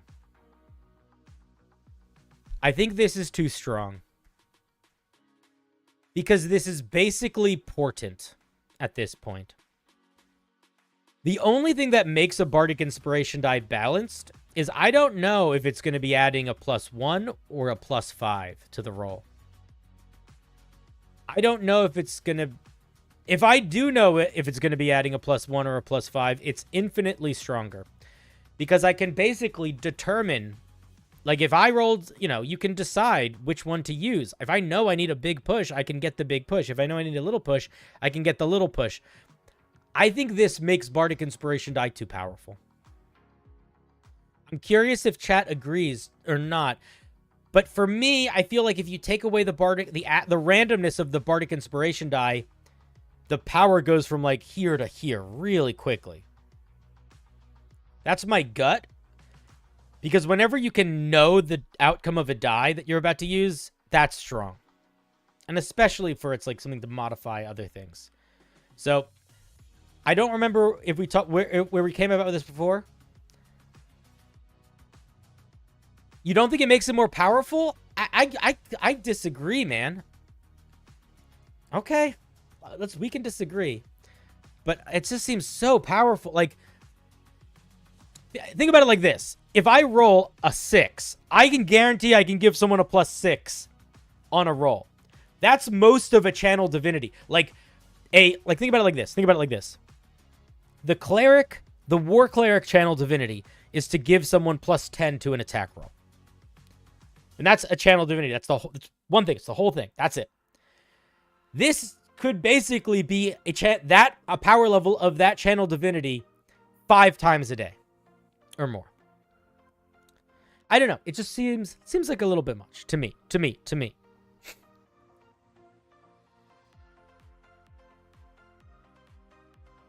You think it might de-incentivize using them? Well, it will certainly de-incentivize using them if you know you don't need to, or if you know they won't help. Which I think is not the end of the world. I think that's probably fine. I think it's a neat idea. I just think you can't do it for all your Bardic Inspiration die.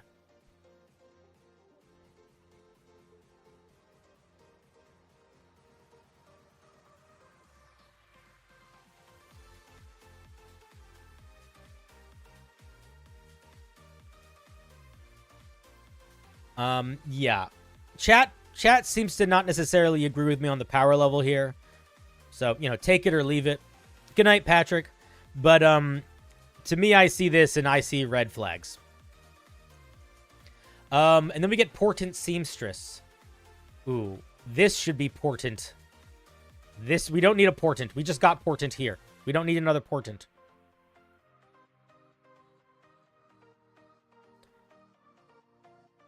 But Fluffcopter, a Bardic Inspiration die doesn't stay a D6, man. It becomes a D12.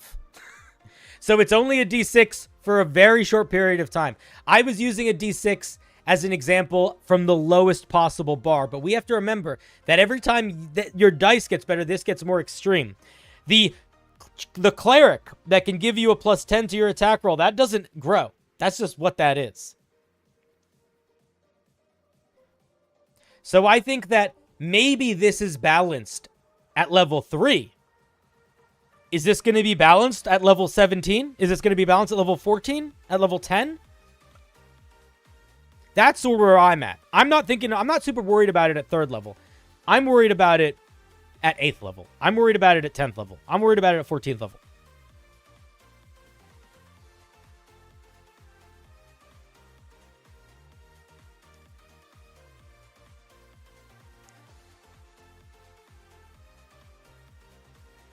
Yeah, but that's the point, man. Like, if we don't need to make the rule, there is all the risk reward is just gone. So we just know. So it doesn't even necessarily need to be, it's not like a conversation. It's like, I just know what they do. And even having a low one is not bad. How many times have you been in a fight with a monster and the dungeon master says, oh, just one shy of hitting its AC? Fucking all the time. And then you can know not to waste the 10 that you rolled because you can use the 2 that you rolled.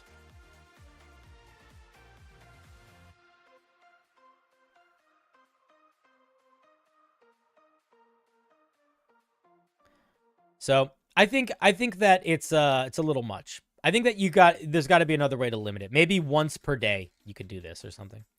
Portent Seamstress. Every time you bend fate to your will, you harvest more and more prophetic energy to be utilized. Starting at 3rd level, you gain proficiency in Weaver's tools and can use the tools as an arcane focus. Cool. In addition, using Weaver's tools to craft or repair an object, you do not need material to do so. Objects created in this way cannot have a value greater than 10 gold pieces. This doesn't fit this bard. at all. Why are we getting something that the creation bard should get?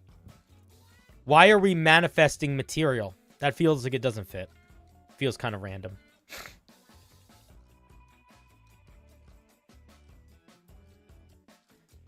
I guess unless we're specifically using Weaver's tools to, like, make clothing. But I don't know. It just feels kind of random. I don't agree with it. It feels like a ribbon feature that's out of place. To me. Also, why is it called Portent? This should be called Portent.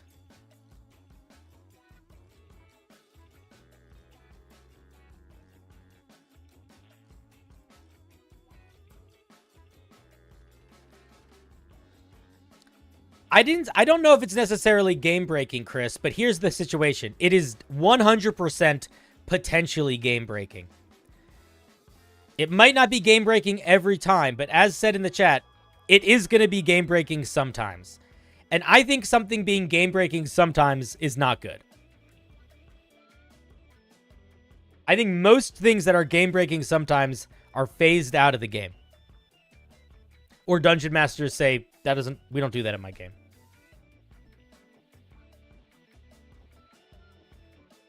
I also don't think it will feel good. Honestly, yeah, I don't know. I don't think it'll feel good.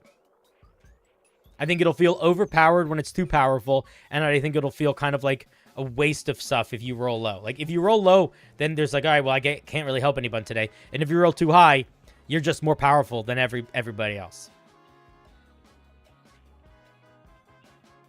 All right, let's look at 6th level. Tapestry of Fortune Teller. Let the power of fortune flow through you. Let it guide your hand in your creation. Starting at 6th level during a short rest, you can spend 1 fate die to cast the spell Divination without expending a spell slot or requiring material components. After the spell is cast, you are left with a non-magical tapestry woven with the information given by the spell. What level spell is Divination?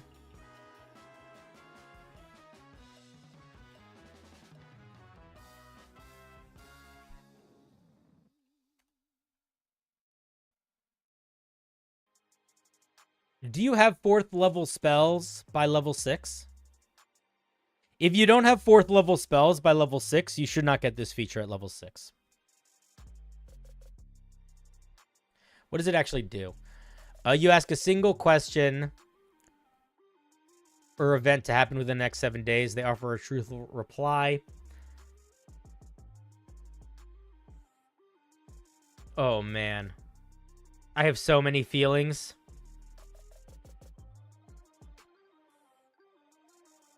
I'm gonna be honest. I kind of want to talk about my feelings about why I don't think you should be able to cast this spell every day. But instead, I'm not going to, and I'm just going to rely on the meta, because my feelings are probably not going to be agreed with by everyone, and just say you should not get access to a spell before your character has the ability to cast spells at that level. So you probably should drop this feature. Alternatively, if I was going to maybe say something that is a little bit more controversial, I think Divination is generally a very frustrating spell. It's not a particularly fun spell a lot of the time. It is basically only a fun spell when it's used rarely. When it's used occasionally. I think if you use Divination every day, that's annoying. This is an ability that basically says you use Divination every day. I think that's annoying. So, that's a little bit, you don't need to think that's annoying, but you do need to acknowledge that you shouldn't cast a spell at 4th level when you can cast 4th level spells. Yeah, it's a little bit too much of a chore for the Dungeon Master. I like the imagery if you get a tapestry, that's cool. But again, it's just, not for me. Ask again later. You can harvest the latent prophetic energy from all coming events, using it for your own devices. At 6th level, when a creature succeeds an ability check, attack roll, or saving throw, using your Strands of Fate feature where they would otherwise fail, you can roll a Bardic Inspiration die and add it to your Fate pool die. No. The Fate pool system is already broken. We don't need to be getting more of it. This doesn't work. Just drop this. Honestly, if you drop the Fate pool die, and this was just another feature, I would also say just drop this. this is not adding, this adds literally 0 flavor. The flavor that this adds is congratulations, you get more Bardic Inspiration. If you want this to be a feature, this should be the 3rd level Bardic Inspiration feature. This alone, when somebody uses your Bardic Inspiration, if they succeed, you can get a resource. That's a great 3rd level feature on its own. This should not be a 6th level feature. This shouldn't even be a feature. No, just cut it out. Just straight up cut it out, dude. Hey, dude, just wanted to say I love the new shorts where you have all the characters. Oh, I'm so glad you guys like them. I'm so glad you guys like them. I'm so glad you guys like them. Yeah, Augury would be a much better choice here. Augury would be a much, much better choice here. One thing that I want to say, and I remember us talking about this when we talked about this idea initially, and I don't know how much I gave this feedback or not at the time, but I'm going to give it again now, if I haven't said it then. Making any sort of class or subclass that has to do with prophecy or fate or seeing the future, you have to figure out how to mechanically express that without actually seeing the future, or without actually asking the dungeon master to just give you information, because that's not fun and also not easy for the dungeon master a lot of the time. And you're doing that too much here. Like, that's exactly what this is. And it just doesn't work. I love your funny skits. Definitely helps when needed a good laugh. Good. Let's take a look at Master of Farsing. Or this is where it didn't work, rather. With your mastery of the future, you can change events even before you foresee them. The bounds of inevitability are no more with your great power. That's a weird sentence. After taking a short or long rest, you can expend a fate die to reroll any number of fate die. Any single one of you that said the fate die system was not broken, congratulations. It is now concretely broken. Behold. So yeah, for better or worse, I think that even the people that like the fate die system, they acknowledge that this completely breaks it. So this needs to go. I think this needs to go. I think this needs to change. I think this needs to feel like it makes sense here. And I think this needs to change. And I think maybe you need to think a little bit more about specific flavor of a Fate Weaver. You did that a little bit with the tapestry thing. But there's too much open-ended stuff. And it's leading it to it just being generally too powerful.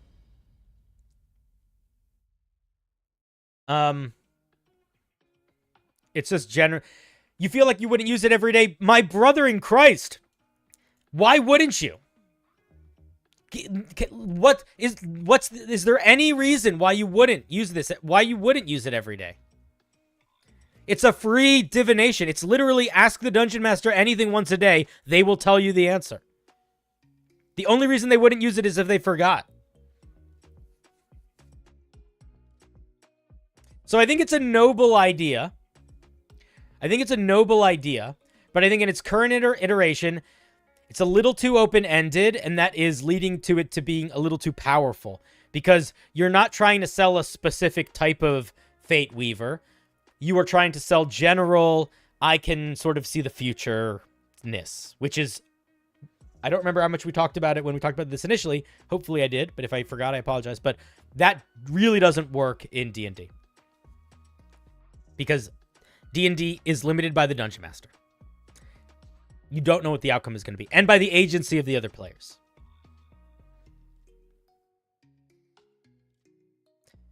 Dude, I'm glad they're looking at the puzzle. I know that I know I'm a moron. I know you love those sorts of things and love working on them. I am not a puzzle guy.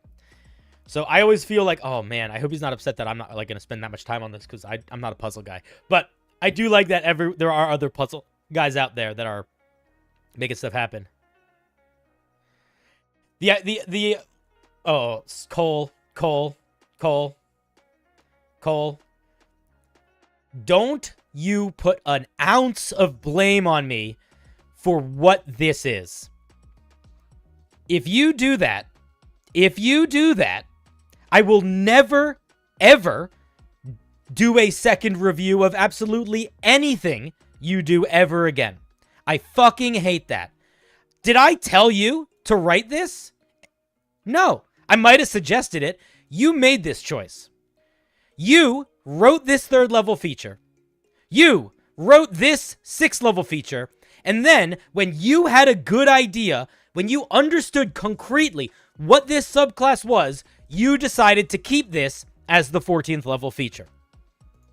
I did not know what this whole subclass was when I was brainstorming random ideas. So just because I said that might be a good idea when I had zero context for what the fuck the rest of the subclass was going to be, doesn't mean it was still a good idea, my guy. Ketchup is delicious. Not on chocolate ice cream, it's not. I might have suggested ketchup when I just knew that there was going to be a bowl. But if I didn't know we were making ice cream, I wouldn't have suggested ketchup. So I might have suggested it, but I need you to own it. The choice was yours to make.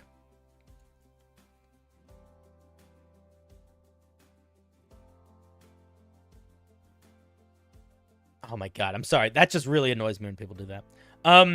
Because it's like, that literally what just happened. That's the reason why I don't double review things. Because people forget that context is like 85% of critique. You pull shit out of context. And they're like, oh, you told me I should do this. Like, no, I fucking didn't. I told you you should do this in a completely different circumstance. I didn't know what the fuck this was going to be. Anyway, to go back to the piece, I think if you lean into the vibe of weaving more and try to give this thing some more mechanics that could maybe not mechanically express the idea of you seeing the future, but sort of flavor-wise tie into you, like, manipulating the weave and doing stuff with looms, but maybe having more of a focused or action-oriented mechanical effect, I think that would be good. I think that would be good. Listen, if you like ketchup on your ice cream, I apologize. It was the first example that came to my head. I don't really have more thoughts on it. If you have any questions, concerns, please do let me know. Other than that, we shall move on. Anything manipulating the outcome of probability of the game is going to be in some way broken. You didn't intend to blame me? That's okay. You just said you told me to put that there. Yeah, it's okay. You don't have to apologize. You don't have to apologize. I wasn't really yelling at you. I was sort of yelling in general, because that is a thing that happens a lot. Or it used to happen a lot, where somebody would ask for feedback on something, I would give some advice, and then later I would give somewhat contradictory advice, and they would get upset with me. It happened a lot. All right. Don't worry about it. You're fine. Yeah, I think the main thing to do is to just sort of you got to just try to figure out what the story is outside of you manipulate dice. It's just too much dice manipulation right now. That's probably an easier way to put that. It's just too much dice manipulation. We need some non-dice manipulation mechanics. Don't be sorry, Cole. You're fine. You're fine. All right, let's give her another spin. Wait, no. Wait. I forgot. First, let us give a round of applause to Cole/Actual Son for sharing their College of Fate Weaver. I apologize for forgetting to say this. Thank you. Thank you. Thank you for sharing. It is a difficult thing. It is a difficult thing to try to make a fortune-telling prophecy thing in D&D. That is hard to do. That is really hard to do. The 6th level feature was Takes On. I had a whole system with linen, but people didn't really like it. Where I tried to get another date die you could get to linen to work with. I don't really understand what y'all saying. Can we fix it? Fix what? This? The show is not called CinderBlocksally Rewrites Your Homebrew. So, no. I mean, we can give suggestions. I think that's what we've been doing the whole time, or at least in terms of things that are pain points that need to be addressed. I'll tell you what, Reverence, I don't know if you were here when I talked about this before, but in my experience with giving feedback and critique, both in terms of in art stuff and mostly in creative writing, I find that the more I suggest solutions to things that I see as problems, and the more I suggest ways you could take your homebrew, the less it is your homebrew, and the more it is Cinder's homebrew. The more it is not your idea anymore. I don't want to influence your idea. I don't really think that that's right. I think that if I try to suggest what you should put in all of your brew, it doesn't make you feel good. And I don't think it helps you really at all. So I try to not give too many suggestions for completely alternative things. I will give suggestions if I think I have an alternative way of expressing a mechanic, but it essentially is doing the same thing or is expressing that same vibe. But very rarely will I whole cloth, here is a new mechanic that you should put in here that is going to kind of fundamentally change this thing, because that's I don't think anyone giving feedback should do that. Because that's not giving feedback. That's saying, actually, I think your piece should be this. And I'm going to tell you what. In the same exact way that most people don't give a shit about your writing, people that are writing homebrew really don't give a shit about what you think their homebrew should be. What right do you have to make their homebrew anything? It's their homebrew. Who the fuck cares what you think it should be? They know what it should be. The only thing they want from you is to help get it to what they want it to be. And the only thing you should be doing is helping them get it to what they want it to be. So as soon as you start injecting ideas that are really pushing against what it's doing, or really introducing a completely new element, in a lot of ways you're sort of taking away from the creator's ability to make it their own thing. Especially someone like me, where it's like I'm like a YouTuber. Like there's an element of pressure that I acknowledge when I give feedback, and I just not worth it. So I don't have like a specific solution for what I think this needs to be balanced. I think that it needs to be more focused. I think that Cole will figure out what they want it to look like outside of just I'm expressing fate by manipulating dice. And if they can figure that out, then that's what it should be.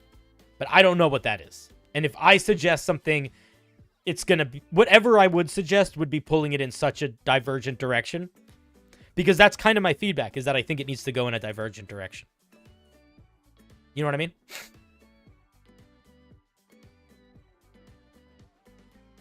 Oh, it's totally good to give ideas for balance, and that's what I do.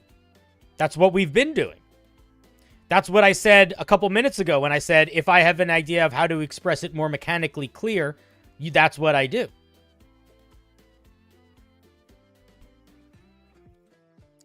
But there is no way to make Master of Farseeing balanced. So what? Like, there's not a solution to give there. It's a very broken mechanic built on top of a semi-broken mechanic. So I'm not going to tell you what I think should be here instead, because I don't know. I say this is space for you to build. But giving ideas for balance is very, very, very different than offering alternative solutions. And I think that once you are able to wrap your mind around that and start figuring out the difference between those two things, your ability to give critiques and people's eagerness to get critiques from you will shoot up. Because it's kind of annoying when you just tell people what to do. All right. Thank you very much for sharing your piece, Cole. I appreciate it.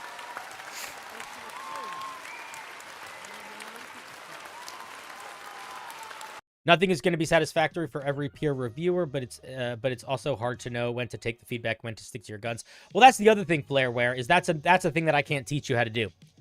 That's the thing that you just have to start figuring out. I say all the time, you should not listen to me if you disagree with me. It doesn't matter. You don't need to argue with me about it because that's not the point of critique. But you should know in your heart, I'm not going to listen to this guy. He doesn't know what he's talking about.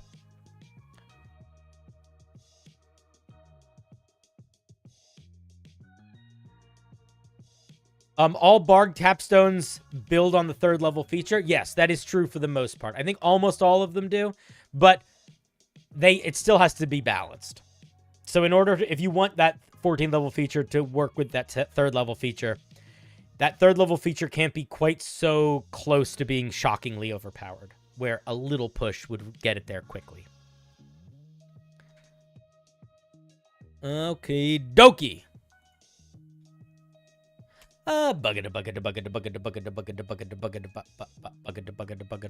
Yeah. Also, it's detrimental to writers when you try to tell them how to fix their piece. If you're telling them how to fix it in a way that is pulling it away from the goal, you know? And if the goal needs to be, this needs to be a little different, then you have to sort of just accept that. All right, you got space to play. What I'm saying is you don't have to directly buff the 3rd level feature to build into it. Yes, correct. Thoughts on the updated classes so far? They all seem fucking awesome so far. I think just rolling 1 bardic die up front you can choose would be a cool feature. That is what I said half an hour ago when we first talked about it. I said maybe you could do this once or twice. It'd be fine. Spag. This is a classic subrace of mine. That I recently reworked. It's a ranger subclass that leans into a lot of tropes of Australians, both from pop culture, Crocodile Dundee and Steve Irwin, and also historical bush rangers like Ned Kelly. Hope you and chat enjoy. It's like a good day, mate type ranger.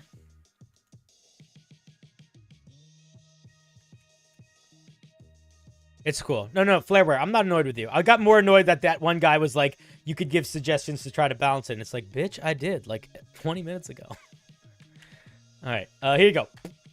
There you go. Ranger archetype, the Outback Warrior. You are a true blue kind of bloke. Or Sheila? That's an Australia word, I don't know. A battler of the Outback. A dry land, desert, and brush, which is filled with some of the most dangerous critters known to man.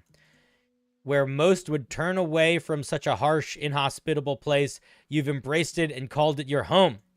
In doing so has hardened your resolve and granted you power. Yeah, the art's really good. It's a good flavor text, too. Really good flavor text. Let's see what spells we get. Charm Person, Protection from Poison, Fear, Giant Insect, and Hold Monster. All right. Are we getting Charm?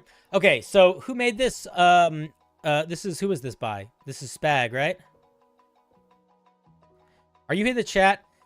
Is this like a joke subclass? I'm guessing this is a joke subclass, and I don't mean like a joke subclass like nonsense. I mean joke, like you're leaning into jokes. Like, there's no reason they should have Charm Person, except for like the joke that like Australian people are charming. So I'm going to assume that they have Charm Person because our Australian people are charming.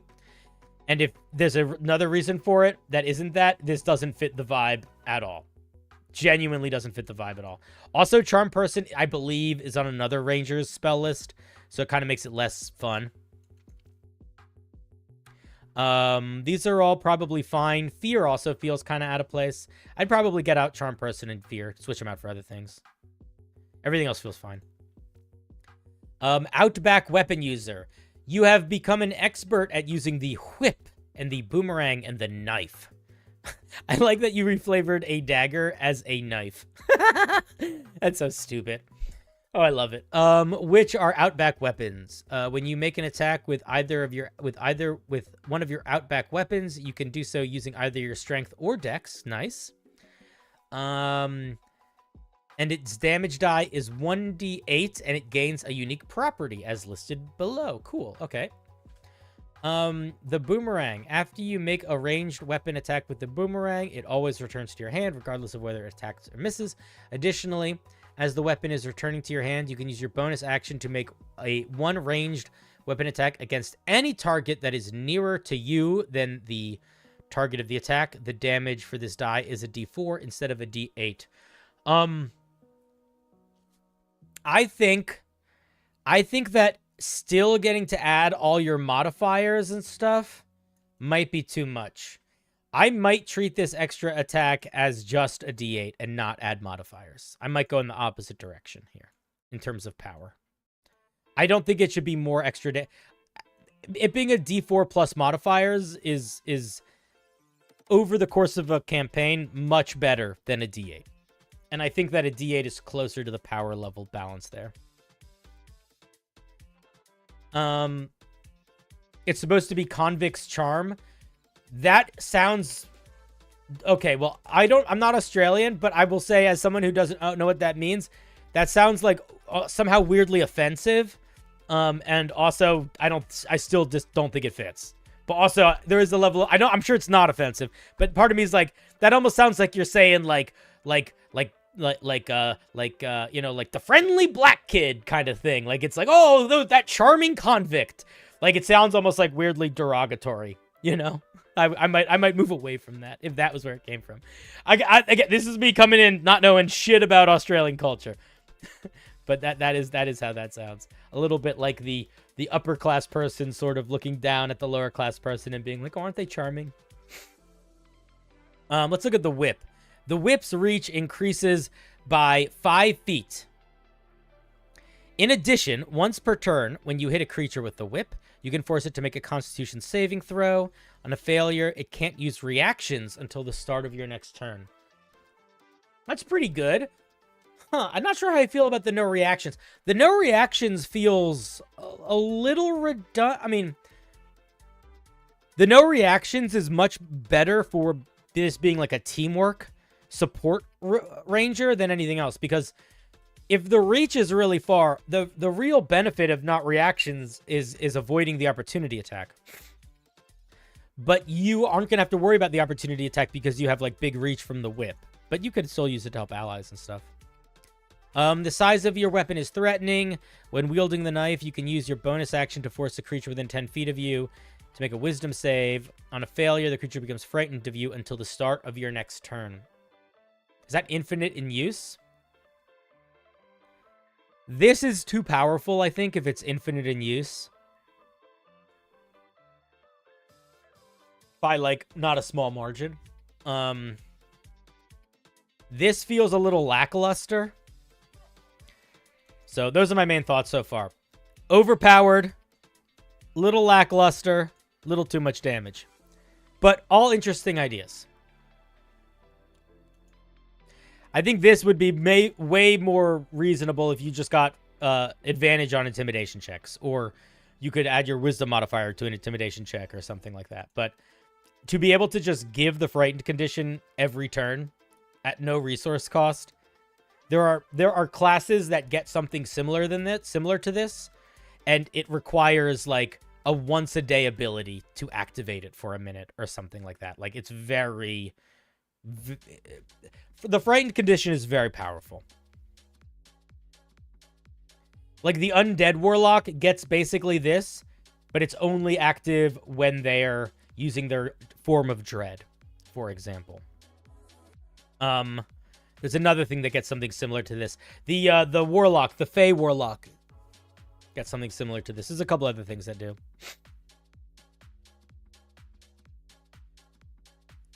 You want to share that you killed the really annoying Elden Ring DLC boss? Fuck yeah, Fluff. I don't even know who they are yet. But yes.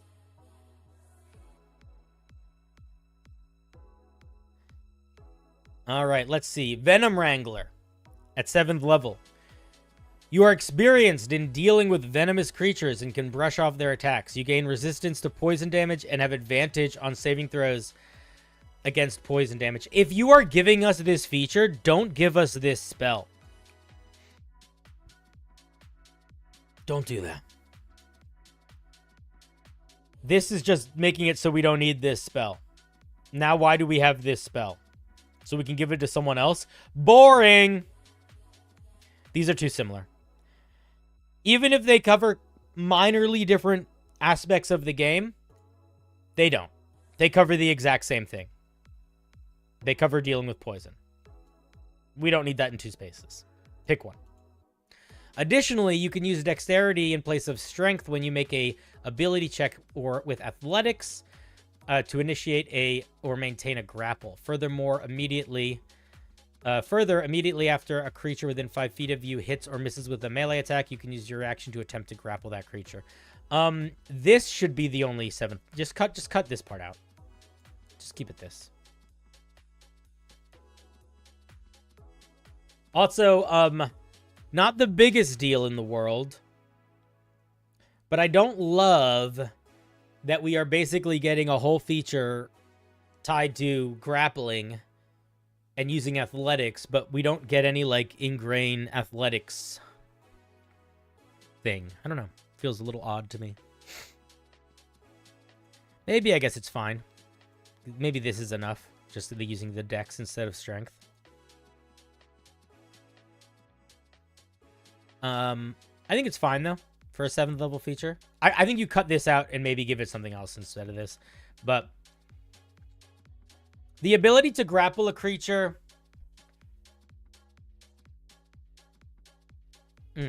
I also think maybe this shouldn't trigger if it misses you. I think this should only trigger if it hits you. You cannot attempt to grapple with your reaction anyway, but that is a lovely thought. That is not at all something you can normally do. No, Fluffcopter is not going to spoil anything. I really hate spoilers for Elden Ring. I know that. Fluffcopter's chill. He's chilling. Maybe you could tie in the knife feature to when you have a creature grappled. How? Why? I don't know. Maybe. Let's look at the 11th level feature.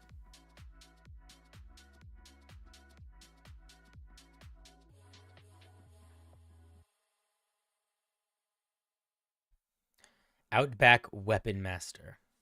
You are an unparalleled master of Outback weaponry. When you activate one of your Outback weapon user features, do you have to activate them or do they just happen? I guess this one just happens. This one's a bonus action and this one's a bonus action. So 2 of them you activate. One of them kind of just happens. I don't know if I like the word activate here because of that, though. Boomerang. You make 2 attacks with your returning strike, but not against the same target. Again, if you make this a D8 damage, I think this is fine. If you keep this as a D4 damage, it continues to be too much. When a creature fails its saving throw against your lash, its speed is reduced to 0 until the start of your next turn. That's too powerful. It has no way to break free from that. It's way too powerful. Way too powerful. Jokingly too powerful. When a creature is frightened by you, by your intimidation, the only actions it can take, too powerful. All these, too powerful. Too powerful. Oh, looks like they're limited. Thank God. Okay. You can enhance a feature in one of these ways a number of times equal to your wisdom modifier. Ah, there we go. Never mind. I take back all the things I said about too powerful. I think you need to make it clearer when you're reading the top of this that the ability for you to activate is, like, new. Because my first thought was, I was like, why are we using that language? The reason we're using that language is because it is, like, an activated feature. But that needs to be made clearer in the language here. So when you make an attack with one of your Outback weapons, you can enhance it in a special way or something like that. Like, there needs to be language like that involved here. I think all of these are totally balanced if it's limited in use. Yeah. 15th level. When you gain one of the blinded, charmed, frightened, deafened, blah, blah, blah, blah, blah, blah, blah conditions, you can use your reaction to suppress the effects of the condition. The suppressed effect resumes after 1 minute, or if you use this reaction again. Provided its duration is not expired in the meantime. Oh,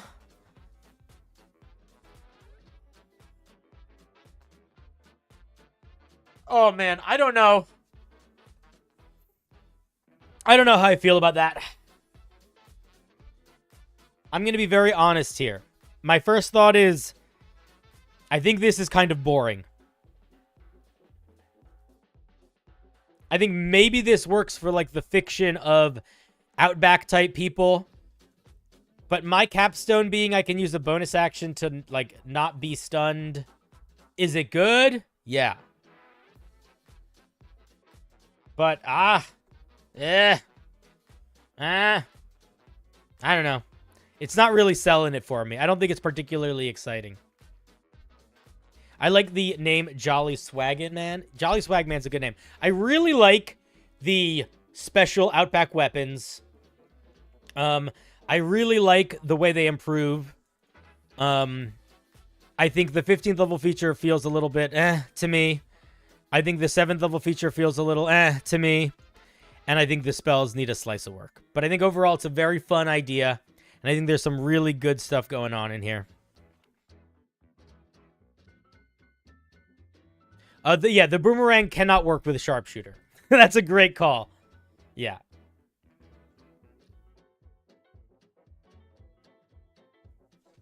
I think it's going to be a capstone that some people would really like, and it would be very, very useful, like, when you had it. But I don't know if it's going to be a capstone that somebody's going to be, like, chomping at the bits for. Which is maybe okay. But I do feel like between the 11th level feature and the 15th level feature, especially on a ranger, you want at least one of them to be a little bit of a jaw-dropping feature. The best rangers, it's not both, but either their 11th or their 15th level feature is just kind of like, that's stupid how good that is, or how cool that is. And I don't think either one of these is that right now. I think this is good. I think it will feel good. I think it will be fun and very useful. And I think this will be very useful. And it's good. But we're missing a little bit of wow. We're missing a little bit of wow. No, I disagree, Hiko. I don't think the solution is to make this weaker. I think the solution is to just make it something different.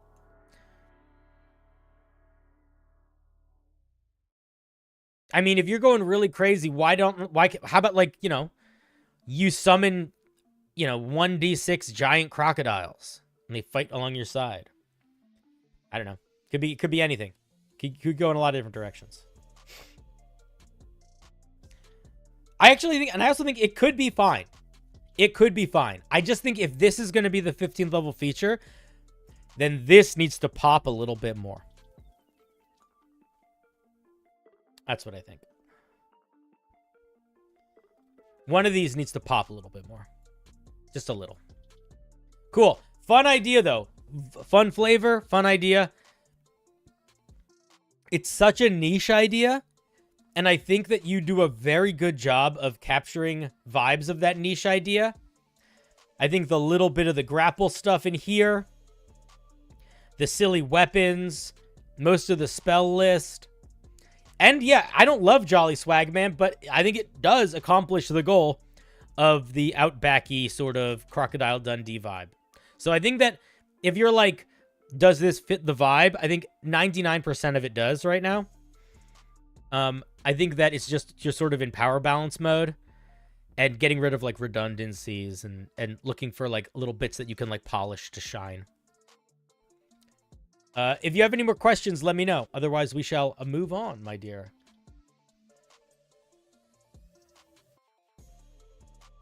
All right, I'm gonna have to dip for a second soon.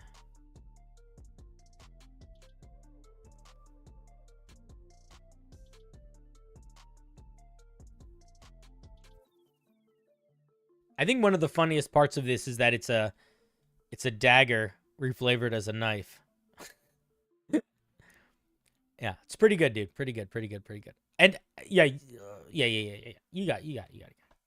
I think you're gonna be able to craft that into something nuts. You're good? All right, good. Oh, all right. I'm gonna take a tiny break. I gotta pee. I gotta pick up this package. I will be back in a little bit, very shortly.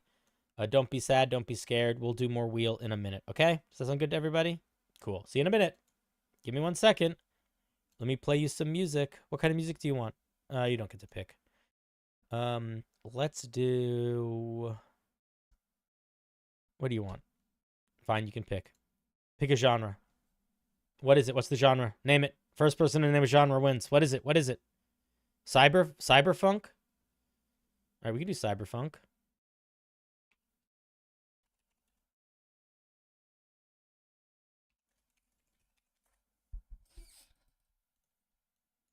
Okay, give me 1 second.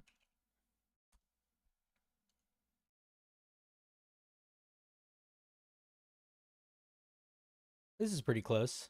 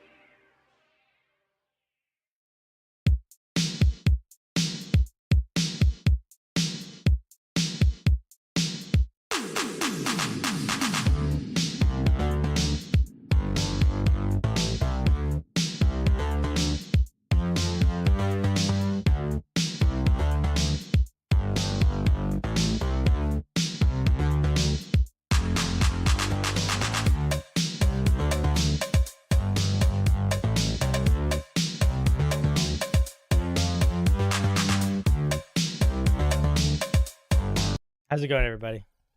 I'm back. Hi. Ah! Did I miss anything exciting? Maybe.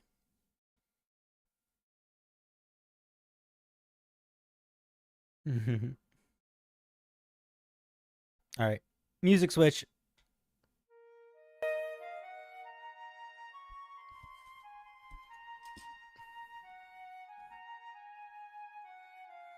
Yes. You did, but now you did. Good. Data bank added to the list. Hi, Data. How's it going, buddy?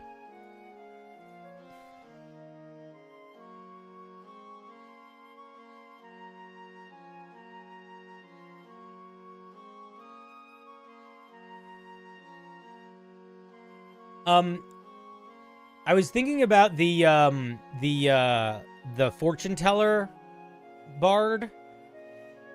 I think if you limited the amount of those pre-rolls of bardic inspiration it did to the bard's charisma modifier, or to like half their charisma modifier, or to their proficiency bonus, like if you found a number that you could limit it by so it wasn't all of them but that number could grow, I think that could work. I think the issue is just being all of them. Anyway, don't you normally have an amount equal to your charisma modifier plus 1 anyway? So you probably wouldn't want to have to be charisma modifier based, but you know what I mean. Anyway, doesn't matter. Hi. What's up, Sam? Welcome to the show. We're looking at Homebrew. Buggada buggada buggada buggada buggada buggada buggada buggada buggada buggada buggada buggada buggada buggada buggada buggada buggada. Tuna melt. Tuna melt. I used to eat tuna melts. It's been a while. I wanted to make a druid subclass that was very planty. I thought giving them a little plant companion would be fun, since I didn't love the idea of wild shaping into awakened shrubs. I don't know about the balance of the companion from its stat block. The stat block is tweaked from the Steel Defender. Okay. I'm not gonna... Well, we'll see. I'm not gonna be able to give you the best advice, I think, on like the companion from like a numbers perspective. Maybe I will be able to, but like some of this stuff is gonna kind of depend on like these numbers are gonna kind of depend on how powerful you made it like actually compared to the Steel Defender. For somebody that's new to homebrewery, this is pretty good. There are ways you can actually put a stat block in with like a block, and I don't remember exactly how to do that, but I'm pretty sure there's like a button that you hit that like inserts a stat block, and you should do that in the future. It'll look better. Here it is in the chat.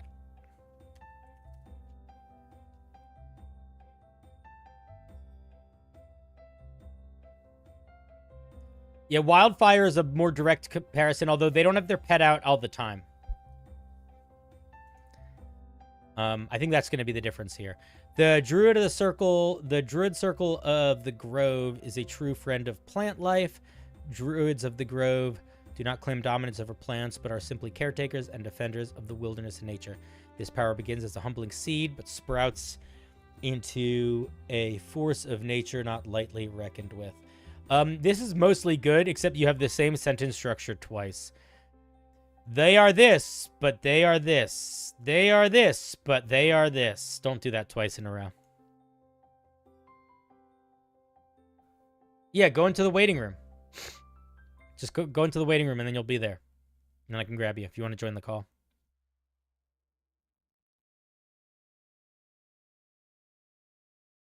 Do you know how? You're not at... Oh, which waiting room are you in? Are you in the stream waiting room? Are you Rocky Glenn? Is that you? There's a guy named Rocky Glenn in the waiting room. If you're not Rocky Glenn, then you're not in the waiting room.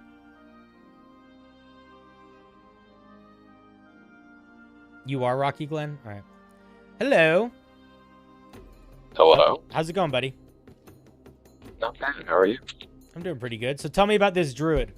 I am. Oh, shit. Hold on. Hello. What's up? Hello. Make Sorry. sure you mute stream. Yeah, I had to do that. That was my bad. That's okay. So tell me about this druid. I liked the idea of plant druid, and I liked, even though I know druid is already kind of plant druid, but I wanted something that focused more in on the plants and didn't have a whole lot of animal or elemental or stars or mushrooms or all the other stuff. Mm-hmm. And then I wanted the idea of a companion being available. Mm-hmm. But I didn't like how Wildfire Spirit was so not niche, but like limited. Mm-hmm. And I wanted something that would be around. So the goal, as a friend, for sure. So let me just make sure I understand correctly. So the goal is to do sort of like a plant vibe druid, and to have it be with a pet, but the pet is around sort of in the same way that like the Beast Ranger's pet stays around. Yeah. Okay. Is there but anything I wanted it weird? to be flexible, so. Is there anything weird or different in the Arboreal Companion compared to the language of the Steel Defender? Not the stat block, I'm talking about the first part. The third paragraph, I think, has... you can use Wild Shape to revive it. I think on Steel Defender, it's usually just yeah. It's a spell slot. If your companion has died in the last hour, does that mean that if you use it after an hour, you can't use this feature? That's what's on the Steel Defender. Oh, interesting. Cool. Weird. All right. Yeah. I guess it does mean that. Funny. So I guess if you don't do it within an hour, you have to wait till the next day, basically. Yeah, or I think in the first paragraph, I don't remember if this is on Steel Defender, but I said that if you take 8 hours, you can do it. Okay, that makes sense. Or at the end of a long rest. Because, and I don't recall if Steel Defender has that. All right. So let's see what this thing gets. Gets false appearance. Do you get any sort of unique ways to like see through its eyes or anything like that at level 3 or no? No. Okay. It's got a slam. It's got a little thorny seed. Okay, so my first thought immediately is that I don't think it having false appearance is a unique enough feature for this thing to feel like a unique pet at level 3. That's my first thought. When I look at what this thing gets, it gets a basic melee attack and a basic ranged attack, and it gets a thing where it can look like a plant. The Steel Defender gets that reaction defense move. Every pet gets some sort of weird, unique little thing they can do that helps sort of sell the fiction of that. Not just that monster necessarily, but sort of the role that monster is supposed to play. So, like, the Steel Defender gets a defensive feature. Do you know what I mean? Yeah. Also, yeah, this is a druid, so this should be at 2nd level, not 3rd level. That's a good call. Yeah, I think that was a typo on my part. So I'm not sure what if you have a specific image of what you want this monster to feel like, either in combat or just in vibe. But that's, I think, probably the first thing that I would say. It's not really a numbers thing, but like it's going to be important, I think, if you want this thing to feel unique. So I think a feature that I toyed around with that I didn't really know how to implement was, because I wanted it to be a plant, having spells that you can cast that would affect plants would affect it kind of for better or for worse. So if someone cast like Wither and Bloom on it, it would die, but if you cast Plant Growth on it, then it would like Hulk out. Or if how many spells do that? I mean, I don't know immediately offhand. So what I would say, but there are a few. So what I would say, something like Spike Growth. But yeah. So what I would say is, in order for you to do that, you need to, before you start writing that, you need to figure out what that list is, and you need to look at it, and you need to ask yourself honestly if that list is enough. If you feel like you have good ideas for all of those things on that list, and like you need to do sort of like that back end work, because I have no idea if that will work. That's completely dependent on like how many of those spells are there, how many spells you want to interpret as connecting to plants versus not. That being said, that's a really cool idea. I would encourage you to do that work because I think that idea sounds really fun.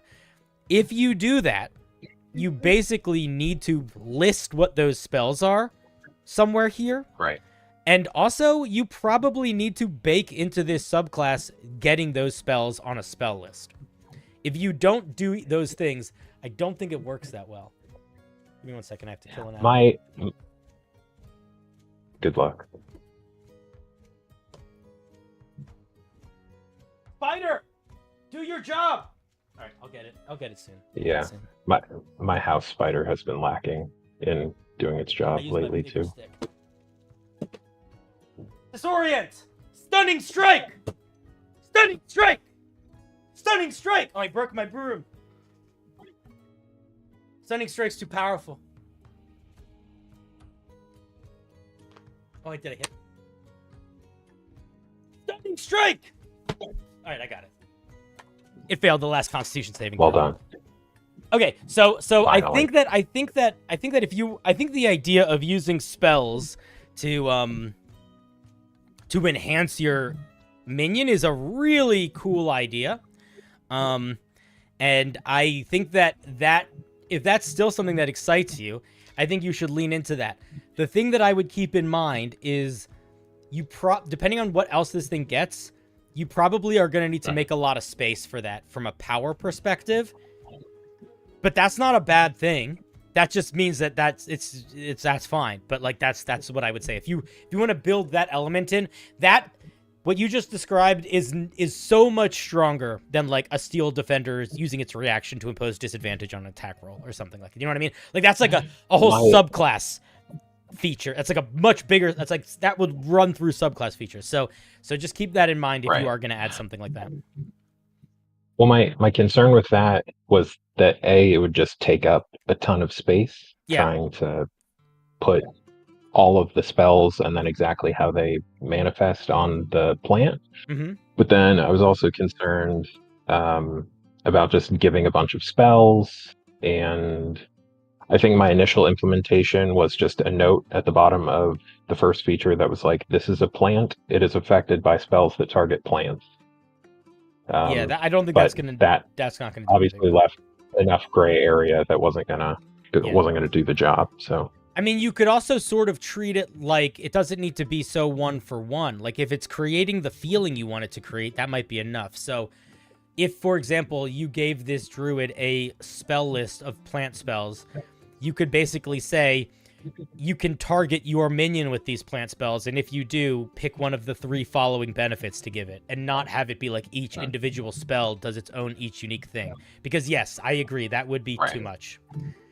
That's sort of a situation of that would not be too much if this was a video game or a movie or a book, but for a D&D subclass, yeah, that's too much.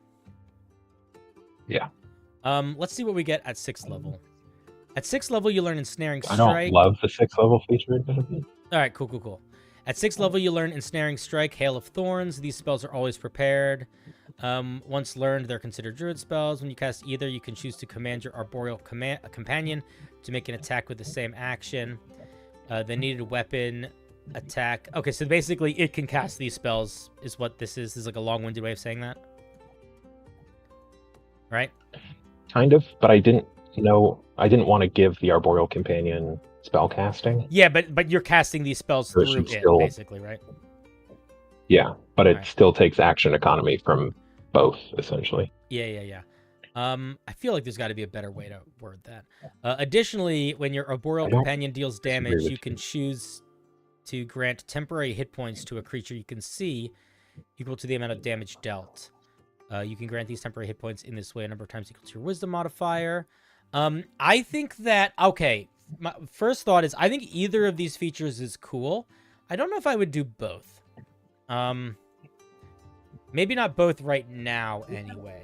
Like, okay, let me pie in the sky this for a second here. What if you cut out, because you said you don't like this feature.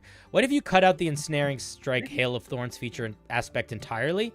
You just made Nature's Bond the temporary hit point thing, and then you took whatever spells you want your companion to be able to you want to be able to cast through your companion, and you make those the spell list, and then you just make the 6th level feature.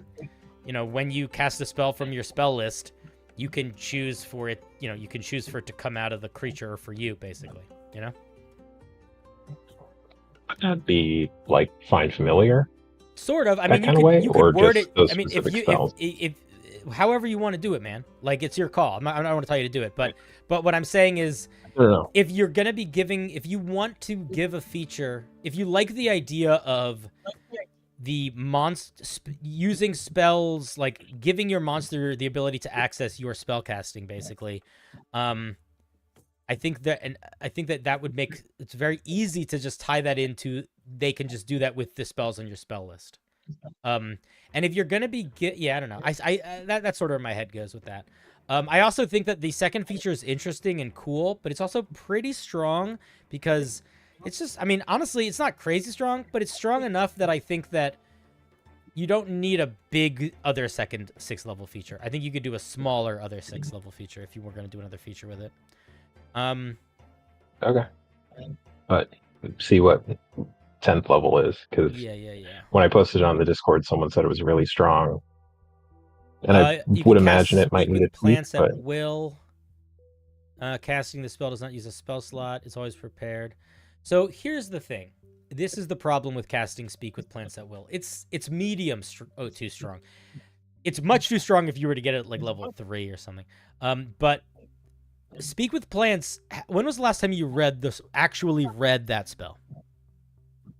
So I think I think today, because it doesn't really do what people think it does most of the time.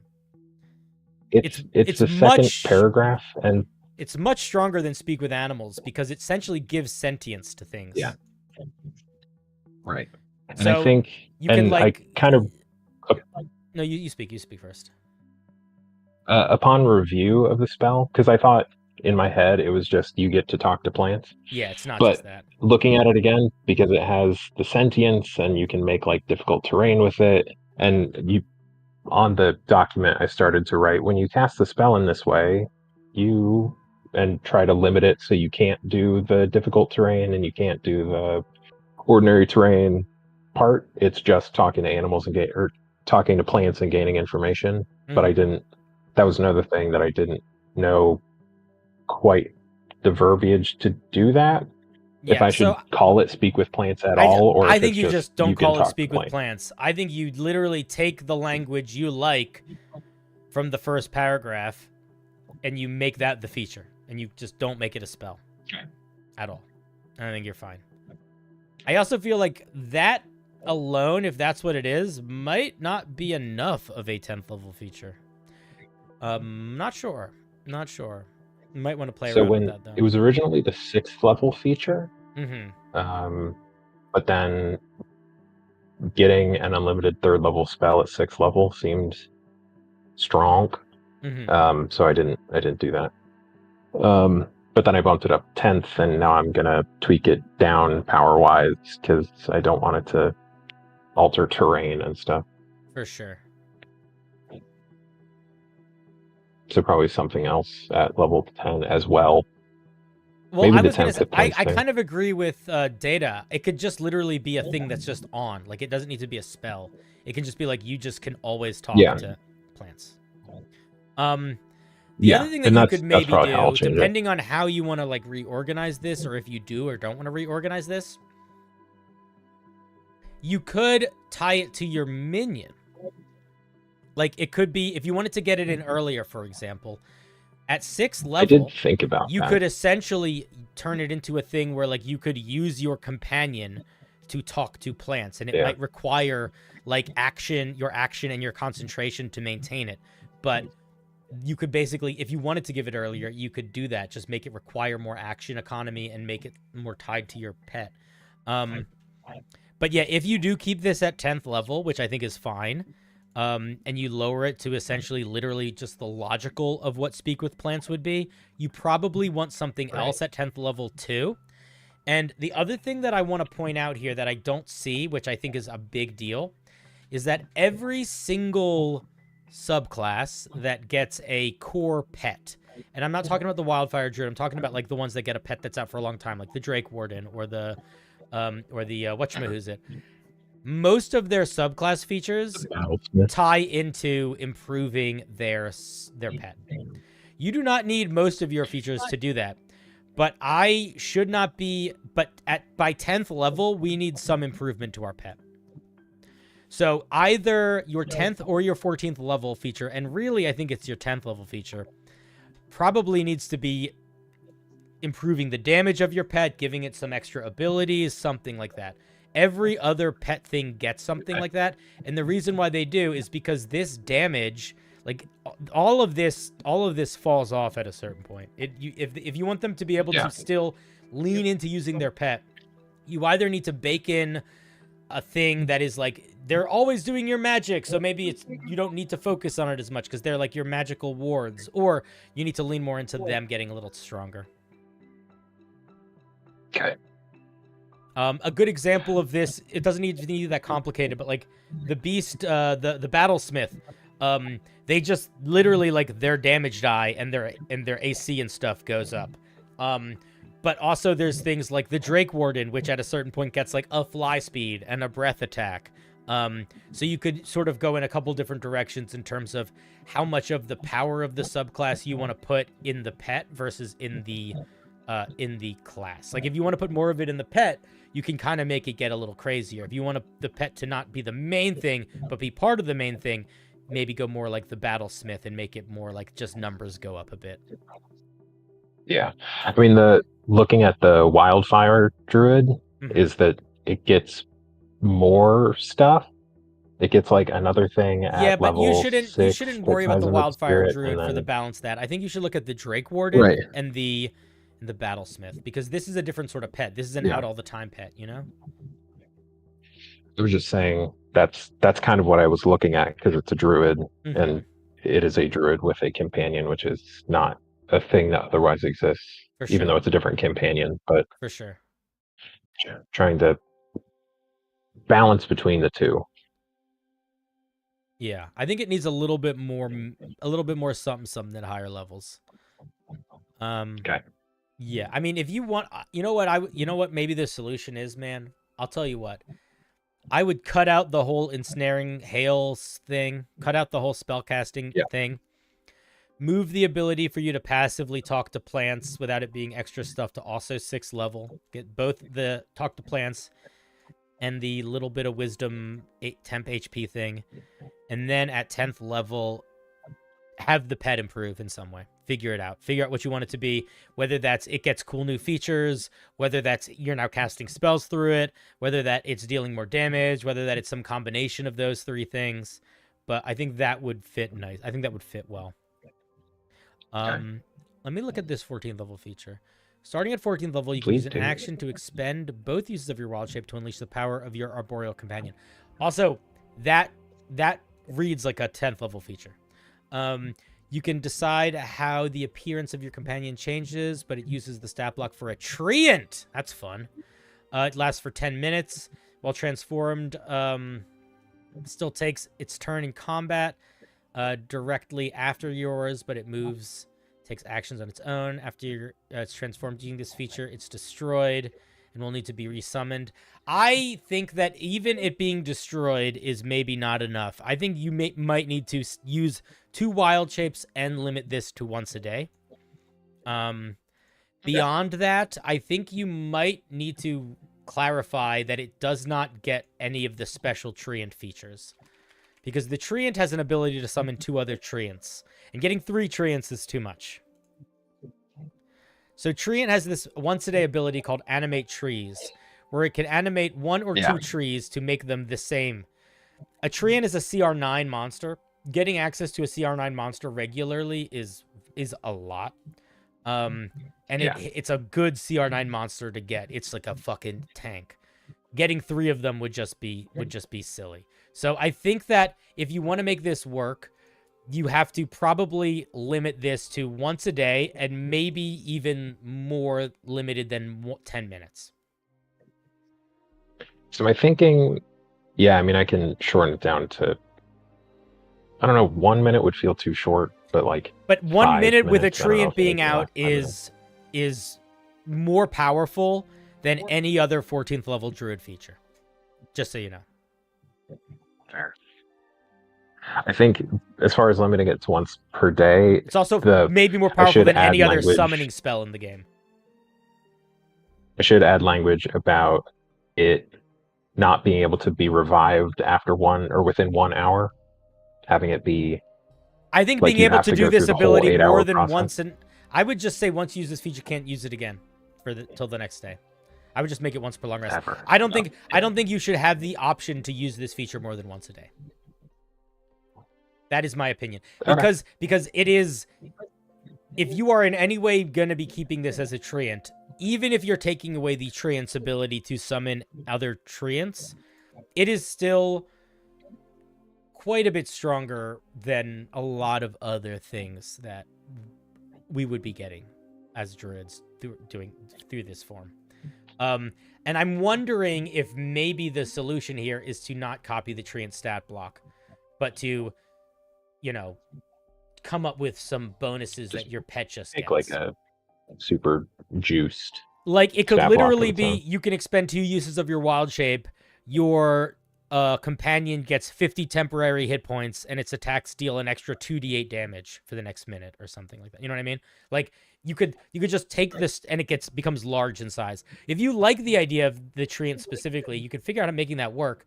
But I think it would be easier if it was just like essentially a super upgrade to your minion, and you just list the things that it gets. The treant was mostly out of convenience because I didn't want to. Because I mean, big tree monster already exists. And yeah, for sure. Why? Who am I to question the great hallowed halls of Wizards of the Coast to make a different big tree monster? I'm kidding. But yeah.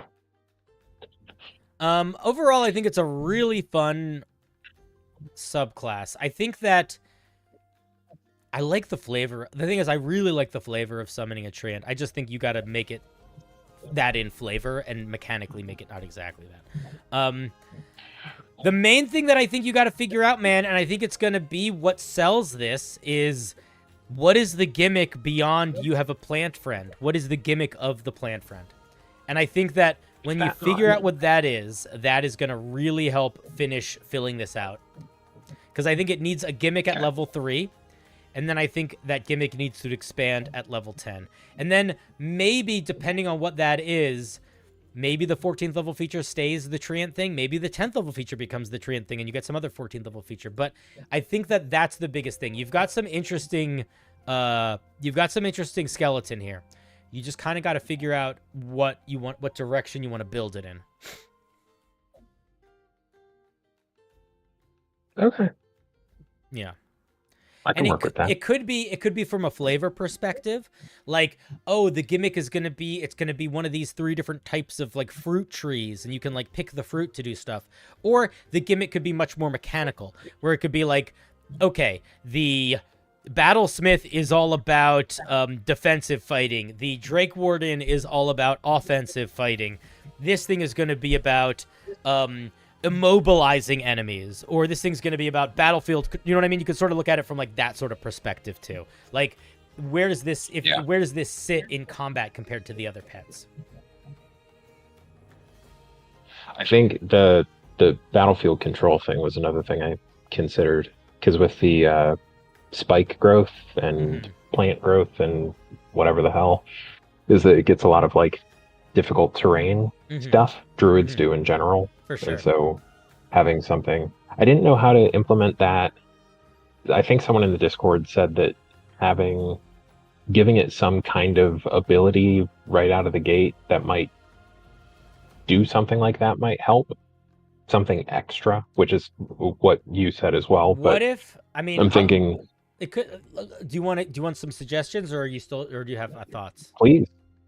No, I mean, I have some ideas. Do you want to go in the direction of like, of. if you want to go in the direction of slowing creatures down or debilitating creatures, you could do something like the ground within 5 feet of it counts as difficult terrain, and then maybe later on the ground within 15 feet of it. So like it just standing next to a creature makes them slow down a little bit as it sort of like churns up the ground as it runs around. You could do something where, you know, like if you could also do something where it could potentially, you could do some grappling stuff if you wanted to. You got to play around with that a little bit. But I would lean into like maybe it radiates difficult terrain, or maybe if it doesn't use any movement on its turn, it could grapple a creature when it attacks them, or I don't know. There's stuff you could do with that, but that's sort of where my head goes. My first thought was like little aura of difficult terrain. I think would make sense for a plant monster. My biggest concern going into it was that druids are already kind of a lot because they have full spell casting and they can wild shape, and so giving them a companion, I didn't want to make it too strong. Yeah. And so I was worried that giving it too much stuff, especially right out of the gate, would just make it too much. I think that's a very fair worry. The thing that you can always do, if that is still a concern, is you can make these numbers appear less. So you can give it 2 plus your wisdom modifier plus 4 times your druid level. You could remove resistance to bludgeoning piercing damage. You could remove the condition immune. Like there's things you could do up here. If you're interested in making this thing be able to do more stuff and not just sort of be a blank, not blank, but not be a like sort of basic fighting monster stat block, that I would tweak it in those regards. But maybe that's what you like about it. Maybe you want it to be, maybe the idea is I just want it to be a little tank, and it's really resistant to stuff. That could work. It's just not gonna be that uniquely different from like the Battlesmith, which is kind of what that monster is. Yeah, I mean the stat block is pulled very largely from the Steel Defender. So yeah, so that could be something to think about too.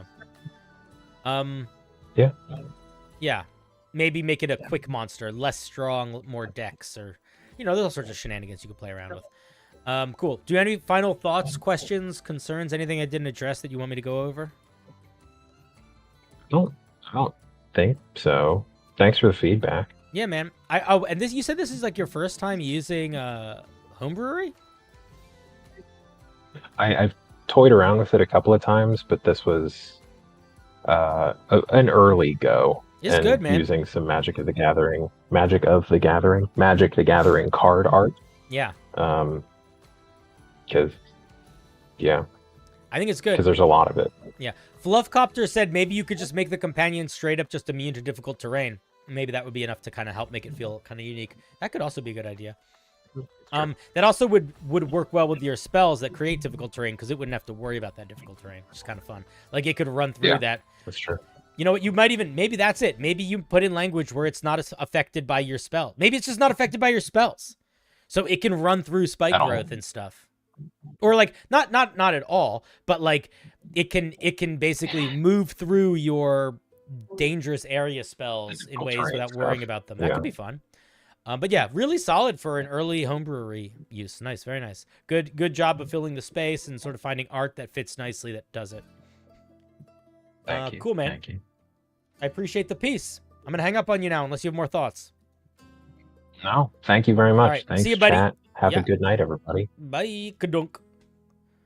All right, let us give a round of applause. Thank you for sharing your piece. Our dear Tuna Melt.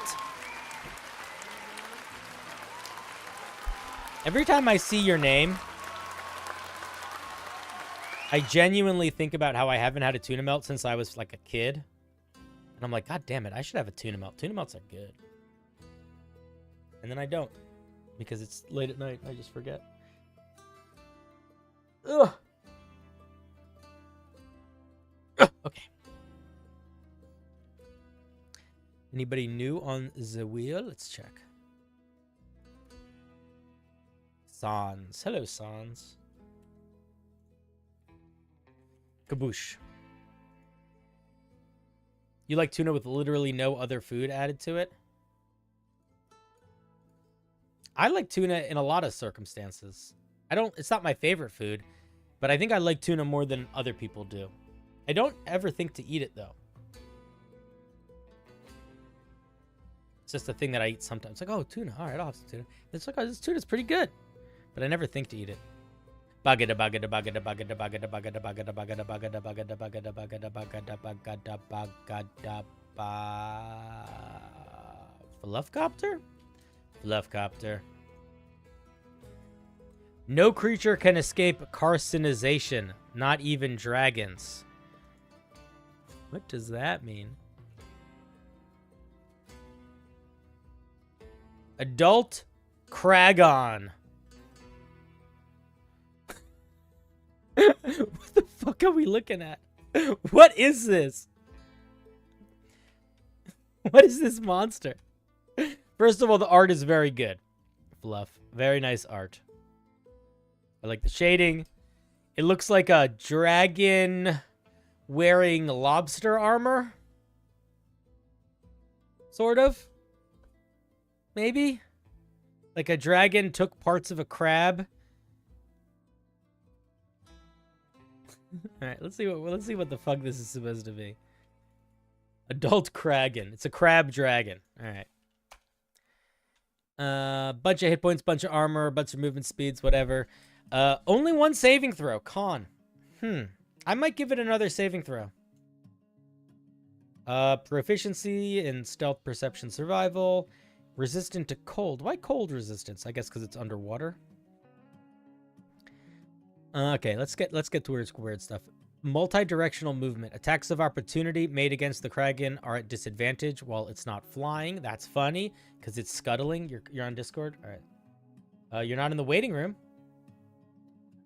So if you're not in the waiting room, I'm not gonna be able to talk to you. So you might be on Discord, but you're not in the right spot. So go into the right spot and then I'll talk to you. What's up, Brandon? How's it going, buddy? We're looking at a Kragan. Crab Dragon. Classic. Did you go to the right spot yet? No. Fluffcopter. Do you know where... Did you forget where the waiting room is? Alright, whatever. I won't worry about it. He'll figure it out. Or you won't. It doesn't matter. Okay, I think multi-directional movement sounds fun. Little scuttler. Love it. The Kragan can shed its exoskeleton over an 8-hour rest. Upon completing this process, the Kragan regains all its lost hit points, clears all conditions, and regrows lost limbs. It cannot shed again for the next week, and its AC is lowered by 7. It regains 1 AC every 24 hours as it grows a new exoskeleton. This is an interesting mechanic. I think that this is the sort of mechanic that, like, if I was going to include this mechanic in my game, in my monster, in my description, which I acknowledge we're not getting here, but in my description, I probably would sort of point to this as sort of like a thing where, I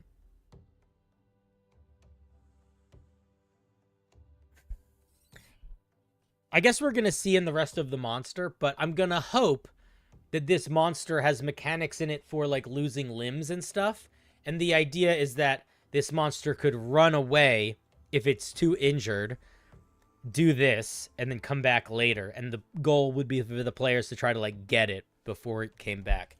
But you make a specific reference of, like, lost limbs and stuff, and the only reason why I think that this doesn't work if you don't have extra mechanics for breaking limbs and stuff like that is all of this happens to anything that takes a long rest. What you're just describing is this is just a worse version of a long rest for most monsters. So that might be something to think about here. If you want this feature to actually be a feature, you kind of have to build it in such a way that the monster mechanics require this to be used in some way that's sort of unique, because otherwise this is literally just a long rest. It has frightful presence. Okay, look, if you think it's funny to give them dragon stuff, I think that's fine. But I think it's boring. I'd give them some more unique stuff. It has a bite attack. It has a grappling claw. It has a tail attack. It has frightful presence. And it has a breath attack. Does this do anything unique? Bludgeoning damage and knocks people back. Knocking back is fun. What's up, Pokey? How's it going, buddy? Hey, Fluff, you figured out what room to go to. How's it going, buddy? Hello? Yeah, okay. How's it going? Good? All right. I couldn't hear you for a second there. So we're looking at your Kragan. I have two. Okay, so broad feedback, it works. Nuanced feedback. If you want Shed Skeleton to matter, you need to build in a mechanic for this thing to like lose limbs or something. Otherwise, this is just a worse version of a long rest. Yeah, that's fair. So you want to get those mechanics in there. The other thing is I would push you to make this thing a little bit, have some more unique stuff going on. Because right now, it doesn't really. Like right now, outside of the name and the grappling, it's just the dragon. Like if I described this as an ocean dragon, my players would not ever question whether or not there was a crab element. I didn't want to make it like, like one of the traditional dragons, because dragons have like a lot of like things they have in common. So I want to like add that. But like yeah, I do like, I agree that like I need more crabs. Yeah. So you want to think about how you want to deal with that. And I mean, there's a bunch of different ways. Like what I think the question to ask is like what aspects of the crab do you think should be a part of this? Like what sort of ways should a crab dragon exist that a normal dragon wouldn't exist like? And I'm not exactly sure what the answers to those questions are, but I think that's the thing to think about. I don't think it needs to. I think maybe part of it is right now it does everything a dragon does. Maybe it shouldn't do everything a dragon does. Maybe it should get some things a dragon does, but some things that are just new. Because right now, because it has essentially every dragon's legendary actions, it has a breath attack, it has a bite attack, it has frightful presence. It's basically a tail attack. Like it's just a dragon. It's just a dragon plus the ability to grapple and shed exoskeleton. So I think keep the shed exoskeleton, keep the grapple. I would cut out frightful presence. I'd probably cut out the tail stuff, probably cut out the wing stuff, and I would try to find stuff to make it a little bit more crabby. Yeah. If that's what you want. If you want it to be more dragony, I mean, it works. It's very much a dragon right now. Yeah, but like I do want it to be like, like a bit like more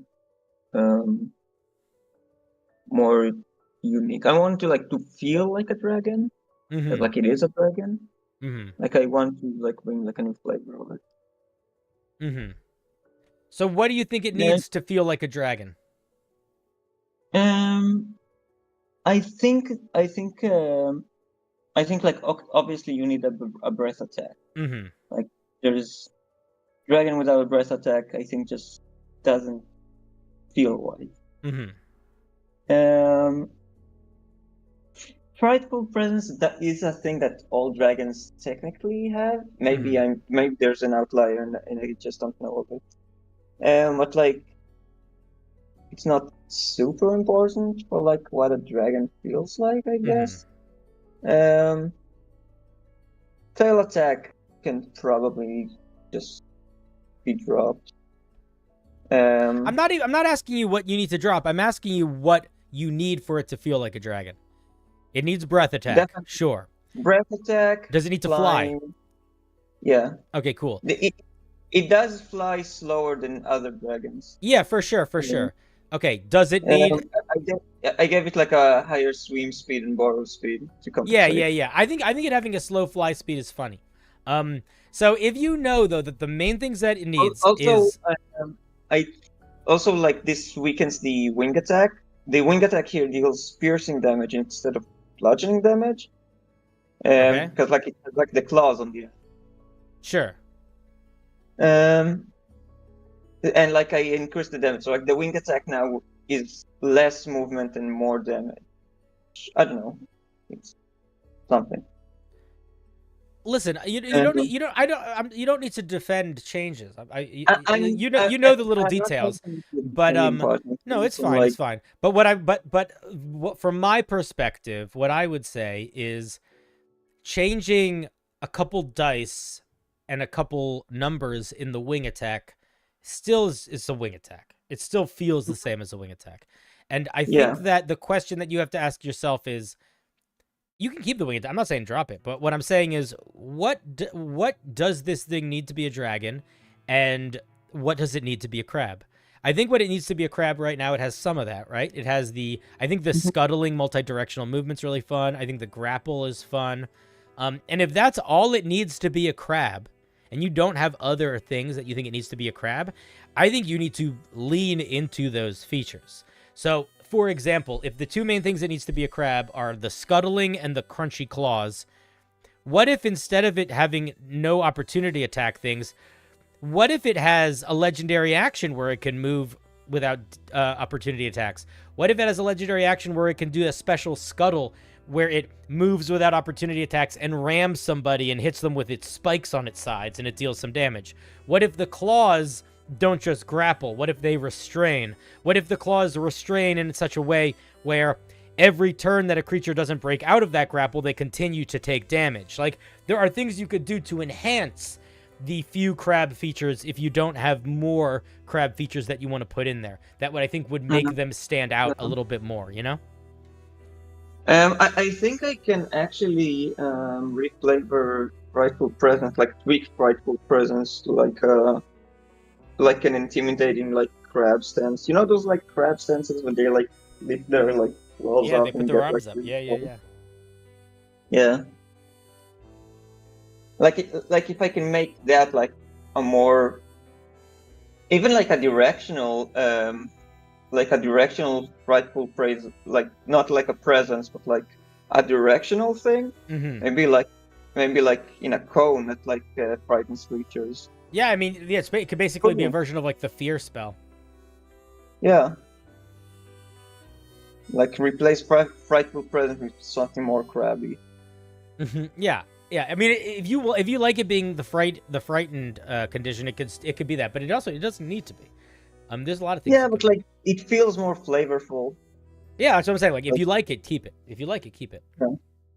Yeah. Cool, man. I don't really have more thoughts. I think that lean into the crab is what I would say, and I would say if you can get rid of some of the dragon, get rid of some of the dragon. But if you feel like you need all the dragon, I think you could squeeze some crab in there without getting rid of much dragon. Does the health seem okay? Because I noticed this with my the health seems fine. It's got damage resistances. It's got almost 200 hit points, 20 AC. A monster, he doesn't have enough health. I don't like. I think it's fine. Maybe you got too many magic weapons swinging around. I don't know. I thought it looks fine to me. Dragons are not known for having giant health pools. I mean, they have good health pools, but that's not ever their main thing. Unless you're like talking about like a turtle dragon. They're more lean big monsters. So I think it's fine. Yeah, it looks fine to me. Looks fine to me. Cool. Yeah. All right, buddy. I don't have more thoughts. Any more questions? No. All right, cool. I like the idea. I like the vibe. I love the art. Lean into the crab. Or you made this crazy tail. Make his tail more crazy. Make it a spike. I don't know. Do whatever you want. But I like it. Fun vibe so far. Yeah. If I was going to use it in my game right now, I would change it in the tiniest of ways. I would make its claws deal damage every turn, and I would let it charge people with its scuttle, just because I think that would be fun. But other than that, I think it's pretty solid.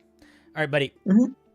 Last thing. If you like the shed skeleton thing, give it some mechanic where if it takes a certain amount of damage, or if creatures target specific limbs, they can break them off.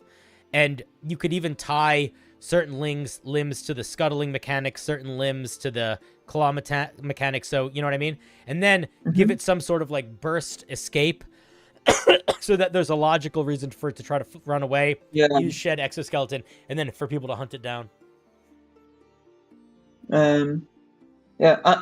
Like mostly like brainstorming, like an idea that like if you drop it to like, I don't know if like 0 health or like a low health, it can like choose to like remove a limb, and like instead of taking that damage or something like that. That could be fun. That could be very fun. Yeah. Because like it's like when I wrote that, like when my thought process when writing that was like, that's actually gonna be like a really cool like story thing. Mm-hmm. Like, oh, it totally really cool story thing. I want us to be able to use it more. You chop off a leg of like a dragon. Yeah. And you like find it like, I don't know, like 5 days later, and it has that leg back, but you can see that like his armor is like not all the way grown back. Yeah. Yeah. It's really cool. You know what you could do? You could even switch out its legendary resistances for that. What if instead of it just getting legendary resistances, it can like tear a limb off to automatically succeed? Yeah. And you could even say it can do it, I don't know, 4 times. And if it does it with 2 claws, it loses its claws. If it does it with 2 wings, it loses its flight. Or I don't know. There's all sorts of weird stuff you could play around with. Yeah. That might be a fun way to tie it into legendary resistance. Oh, the claws are the wings. So then maybe they do the claws and then the tail, the scuttling legs or whatever. Yeah, that's actually really interesting. Okay, that's actually giving me, because like I wanted this to be like, like this is like an adult one, and I like ideally I want to have like 4 stat blocks for like Wormling, young, adults, ancient. Yeah. Then like it gets like better and more like crazy, like the higher ranking it gets. For sure. Because like ancient ones are like crazy as is. And do you think it's like, it's not too jank that like if the forced movement from the breath attack makes you hit a wall, you take maximum damage? Where does it say that? At the end. Oh. I like that, but I also could see that making people upset. But I like it personally. You know what I might do if I were you? The damage is basically halved from I think it was other dragons. Yeah, I think it's fine. I think it's fine. I think it's fine. This is a breath attack. I don't know, man. I think it's fine. I'm looking at it now. It's 48 damage. It's a CR 14 monster. I think that's fine. I think it's totally fine. Yeah, okay. If you were worried about it being too jank, and you were like, this might be too much damage, what you could do is you could say if they fail the saving throw by 5 or more or something, or if they fail the saving throw by too much, then they take that maximum damage. You could do something like that. I had that exact thing, and that was like way too complicated. Like originally, originally you were pushed back for like I think it was like 5 feet for each number. For each number, your save was lower than the DC. Yeah, it's a little complicated. Yeah, and I was like, okay, that's I agree with the criticism that that's too much math. Let's just make it like a normal save. But like if you hit a wall, it's my maximum thing. I think it works like this. I think if you wanted to do something like that, you could. And if you were gonna do that, if you fail by too much, I would copy like the ghost, where it's like if you fail by 5 or more, something happens. So you're not really doing math. It's like either on or off. I'll tell you what. This is what I think. If you do want to keep that, this is my suggestion. This is maybe this is too powerful, and if this is too powerful, you save it for the ancient one. Okay. Here's what you do. Keep this basically as... There is an ancient one that I can just like buff and nerf this based on stat blocks. Yeah, so keep this feature, keep the breath attack basically as is. Make it where if they fail the saving throw by too much, they are pushed further, and it does more damage. So what I would do, that's what I would do. So I would say this is what happens. They get pushed back 30 feet, 15 feet if they succeed. If they fail by too much, they get pushed maybe 45 feet, maybe 60 feet. And instead of taking 48 damage maximum, they take 60 damage or something. Just like add 12 to it. The 48 is straight up just like the maximum damage you can roll on. So it would just be adding like another little bit of die or whatever. But those are my thoughts. I think it's cool, man. I think it's cool. I think one of the things that's fun about dragons is there is that game that you sort of have to play, which is like, how much do I want this to be a dragon versus how much do I want this to be different than a dragon? And there isn't really a right answer there, you know? Like, it would be totally reasonable for you to be like, I just want it to be a dragon, but it has crab claws. Like, that's fine. That's a cool monster too. So it's one of those questions that you always sort of, it's a hard question because there's not a right or a wrong answer. It's just sort of like, you have to try to concretely understand the goal and then work towards that. And then oftentimes, even if you do that, you end up at the far end of it realizing that, oh, the goal is now completely different. And I thought I wanted to be this thing, but now I want it to be this other thing. That happens a lot of the time too. Yeah.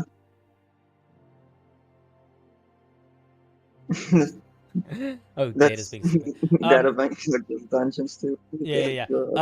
Cool. All right, buddy. If you ever have any more questions, I'm gonna hang up on you. But fun monster, really good art, dude. I know you said you did this really quick, but it's good. Good shading. Good. It's got like highlights and shit. It's nice. All right, buddy. Okay. Have a good one. Be good to yourself.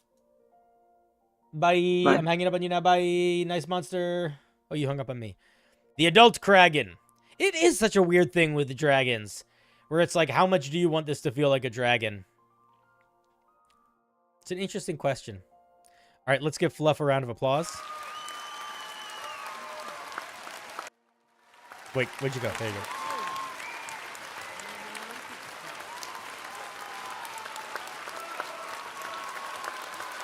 Brandon says, I would give it a berry attack that would allow it to pull grappled creatures up to their shoulders and bury them in the ground. That is kind of a fun idea. It could like restrain creatures in a way where it doesn't have to hold them. It just can wander around and they're just stuck.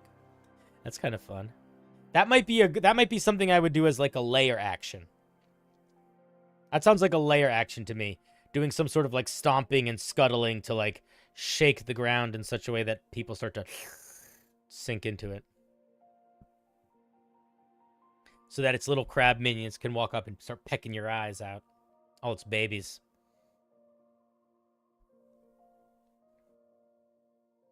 That would be a fucked up... Think about that. You go into the Kragen's lair, okay? It has a layer action where you get sunken into the ground up to your neck. It's not that bad. And then all of its babies, all of those baby Kragens start to scuttle closer. Start picking at your face. That's like horror movie stuff. I like that. That's good. Do that. That's layer action that up.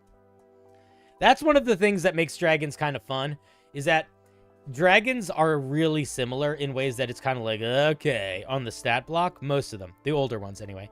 But almost all of them, they are unique in their layer actions and their regional effects.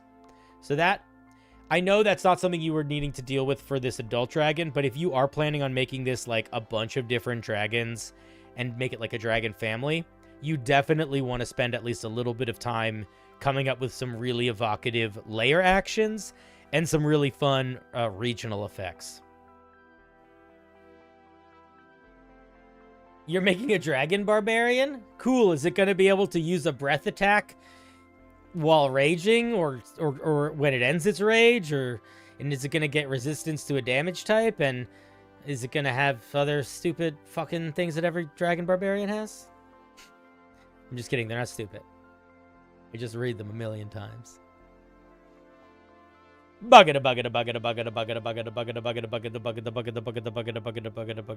a beast barbarian? Yeah, fair, legit. You know what's a great way to be a dragon barbarian? You go Fire Genasi Beast Barbarian. Fire Genasi Beast Barbarian, and you are, congratulations, you are a red dragon barbarian. All right, we got Sans. What you got for us today? Funny / haha. This was made for your silly stream yesterday. Oh, I love it.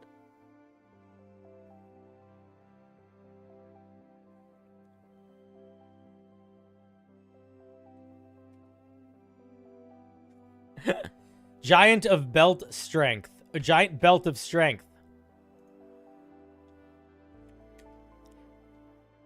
All right, I'm not going to give you too much of a hard time about this, but I am going to give you a little bit of a hard time about this.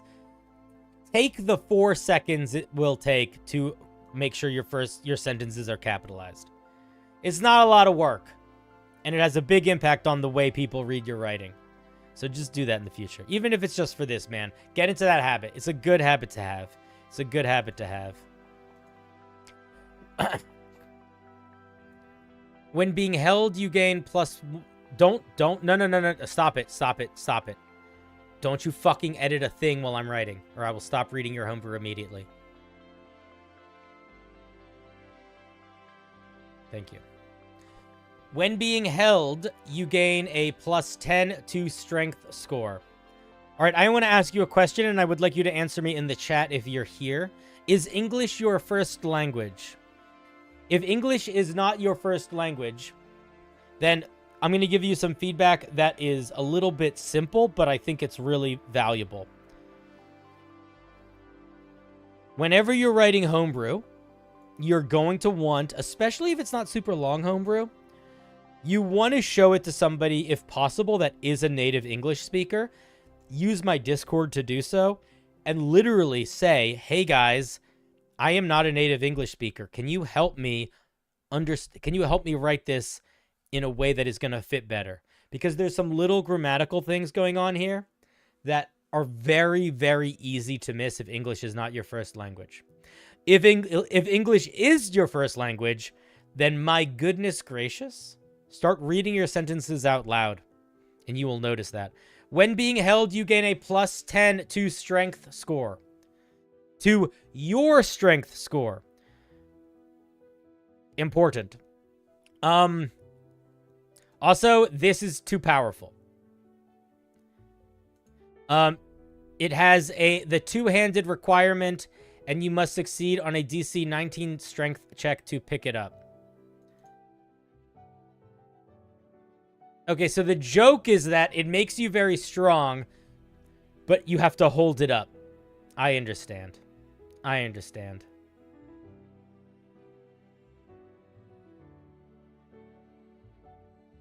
Also, when being held means the belt gains that strength. Yeah, the sentence structure here is just kind of fucked. Okay, so we understand what this item is trying to do, though, right? So here's what I would say. This is the way I would write this. In order, this literally, I would write this almost word for word like this. In order to wear this belt, you must succeed on a DC 19 strength check to hold it up. And it requires you using both hands to keep holding it while you're using it, or something like that. And then afterwards, the second sentence will be, while you are holding this belt, you get a plus 10 to your strength score. And I probably wouldn't even do that. I would probably say you get plus 5 to your strength checks and saving throws.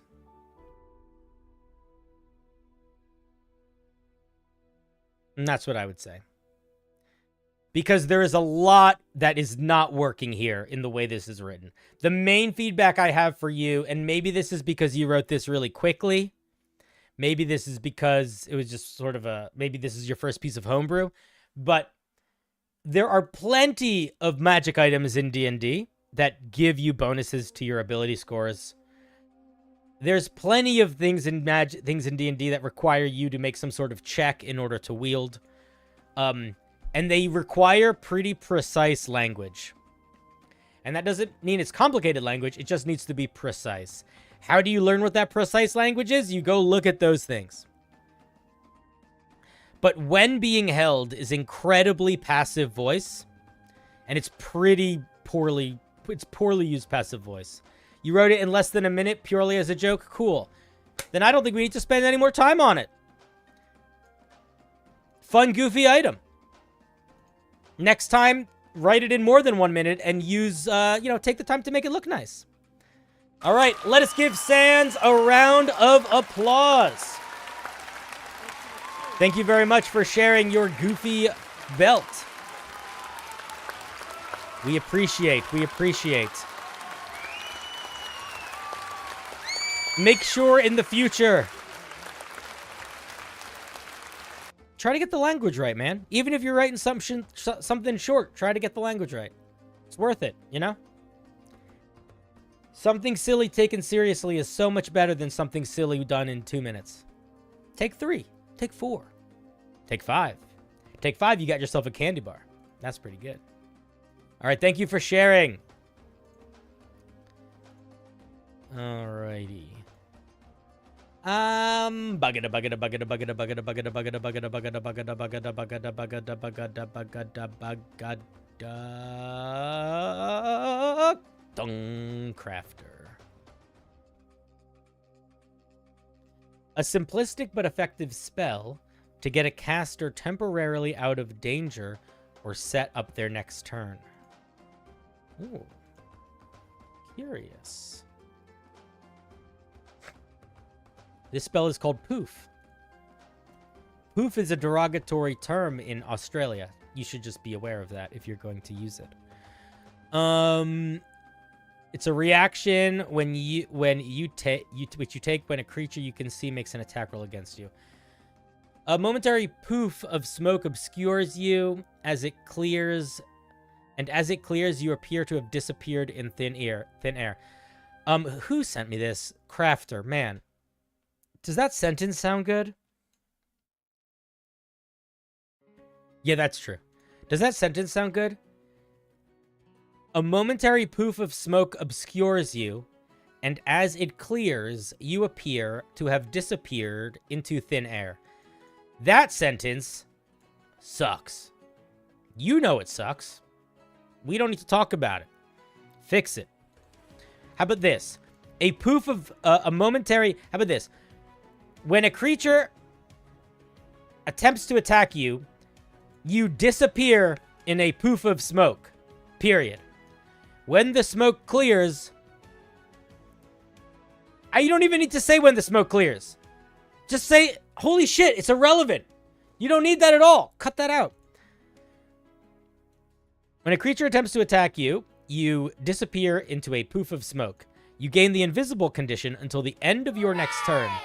When you cast a spell or make an attack roll, you can immediately move up to half your movement speed without provoking opportunity attacks. This is really similar to something that already exists. Right? Isn't that the Furbolg thing? Am I imagining that?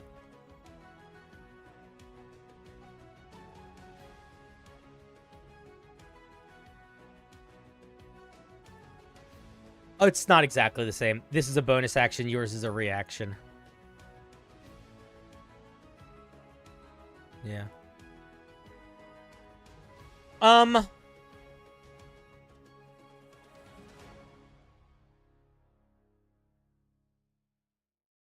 I don't know if you should stay invisible until your next turn. I also think that I don't know if I agree with the order of the information we're given here. I almost want to know that we move sooner. Yeah, you get 30 feet of movement, or you get half your movement speed. So I think it has to be a second level spell. Oh, fade away? You think it's the gnome feat? Let's just check.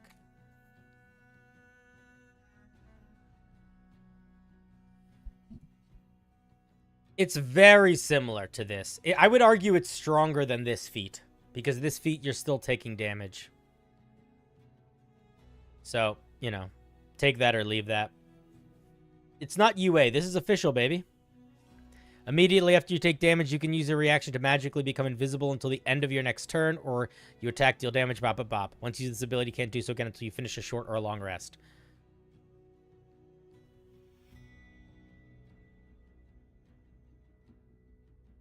Don't you take the damage either way? No, this makes you avoid the attack entirely. When a creature makes an attack roll against you, this is not hitting you with an attack. So you are becoming invisible, automatically making an attack miss you, and moving up to half your movement speed without provoking opportunity attacks. If the attack is supposed to still hit, you need to put that language here, or you just copy the fade away feat, in which case you're just copying the fade away feat while you're doing that.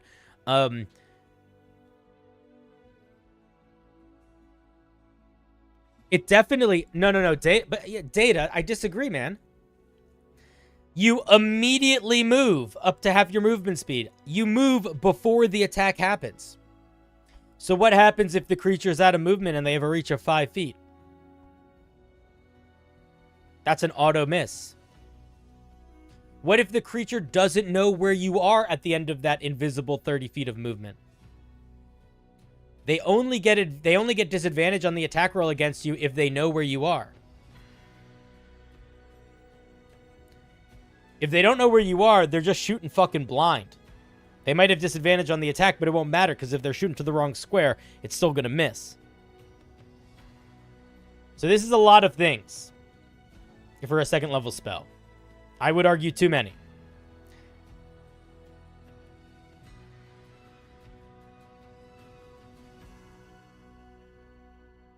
It's not melee only in the way that it's written, but again, I don't think that matters, man. I think if you make an attack roll against a creature, and then it becomes invisible and moves 30 feet before that attack lands, you still attacked the first spot that creature was. Honestly, better than 10th level illusion and enchantment. Yeah, man, I agree. It's too strong. That's why I was like, why is Data saying it can be a first level spell? So it's a lot too much right now. It's a lot too much. I think you need to decide which things specifically you want this to do. Is this intended to avoid damage? Is this intended to just relocate you in a confusing way? That'll have a big important thing. Yeah, attacks automatically miss invisible creatures if you don't know their location. Yeah. So, right now this is an auto miss. It's making you invisible, and it's giving you movement without opportunity attacks. Also, it is just straight up stronger than the entirety of the fadeaway feat, other than the ability score increase. So to be able to do something that is just better than the entirety of the fadeaway feat, that normally you can only do once per short rest, now you could just do as a second level spell, is a lot.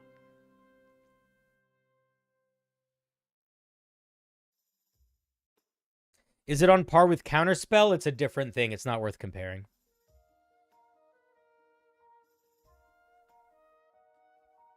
I don't think it's in the same wheelhouse.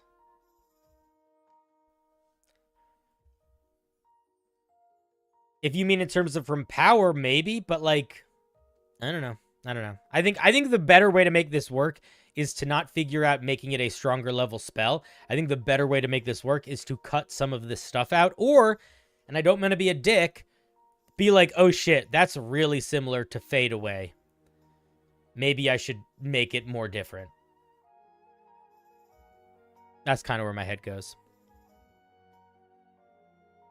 At the end of the day, if you make something that is a spell or a class feature, something that players get access to without basically needing a dungeon master to give it to them, you really want to make sure it's not stronger too much than any of those other options. Because as soon as one option is stronger than the others, it creates a situation where not picking it makes you, like, disadvantaged. Which takes the customization and the options in a game like D&D and makes them irrelevant.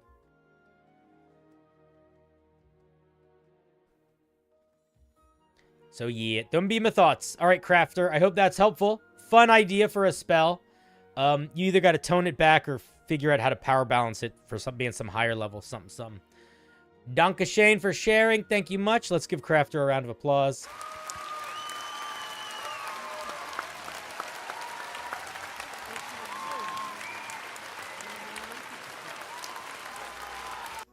Do you think it's fine to get a second level spell that makes an attack auto miss?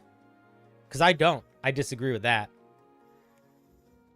How about for wizards when they get to high enough levels where they can have a first and a second and a third level spell forever? Also, how about this? You have the shield spell. The shield spell is a balanced version of that. Making a reaction spell to make something auto miss is too strong, I think. I think it's too strong for low-level spells, and I think it's too boring for high-level spells. That's how I feel about it. Since it's in a perfect space where I would argue it just shouldn't be a spell. I don't think you should make a spell that reaction auto misses. All right, thank you for sharing, Crafter.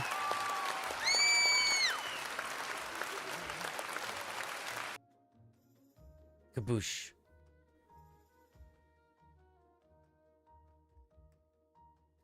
Bugga bugga bugga bugga bugga bugga bugga bugga bugga bugga bugga bugga bugga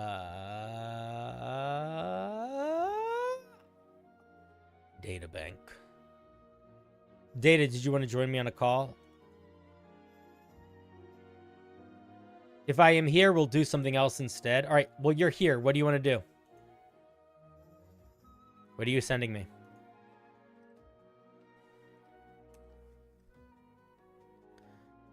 We're not looking at the juggler. What are we looking at?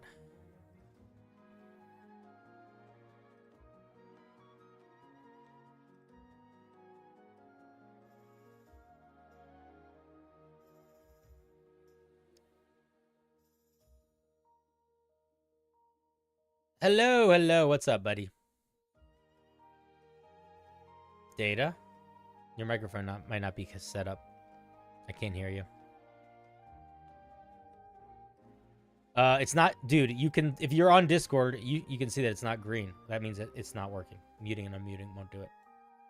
Hello, let's see if it worked this time. Hello?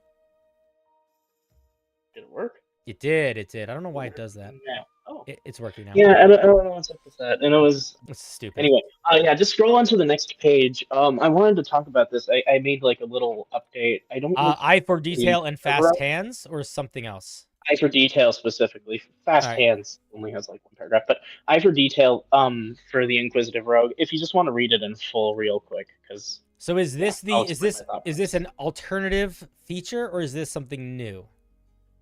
It's more of an updated feature. Okay. And then everything else works the same. What did it used to do? The first paragraph only, or less than the first paragraph. Okay. You can use a bonus action to make a wisdom perception check to spot a hidden creature or object, or to make an intelligence investigation check to discern that a creature or object is disguised, or uncover or decipher clues. If an illusion would require an action to take an intelligence check, this counts as a... Okay, so you can use this bonus action against illusions. Creatures whose illusions you have detected / seen through are considered deciphered from insightful fighting for the first fighting for the minute.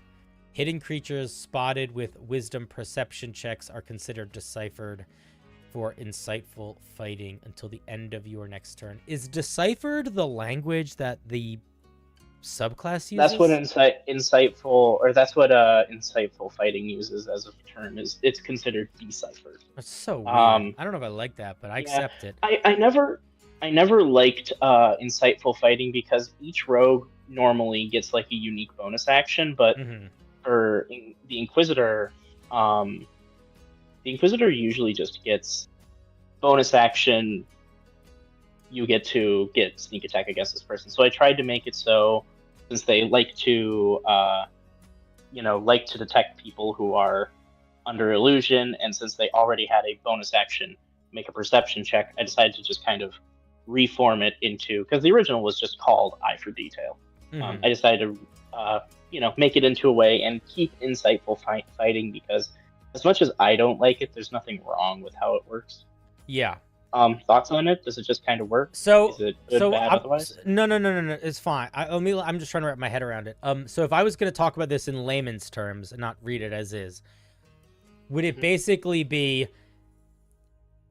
you can make a investigation check to determine what an illusion is as a bonus action instead of an action? If you make a investigation check to detect a creature, or a perception check to detect a creature, and you succeed, you get your insightful fighting on them. Yes? Yes? No? Hello? Hello? Yes? Yes? Is that correct, what I just said? Yeah, no, that's completely correct. Okay, mechanically, I think that's totally fine. I like it. I think that I like the idea of... I'll tell you what, the getting your insightful fighting, I feel neither way about. I think it's whatever. If you think it ties it in nicely, I say go for it. I think that the thing that I really like is being very clear about being able to use that bonus action, Eye for Detail, to break through illusion stuff. I really like that.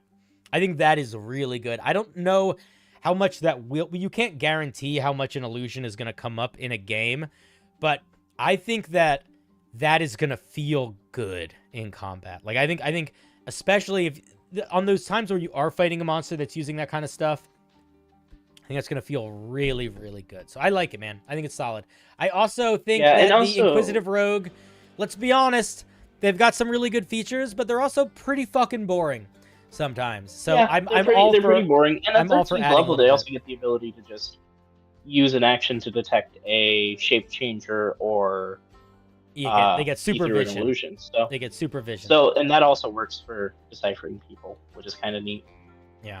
Illusions you have detected or seen through. Yeah, man. If you want really fast hands at 5th level, I mean, you don't have to, but no, I'll take a look, dude. That was short as hell. I'll take a look. You can use a bonus action granted by... What am I stepping? You can use a bonus action granted by your cunning action to make a dex sleight of hand check using your sleeve shells to...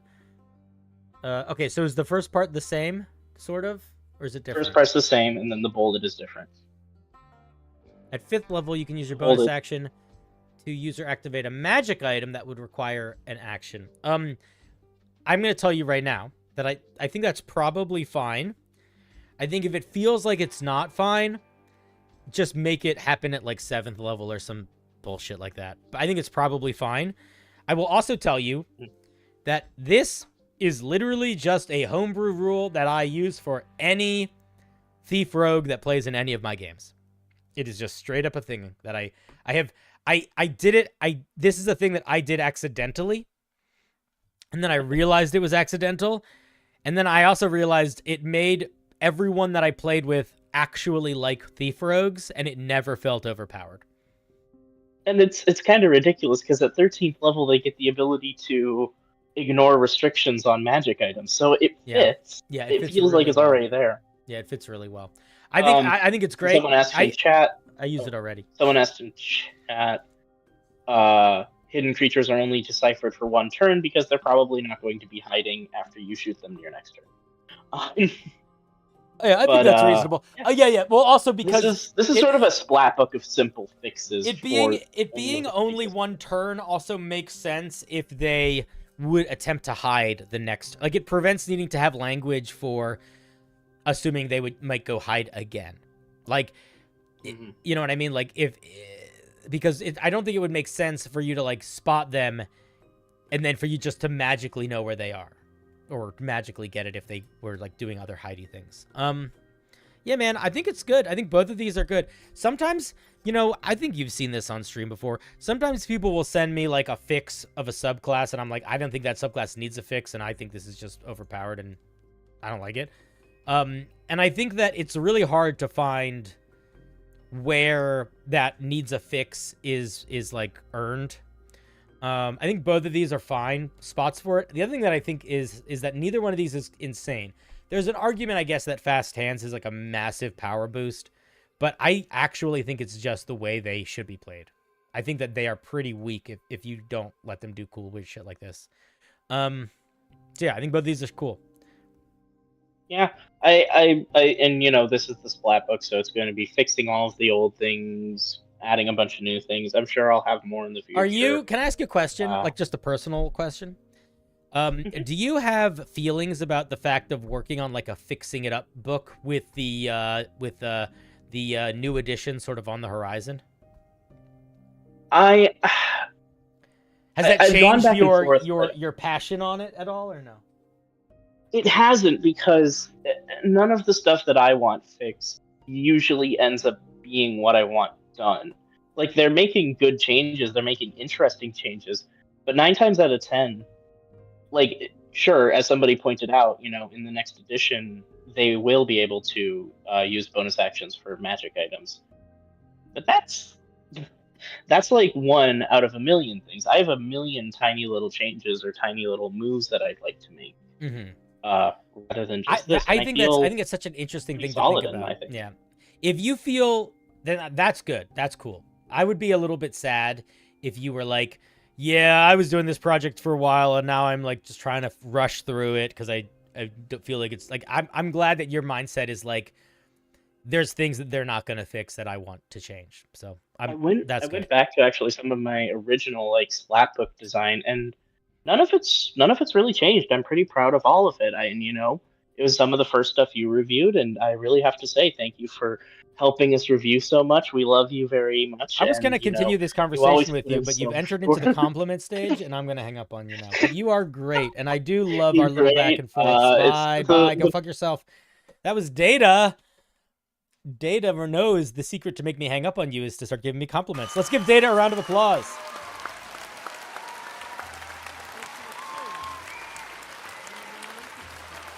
Very nice, very nice. One of the things that I think is true of all D&D homebrew is that there are certain types of homebrew that are easier to get very good in a way that is long-lasting than others. And I think some of that has to do with the scale of the brew, but also I think a lot of that has to do with the intention of the brew. So, like, for example, it's just easier to make a simple magic item than it is to make a subclass. It's easier to make a subclass than it is to make a class. Like, sure. But for something like this, it is sometimes easier to make a mechanic that is intended to fix something that you think is lacking than it is to make something completely new. And it doesn't actually surprise me, Data, that those early pieces you look back on and you're like, I still think these feel good. Because that wasn't you trying to build something from scratch. That was you trying to, like reconstruct something. And when you're trying to reconstruct something, it's actually a very, very good exercise because you are working in the space of mechanics that already exist. So you're sort of learning as you go, but you are also trying to analyze what is it about these mechanics that isn't working, and how do I shift that in a way that doesn't disrupt the game? And that sounds like it's a complicated puzzle, but it's actually not that complicated. It's just trial and error and like looking at stuff, but it's a really good exercise for writing in general, but also it's a good exercise for you getting in the right headspace of who the fuck cares what the officials said. I want to make it something different. And I know that I use the official material a lot of the time as examples of something being too strong or not strong enough, but at the end of the day, man, if you watch my stream for a long period of time, there are things that I say are too strong that probably aren't, and there's things that I say that are not strong enough that probably are, and a lot of that has to do with presentation and also like just the way they sit in that space. And I think that when you sit in the headspace of trying to analyze why something isn't working and sort of rebuild it, that gives you a lot of really good tools for understanding how to dance with features being maybe a little too strong, but still kind of work when you take a step back and look at the subclass. The Gloomstalker Ranger is a perfect example of this, by the way. Gloomstalker, if you look at their third level features, you're like, oh, this is broken. This just doesn't, it's too strong. But everything they get after that is okay. And that's kind of why it works. It's not so too strong that it breaks the game, and the rest of the subclass acknowledges the power that you're getting at third level. And it's sort of subtle, but when you start to think about the game in that sort of way, it allows you to like push the boundaries of what's okay in ways that is okay, which is cool. In ways that are okay. God damn it.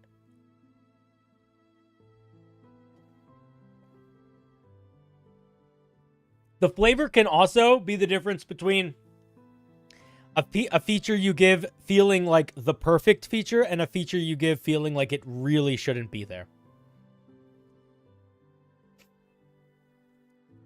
Rangers do get a lot of power from their subclasses. This is true. That's why Ranger subclasses are my favorite. Not my favorite, but they're one of my favorites to make. You can put so much power into a Ranger subclass and it doesn't even matter. Like with the Crocodile Dundee Ranger we looked at earlier today, My main feedback for the 14th, for the 10th, the 11th level and the 15th level feature was one of these needs to make me go wow more. Bugga da bugga da bugga da bop bop bop bugga da bugga da bugga da bop bop bop bugga da bugga da bugga da bop bop bop bop bop bop bop. Yaz. Sup, Cinder? Another vestige-like legendary item I'm creating for my players. This one is intended for a cleric. I wanted to use necrotic and radiant damage to represent Twilight. Cool. Showing two sides of it. Sure. Both are also just good cleric damage types.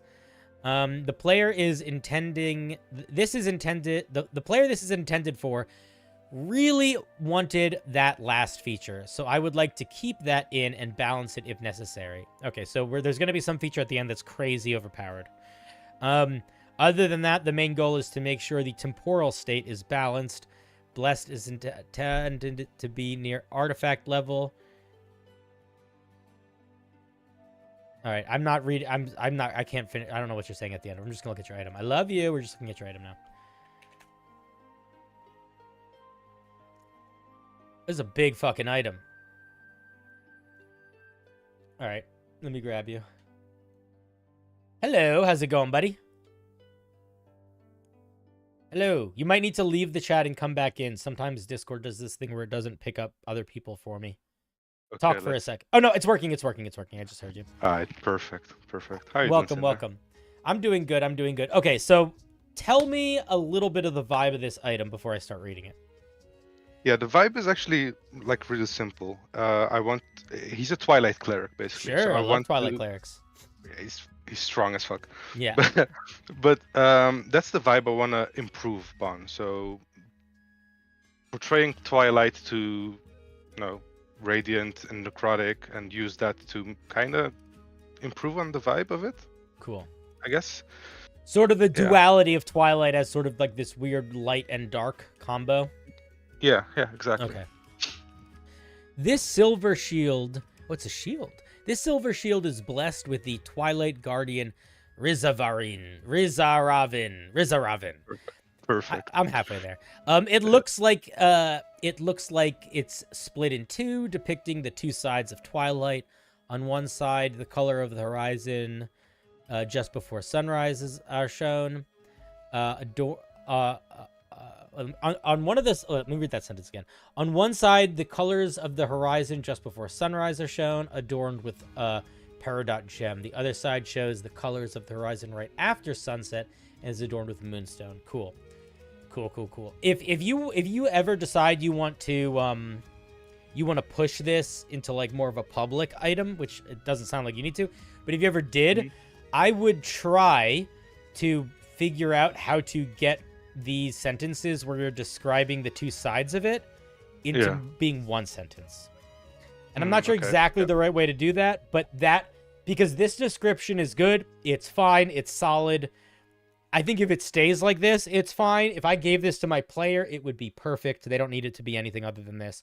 But if you are like, I want to be a fancy creative writer that people, they like the writing so much they forget that they're reading, then these two ideas should be meshed into one sentence. And I'm not sure. And again, don't rush yourself to do that. That's the kind of thing where it's like you put those two sentences in a Google document and you just kind of look at them and you don't look at them for a while. And then you look at them later and like see if something comes up. You don't beat yourself up over that.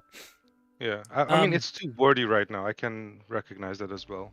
It's not even that wordy. It's just repetitive in its word. It's not, you know what it is? It feels wordy because you are expressing the idea a little bit more like the way you would conversationally. And when you speak conversationally, there's more space for extra words and there's more space for repetition of ideas because your tone adds more nuance. So even if you say kind of the same couple words in a couple sentences at the same time, it doesn't feel that same way because your tone changes them. And with your writing, you don't have the vocal and the physical to help that change. So it just pops out a little bit more. Let's look at temporal. While Rizaravin is in a temporal state, it has 4 charges and it regains 1d4 expended charges daily at dawn. While you are attuned to it, you gain the following benefits. I might, if I were you, not have it recharge. I understand that dawn is essentially sunrise. Yeah. But you might want to say sunrise. Only because it fits the flavor of it so much. Yeah, that's a good one. Yeah. Okay, while holding the shield, you have plus. Oh, so it's a +1 shield. Lovely. As an action, you can expend a charge to cast Wither and Bloom. Wither and Bloom. I forget. Remind me what that does. It does necrotic damage in a small AOE, and it heals one creature in that AOE. Cool. That makes sense. They use their hit dice. What level do you want this player to get this item? The first time they get it, it'll be around level 8 or 9. So they're gonna have the temporal version at level 8 or 9, and it will evolve into the blessed version. Okay. Yeah, but blessed will be later at like cool. 13, 14. Yeah, I'm assuming blessed is like now it's like the end game super item. Yeah. All right, let's look at. I want to look at the rest of it does. As a reaction, before a friendly creature you can see within 30 feet of you makes a melee weapon attack. I don't think you need the word roll here.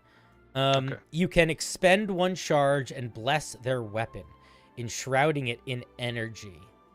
Oh, cool. So it's like a reaction buff. The attack deals an extra 2d6 radiant damage, and the target must make a DC 17 con saving throw. On a failed save, the target is blinded. Okay, creatures that don't or less sight is fine. Okay, cool. I like that. Reaction. As a reaction, when you or a friendly creature within 10 feet of you takes radiant or necrotic damage, you can expend a charge to grant the creature resistance. Okay, the resistance I feel whatever about. I think it's fine. I think this almost feels like a ribbon feature, even though it's good. That was the intention. I like this. Okay. Here's my thought. We'll talk about the blessed version in a second. Let's talk about this version first. Yeah. In this form, there is a vibe that I'm picking up from the flavor of a layer of duality. I'm also picking that up in the way you were describing it.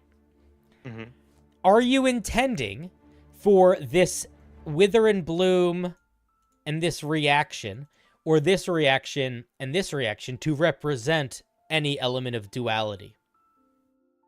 No, I don't want every separate feature to represent duality. That wasn't the intention, but I was like, okay, I want one feature that represents one and the other to represent the other. Okay, so Wither and Bloom is... one, I guess. Yes, yeah, but that's both. It's fine. So Wither and Bloom is sort of standing there to represent the darkness, and the reaction is there to represent sort of more the light. Okay. Yeah. Okay. I was messing around with darkness for a while, like the darkness spell, but I decided not to because fuck it. Darkness boring. is a pain. It's a pain. It's a pain too. Yeah. I think if you're going for a spell, I think Wither and Bloom is fine. I also think if you wanted to, it doesn't need to be a spell. It could be an alternative. I mean, I know you're not going for the duality, but if there's things you like in the darkness spell that this is not doing, and there's things you like that this is doing that are not in the darkness spell, you could make it just a cool thing that it does that is a magical effect that isn't a spell. That is the only thing I would say if you want to do that. There's no pressure, obviously, but like there's a handful of magic items in D&D that kind of work that way. Like the rod, the rod of leadership. I think it basically is not doing a spell. It's doing something that reads like a spell, but it's not a spell. It's just a very unique magic item feature. So there might, I think there's nothing wrong with giving magic items spells ever. Just make sure that Wither and Bloom is doing what you need it to do to represent that fiction.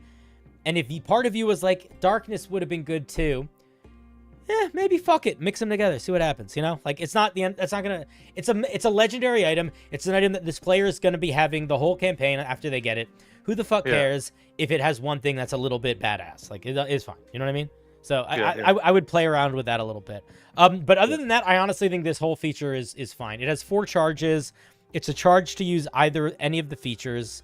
If anything, I think maybe it could. If anything, I think maybe it could use more charges. Maybe not more charges, but like, I have feelings about magic items that have very few charges, recharge the very few of them, and the things they do aren't insane. Like, I think that the only reason to do D4 charges and to have it recharge 1 D4 charges is if the things you're using the charges for are insane. They're not insane. They're pretty normal.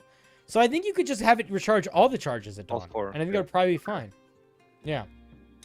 Right, Gamer cool. Falcon, thank you for the resub. Also, Akeem, thank you for the resub. I'm sorry I didn't call you out earlier. But yeah, other than that, man, I think this is a really solid opener magic item. I also think if I was a Twilight Cleric, I'd be like, oh, shit. All right, I'm gonna fuck shit up with Okay, this. that's perfect. That's nice. I like that. Yeah. All right. Oh, for the Wither and Bloom part, like Yeah. a small idea maybe. If I could, for one round, I guess, in the area, make it a darkness effect that the cleric and the person healing can see through for one turn, though. I think you Would could. that work? Yeah, man. I think depending on just get it in writing in a way that seems clear, and you will have a better sense of that. But I would say if it creates how long the spell just lasts an instant, right? Yeah, it's an instant. So I probably would say either until the end, maybe until the end of maybe make the timing not that long, but have that 10-foot area be darkness for some amount of time that you can see through, or that you and a creature that you're healing can see through, or whatever. I think that would be great. I think that would be really good. I actually think that would be lovely, and I also think it would be fun as fuck. It also though, something also to think about though, it does kind of make it really similar to what this is doing, because then it would be dealing damage and blinding creatures, and this is dealing damage and blinding creatures. You know, like so maybe that's not the move. I don't actually know, but I think that if you decided to do that, it would be fine. It just would be similar in mechanics. Okay, that's something to think about for sure. Let's take a look at the blessed version. Shield becomes more shieldy. Get 10 charges. Let's fucking go. DC goes up. Good. I was gonna say the DC should go up, but you got that covered already. For folks that are watching, whenever you have a magic item that expands, you gotta either decide this magic item is gonna break the norm and it's going to use saving throws based on your spell save DC, or you really need to bake in a way for that DC to grow. It's particularly important not just to make sure the item is relevant later, but to give you the ability to give the item early and have it not be overpowered. Because unfortunately, a lot of the times with these like super powered items, just by having like a super high DC on an item can kind of ruin its ability to give it early and make it feel fun, because if you're not using it, it feels like you're not doing what you should be doing. So that good. Okay. When you cast Wither and Bloom, you can expend additional charge. Basically can upcast it, looks like. Yeah. Cool. And not use the hit die, because the spell uses a hit die. I don't know if that's yeah. But it should be fine at that level, I think. No, it's fine. I think it's fine. It's fine. It's not infinite. It's limited use, so it's fine. Yeah. As long as you're doing healing that's not infinite, it's almost always fine, especially on a magic item. The range for the target of your necrotic rating resistance increases to 30. What was it before? 10? Okay. 10, yeah. And then this is the part that your buddy really wants, that you gotta figure out how to make work. What he wanted was insane, so this is the nerfed version of it. Tell me what he wanted first. He wanted something that he could basically use once per week or once per month. And do enough damage basically to kill the BBEG in one go. Like it was crazy. Like he had a really high damage number in mind. So was based off some anime, I think. Yeah. So was the goal that he in his mind envisioned him killing the BBEG in one go, or did he just want to do a shit ton of damage? He just wanted to do a shit ton of damage. Like from the anime he mentioned, it was like a one-time use once per life or whatever. So yeah, I was like, all right, nope, we're not going to do that. Let's see. Man, I'm going to tell you right now, if it's a magic item for a home game, you do have a lot more wiggle room to get a little stupid. So I want to see what you made. But you might be able to make it kind of stupid and it be okay, because for a home game, like if I know you're making it for a specific player for a home game and you're the dungeon master, there's so much more wiggle room for nonsense, just because the only person that has to deal with it is you, which also means that you should not make it something that you don't want to deal with. But okay, let's see what it does. As an action, you can invoke the Twilight Executioner rune to pull a javelin of pure radiant and or necrotic energy from the shield and hurl it towards a creature within 60 feet of you. They have to make a dex save, or they take a bunch of necrotic or radiant damage. Before making the damage roll, you can determine the way you want to split the damage between the die. Oh, that's kind of fun. And you can't use it again before the next day. Okay. Okay, here's my thought. What level, honestly, what level do they get access to this feature? Level 13 at the end of, Do you have a sense of how long this campaign's going to go?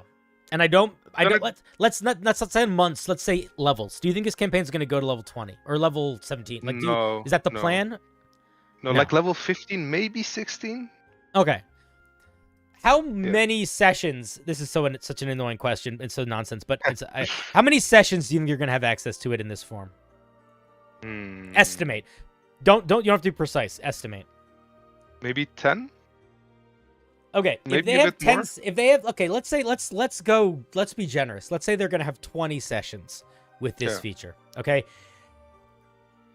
Would it be crazy to give this item something where it was like, as an action, you can and have it just do, like, I don't know, 100 damage. Maybe it's not even a dice roll. Like straight up 100. Straight up 100 damage. Yeah. And after you use it, the magic item loses all magical property for 1d4 days. Okay. That might actually like you're essentially completely shutting down the magic item for not a week, not a month, 1d4 days. But you're getting to do 100 damage on one hit. 100 damage is enough to end a fight, but it's not enough to one-shot a BBEG. It is also a big loss.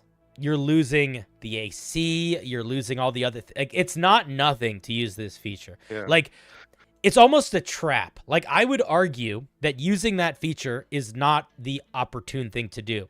Using the opportune thing to do would be to not use that feature. It's almost a trap. It almost turns the magic item into just that 1d4 days. What I might not be good or bad, but I would play around in that space. I would play around with more damage, and and it either shutting down the magic item, or they have to roll some dice, or maybe they have to make some sort of saving throws, or make some sort of like if who gave them this? Is this Guardian alive? This Rizavarian? No, he's dead, but like the spirit is alive basically, and. Like, Dragon is going to help them bless the item and whatever. What if in order to use this feature, or in order to recharge this feature, you have to beseech this guy's spirit? And it's not and it's like, you got to really fucking earn it. Like, he's not just going to let you use his ultimate power. You have to, like, it's almost like, and I wouldn't necessarily do this all the time because it would be annoying, but do you remember in, like, did you see the new Dungeons and Dragons movie? Yeah. Do you know how the guy's trying to, like, recharge into the helmet? He's trying to attune to the helmet, and he's, like, talking to his, like, past spirit, and his past spirit's like, fuck you. Like, you could almost do a mechanic sort of like that. There are magic items in D&D that require, like, very high saving throws or skill checks to charge. I don't even know if you need to do it that way. It could be almost RP, but that's another way you could sort of power balance it if you wanted to keep the flavor as a part of that, and also give more of an excuse to do a lot more damage and have it not feel a little bit more earned. Yeah.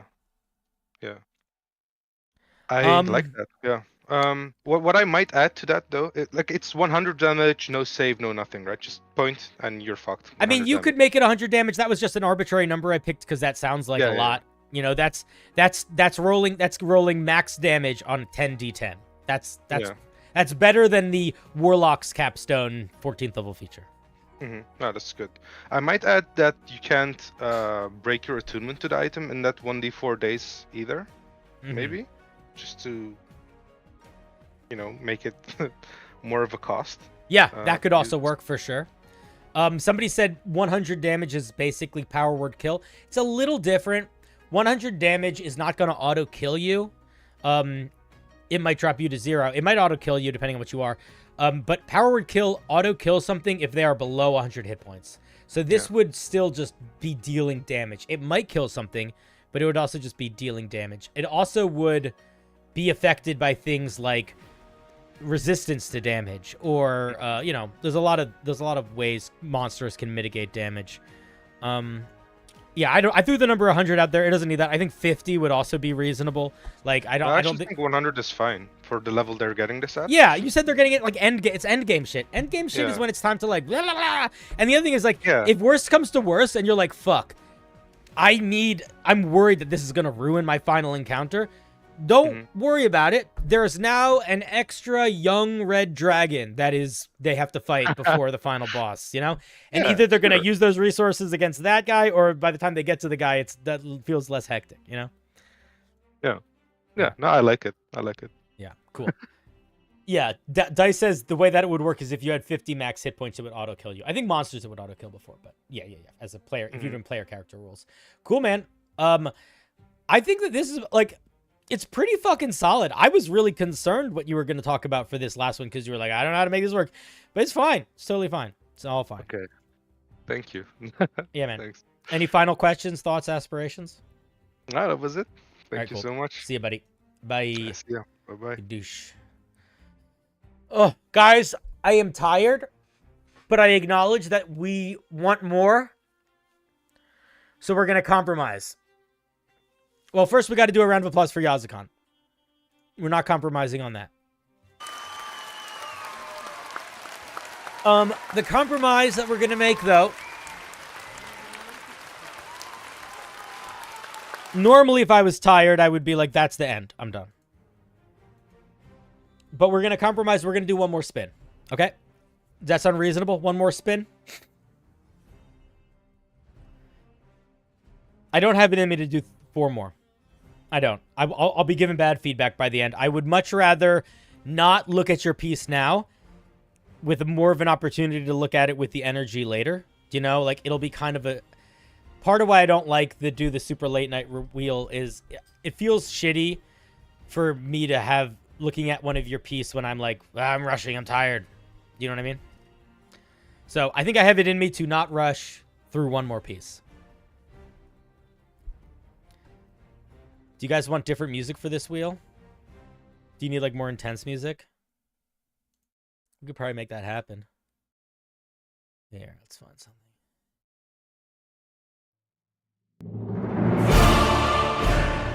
Ready? Final wheel of the night. Yeah, everybody wake up.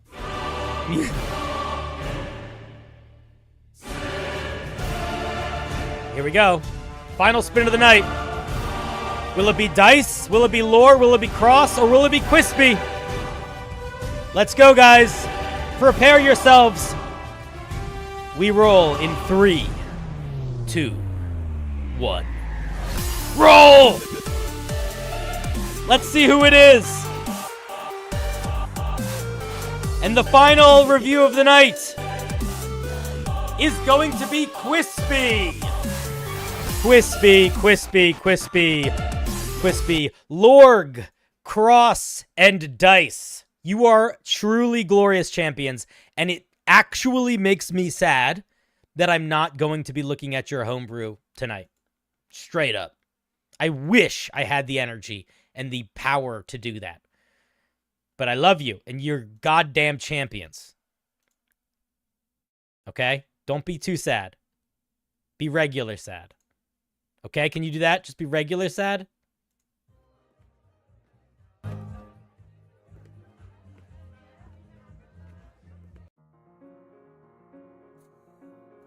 Wait, I lost my playlist we were listening to. Right, here it is.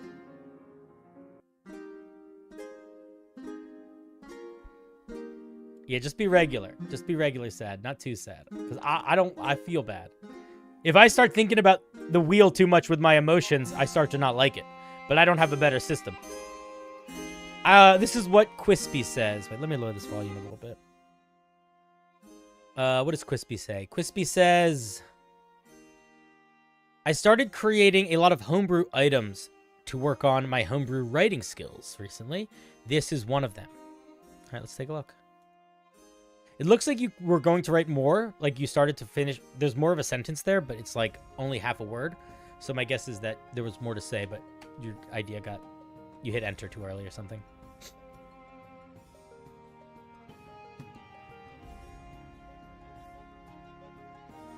It's the first time you haven't gotten spun in like 30 streams. That's crazy. I am so glad that I am so grateful for the wheel. And its chaos. This is the ensnaring chakram.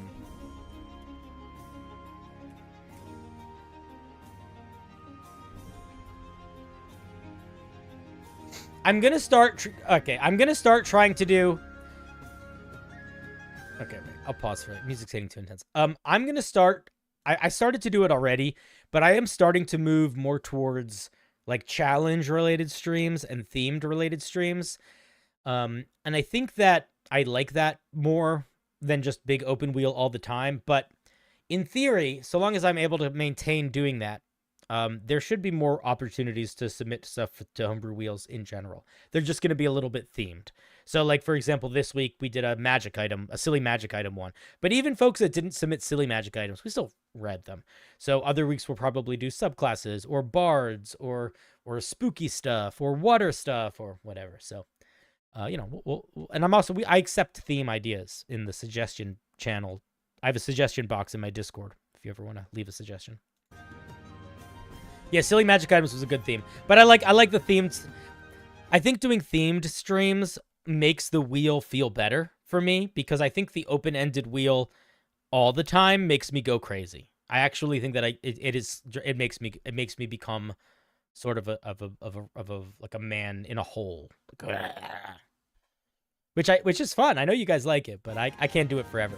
All right, this is the ensnaring chakram. Ooh, this is a good song. What is this song? This song's going on the D&D short playlist. I have a playlist of music that I like to use for my new shorts that are like little more story shorts, and this one is a good one for that. Oh my god, the goatee was such a funny idea. So the goatee was a hat that gave you a little like goat beard and let you eat anything.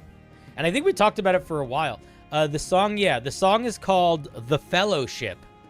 And it's by Christopher Mo Ditesiven. If you guys, fun fact, if you guys ever are like, I wish I knew what music Cinder listened to.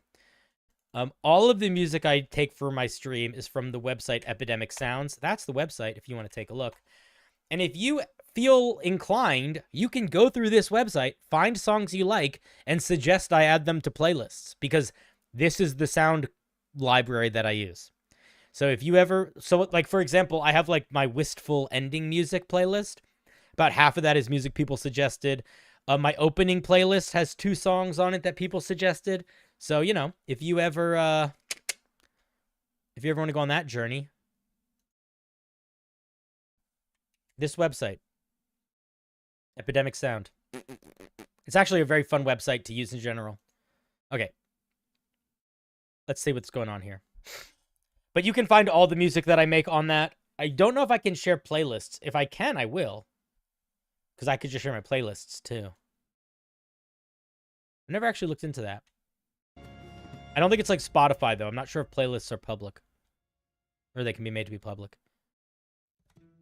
But you don't need to pay for it to use it in terms of searching. You just need to pay for it to get a license to use it. So I pay for it so I can use it on like the background music for all my videos and stuff.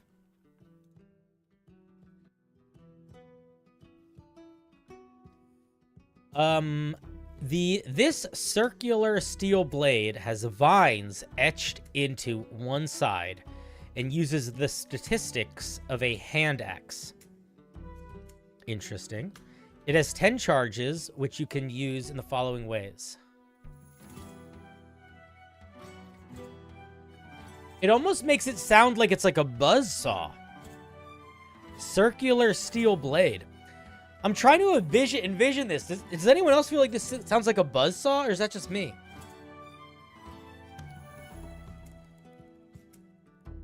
When you hit a creature with a ranged attack using this weapon, you can expend 1 charge to force the creature to make a DC. Whenever you have the word DC, capitalize that.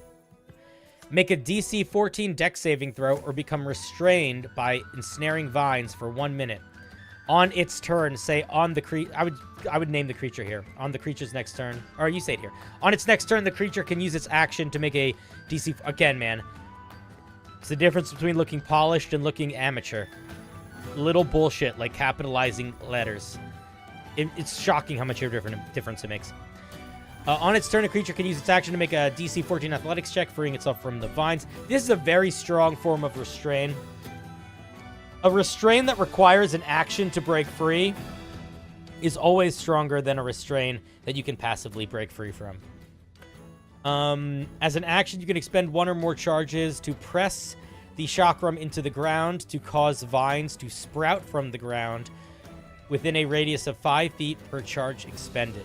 This area becomes difficult terrain for creatures hostile to you and your allies. So it's just hostile. You know, if it's difficult terrain for everyone, you could just say that. You don't need to clarify. It can't be used. The chakram can't be used until it is removed from the ground, at which point the effect ends. I don't know if I would use the language if it can't be used. I might say, like, the chakram has to remain in the ground. I guess you could say it can't be wielded. I might say can't be wielded. Okay. It has too many charges. That's the easiest, simplest fix, man. It should not be able to do this 10 times. It should not be able to create 5 times 50, whatever that number of feet is. It should not be able to make that much difficult terrain. That's crazy. 250 feet of difficult terrain. So I think you make this item, if you want this to work nicely, I think you make it have like 4 charges, maybe 5. And you do it recharges 1d4 plus 1 daily at dawn. I also think you could make it a +1 weapon, and that would be fine. I would give it a +1 to its attack rolls. I would also probably make this cost 2 charges, maybe. If you want to keep the action to break free, maybe. That's not 50 feet. Oh, it is 50 feet. I did 50 times 5, not 5 times 5. Not 5 times 10. It's 50. Listen, it's late at night. It's late at night, guys. I told you. I told you it's late. I told you I'm tired. I told you. This is what happens. This is what happens when Cinder's been reviewing Homebrew for 5 hours or 4 hours or whatever. Yeah. Okay, so I think most of the effects are probably fine. The power of breaking out of an effect goes on the beginning of their turn as a bonus action, as an action at the end of their turn. It can be any of those. I mean, this is fine. The mechanics of this is fine. Creature using its action to break free is totally reasonable. It's just very strong. I think this thing could be a +1 weapon. I think I cut the charges in half, and I think you're in a good spot.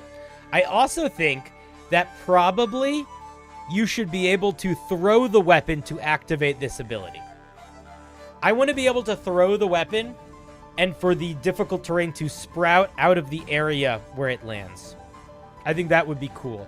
I also think you should be able to do this part with a melee attack. I don't know why we can only restrain creatures when we throw it. So I might just make both of these accessible to either melee or ranged. And I think that would make it feel better. Feel more fun. I don't think there's anything wrong with it. But I think it would help. The other thing that I want to say, and it's not a huge piece of feedback, but I do think it matters. There is something in the brain of humans. When we hear a circular blade, and we don't have a lot more description than that, we think buzzsaw. So if you don't want this to be a buzzsaw, I think you need to give us a little bit more description about the look of the weapon. Otherwise, it feels like a buzzsaw. Wait a minute. Let me just check something. Is it literally... Am I misunderstanding what this thing is entirely? Oh my god, I was misunderstanding what this thing was entirely. I didn't understand that this was a steel ring. I thought this was like a handle with a circular blade at the edge of it.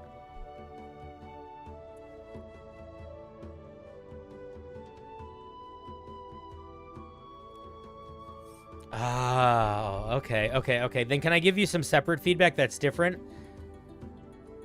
For all the fucking idiots like me who don't know what the fuck this is, call it a steel ring, not a steel blade. Call it a circular steel ring, or a circular... Give us some impression that it's hollow. Give us an impression that it's hollow in the description of the thing here. That's what I need. Now that I understand that this is a real thing, and that this is what it is, what I need for that to work in my brain, keep in mind, I'm a dummy, but you know who else is a dummy? 90% of the people. So figure out what word to use here. Maybe it's ring, disc, kind of. Play around with that. Is that hugely important? No. Will that be what makes or breaks your magic item? No. Oh, shit. Look who it is. Look who's here. The gosh darn playmat. Everybody calm down. Everybody calm down. Calm it down. What's up, buddy? How are you doing? Do you guys know the playmat? Playmat, check this out before all your friends leave. Let's get weird.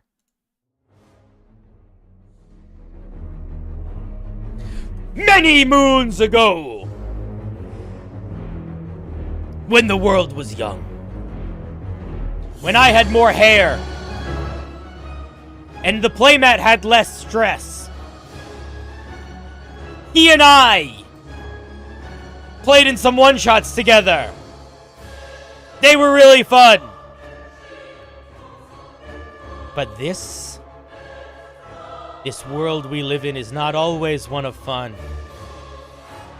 Sometimes it is one of strange terrors. And I haven't gotten to play D&D with this motherfucker in a long time. So we should do something again soon, man. I don't know when. We're all busy.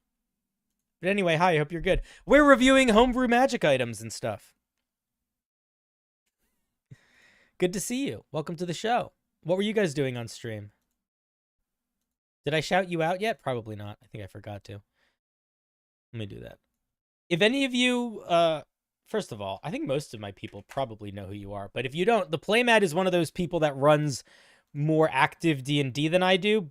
In that rare way where it's entertaining, which is such a mean thing to say, but it's not mean to you, so I'm allowed to say it. He's a really fun dungeon master. He also does a lot of other things. Honestly, at this point, Matt, I know that you are a D&D guy first and foremost, but I really enjoy your non-D&D streams. I like when you're in like variety creator mode. I think cut my nose. You were killing Justin Bieber? Fuck yeah. Justin Bieber's a punk. And I love him. Cinder, in a Who's Roll, that would be amazing. Oh my god, I would love to be on Who's Roll. Hey, it's me. I'm doing improv.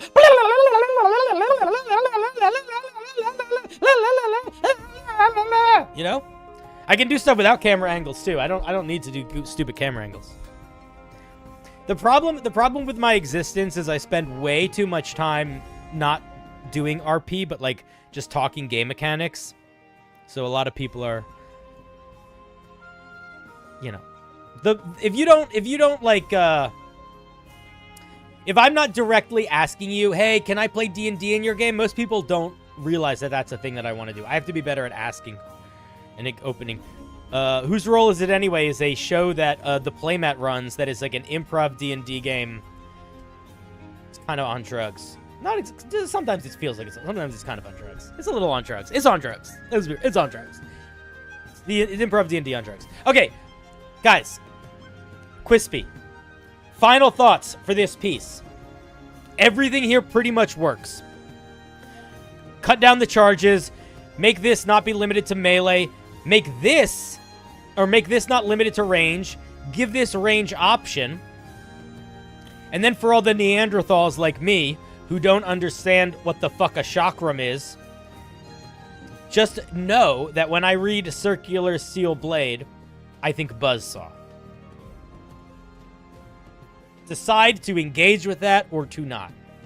Sometimes, when somebody is dumb, it is the responsibility of the community to uplift that person. And sometimes, when a person is dumb, it is their responsibility to take ownership over their own ignorance and aspire change within themselves. And I'm not sure which situation this is.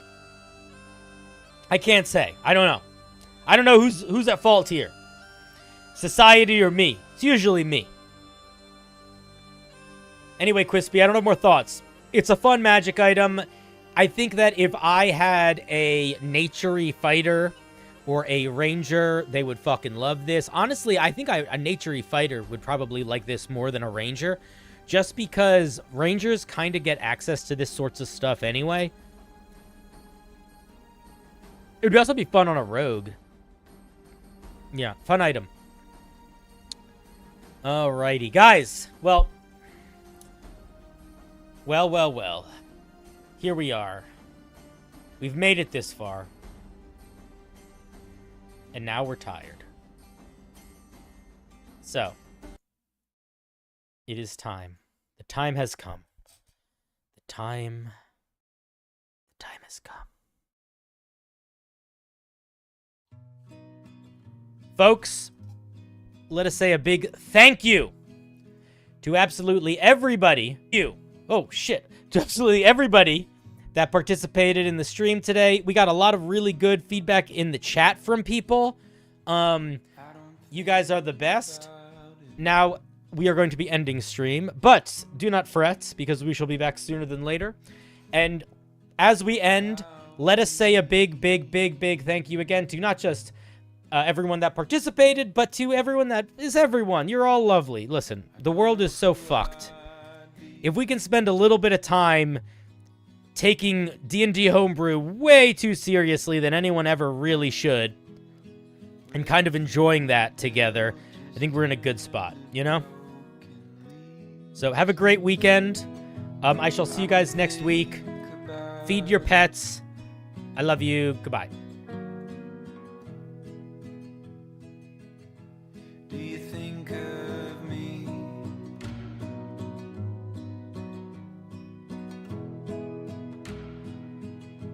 Walking out that door.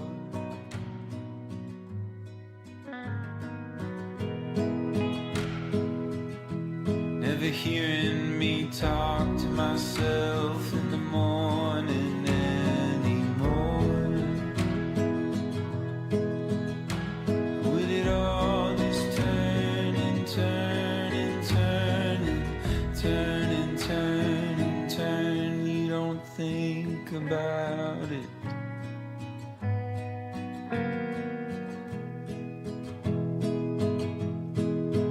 Maybe it scares you like it scares me. What do we do with all the possibilities? Doesn't it scare you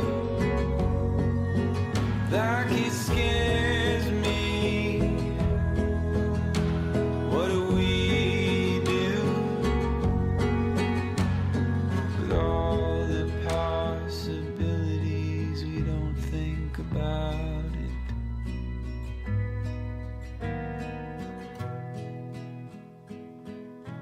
We don't think about it.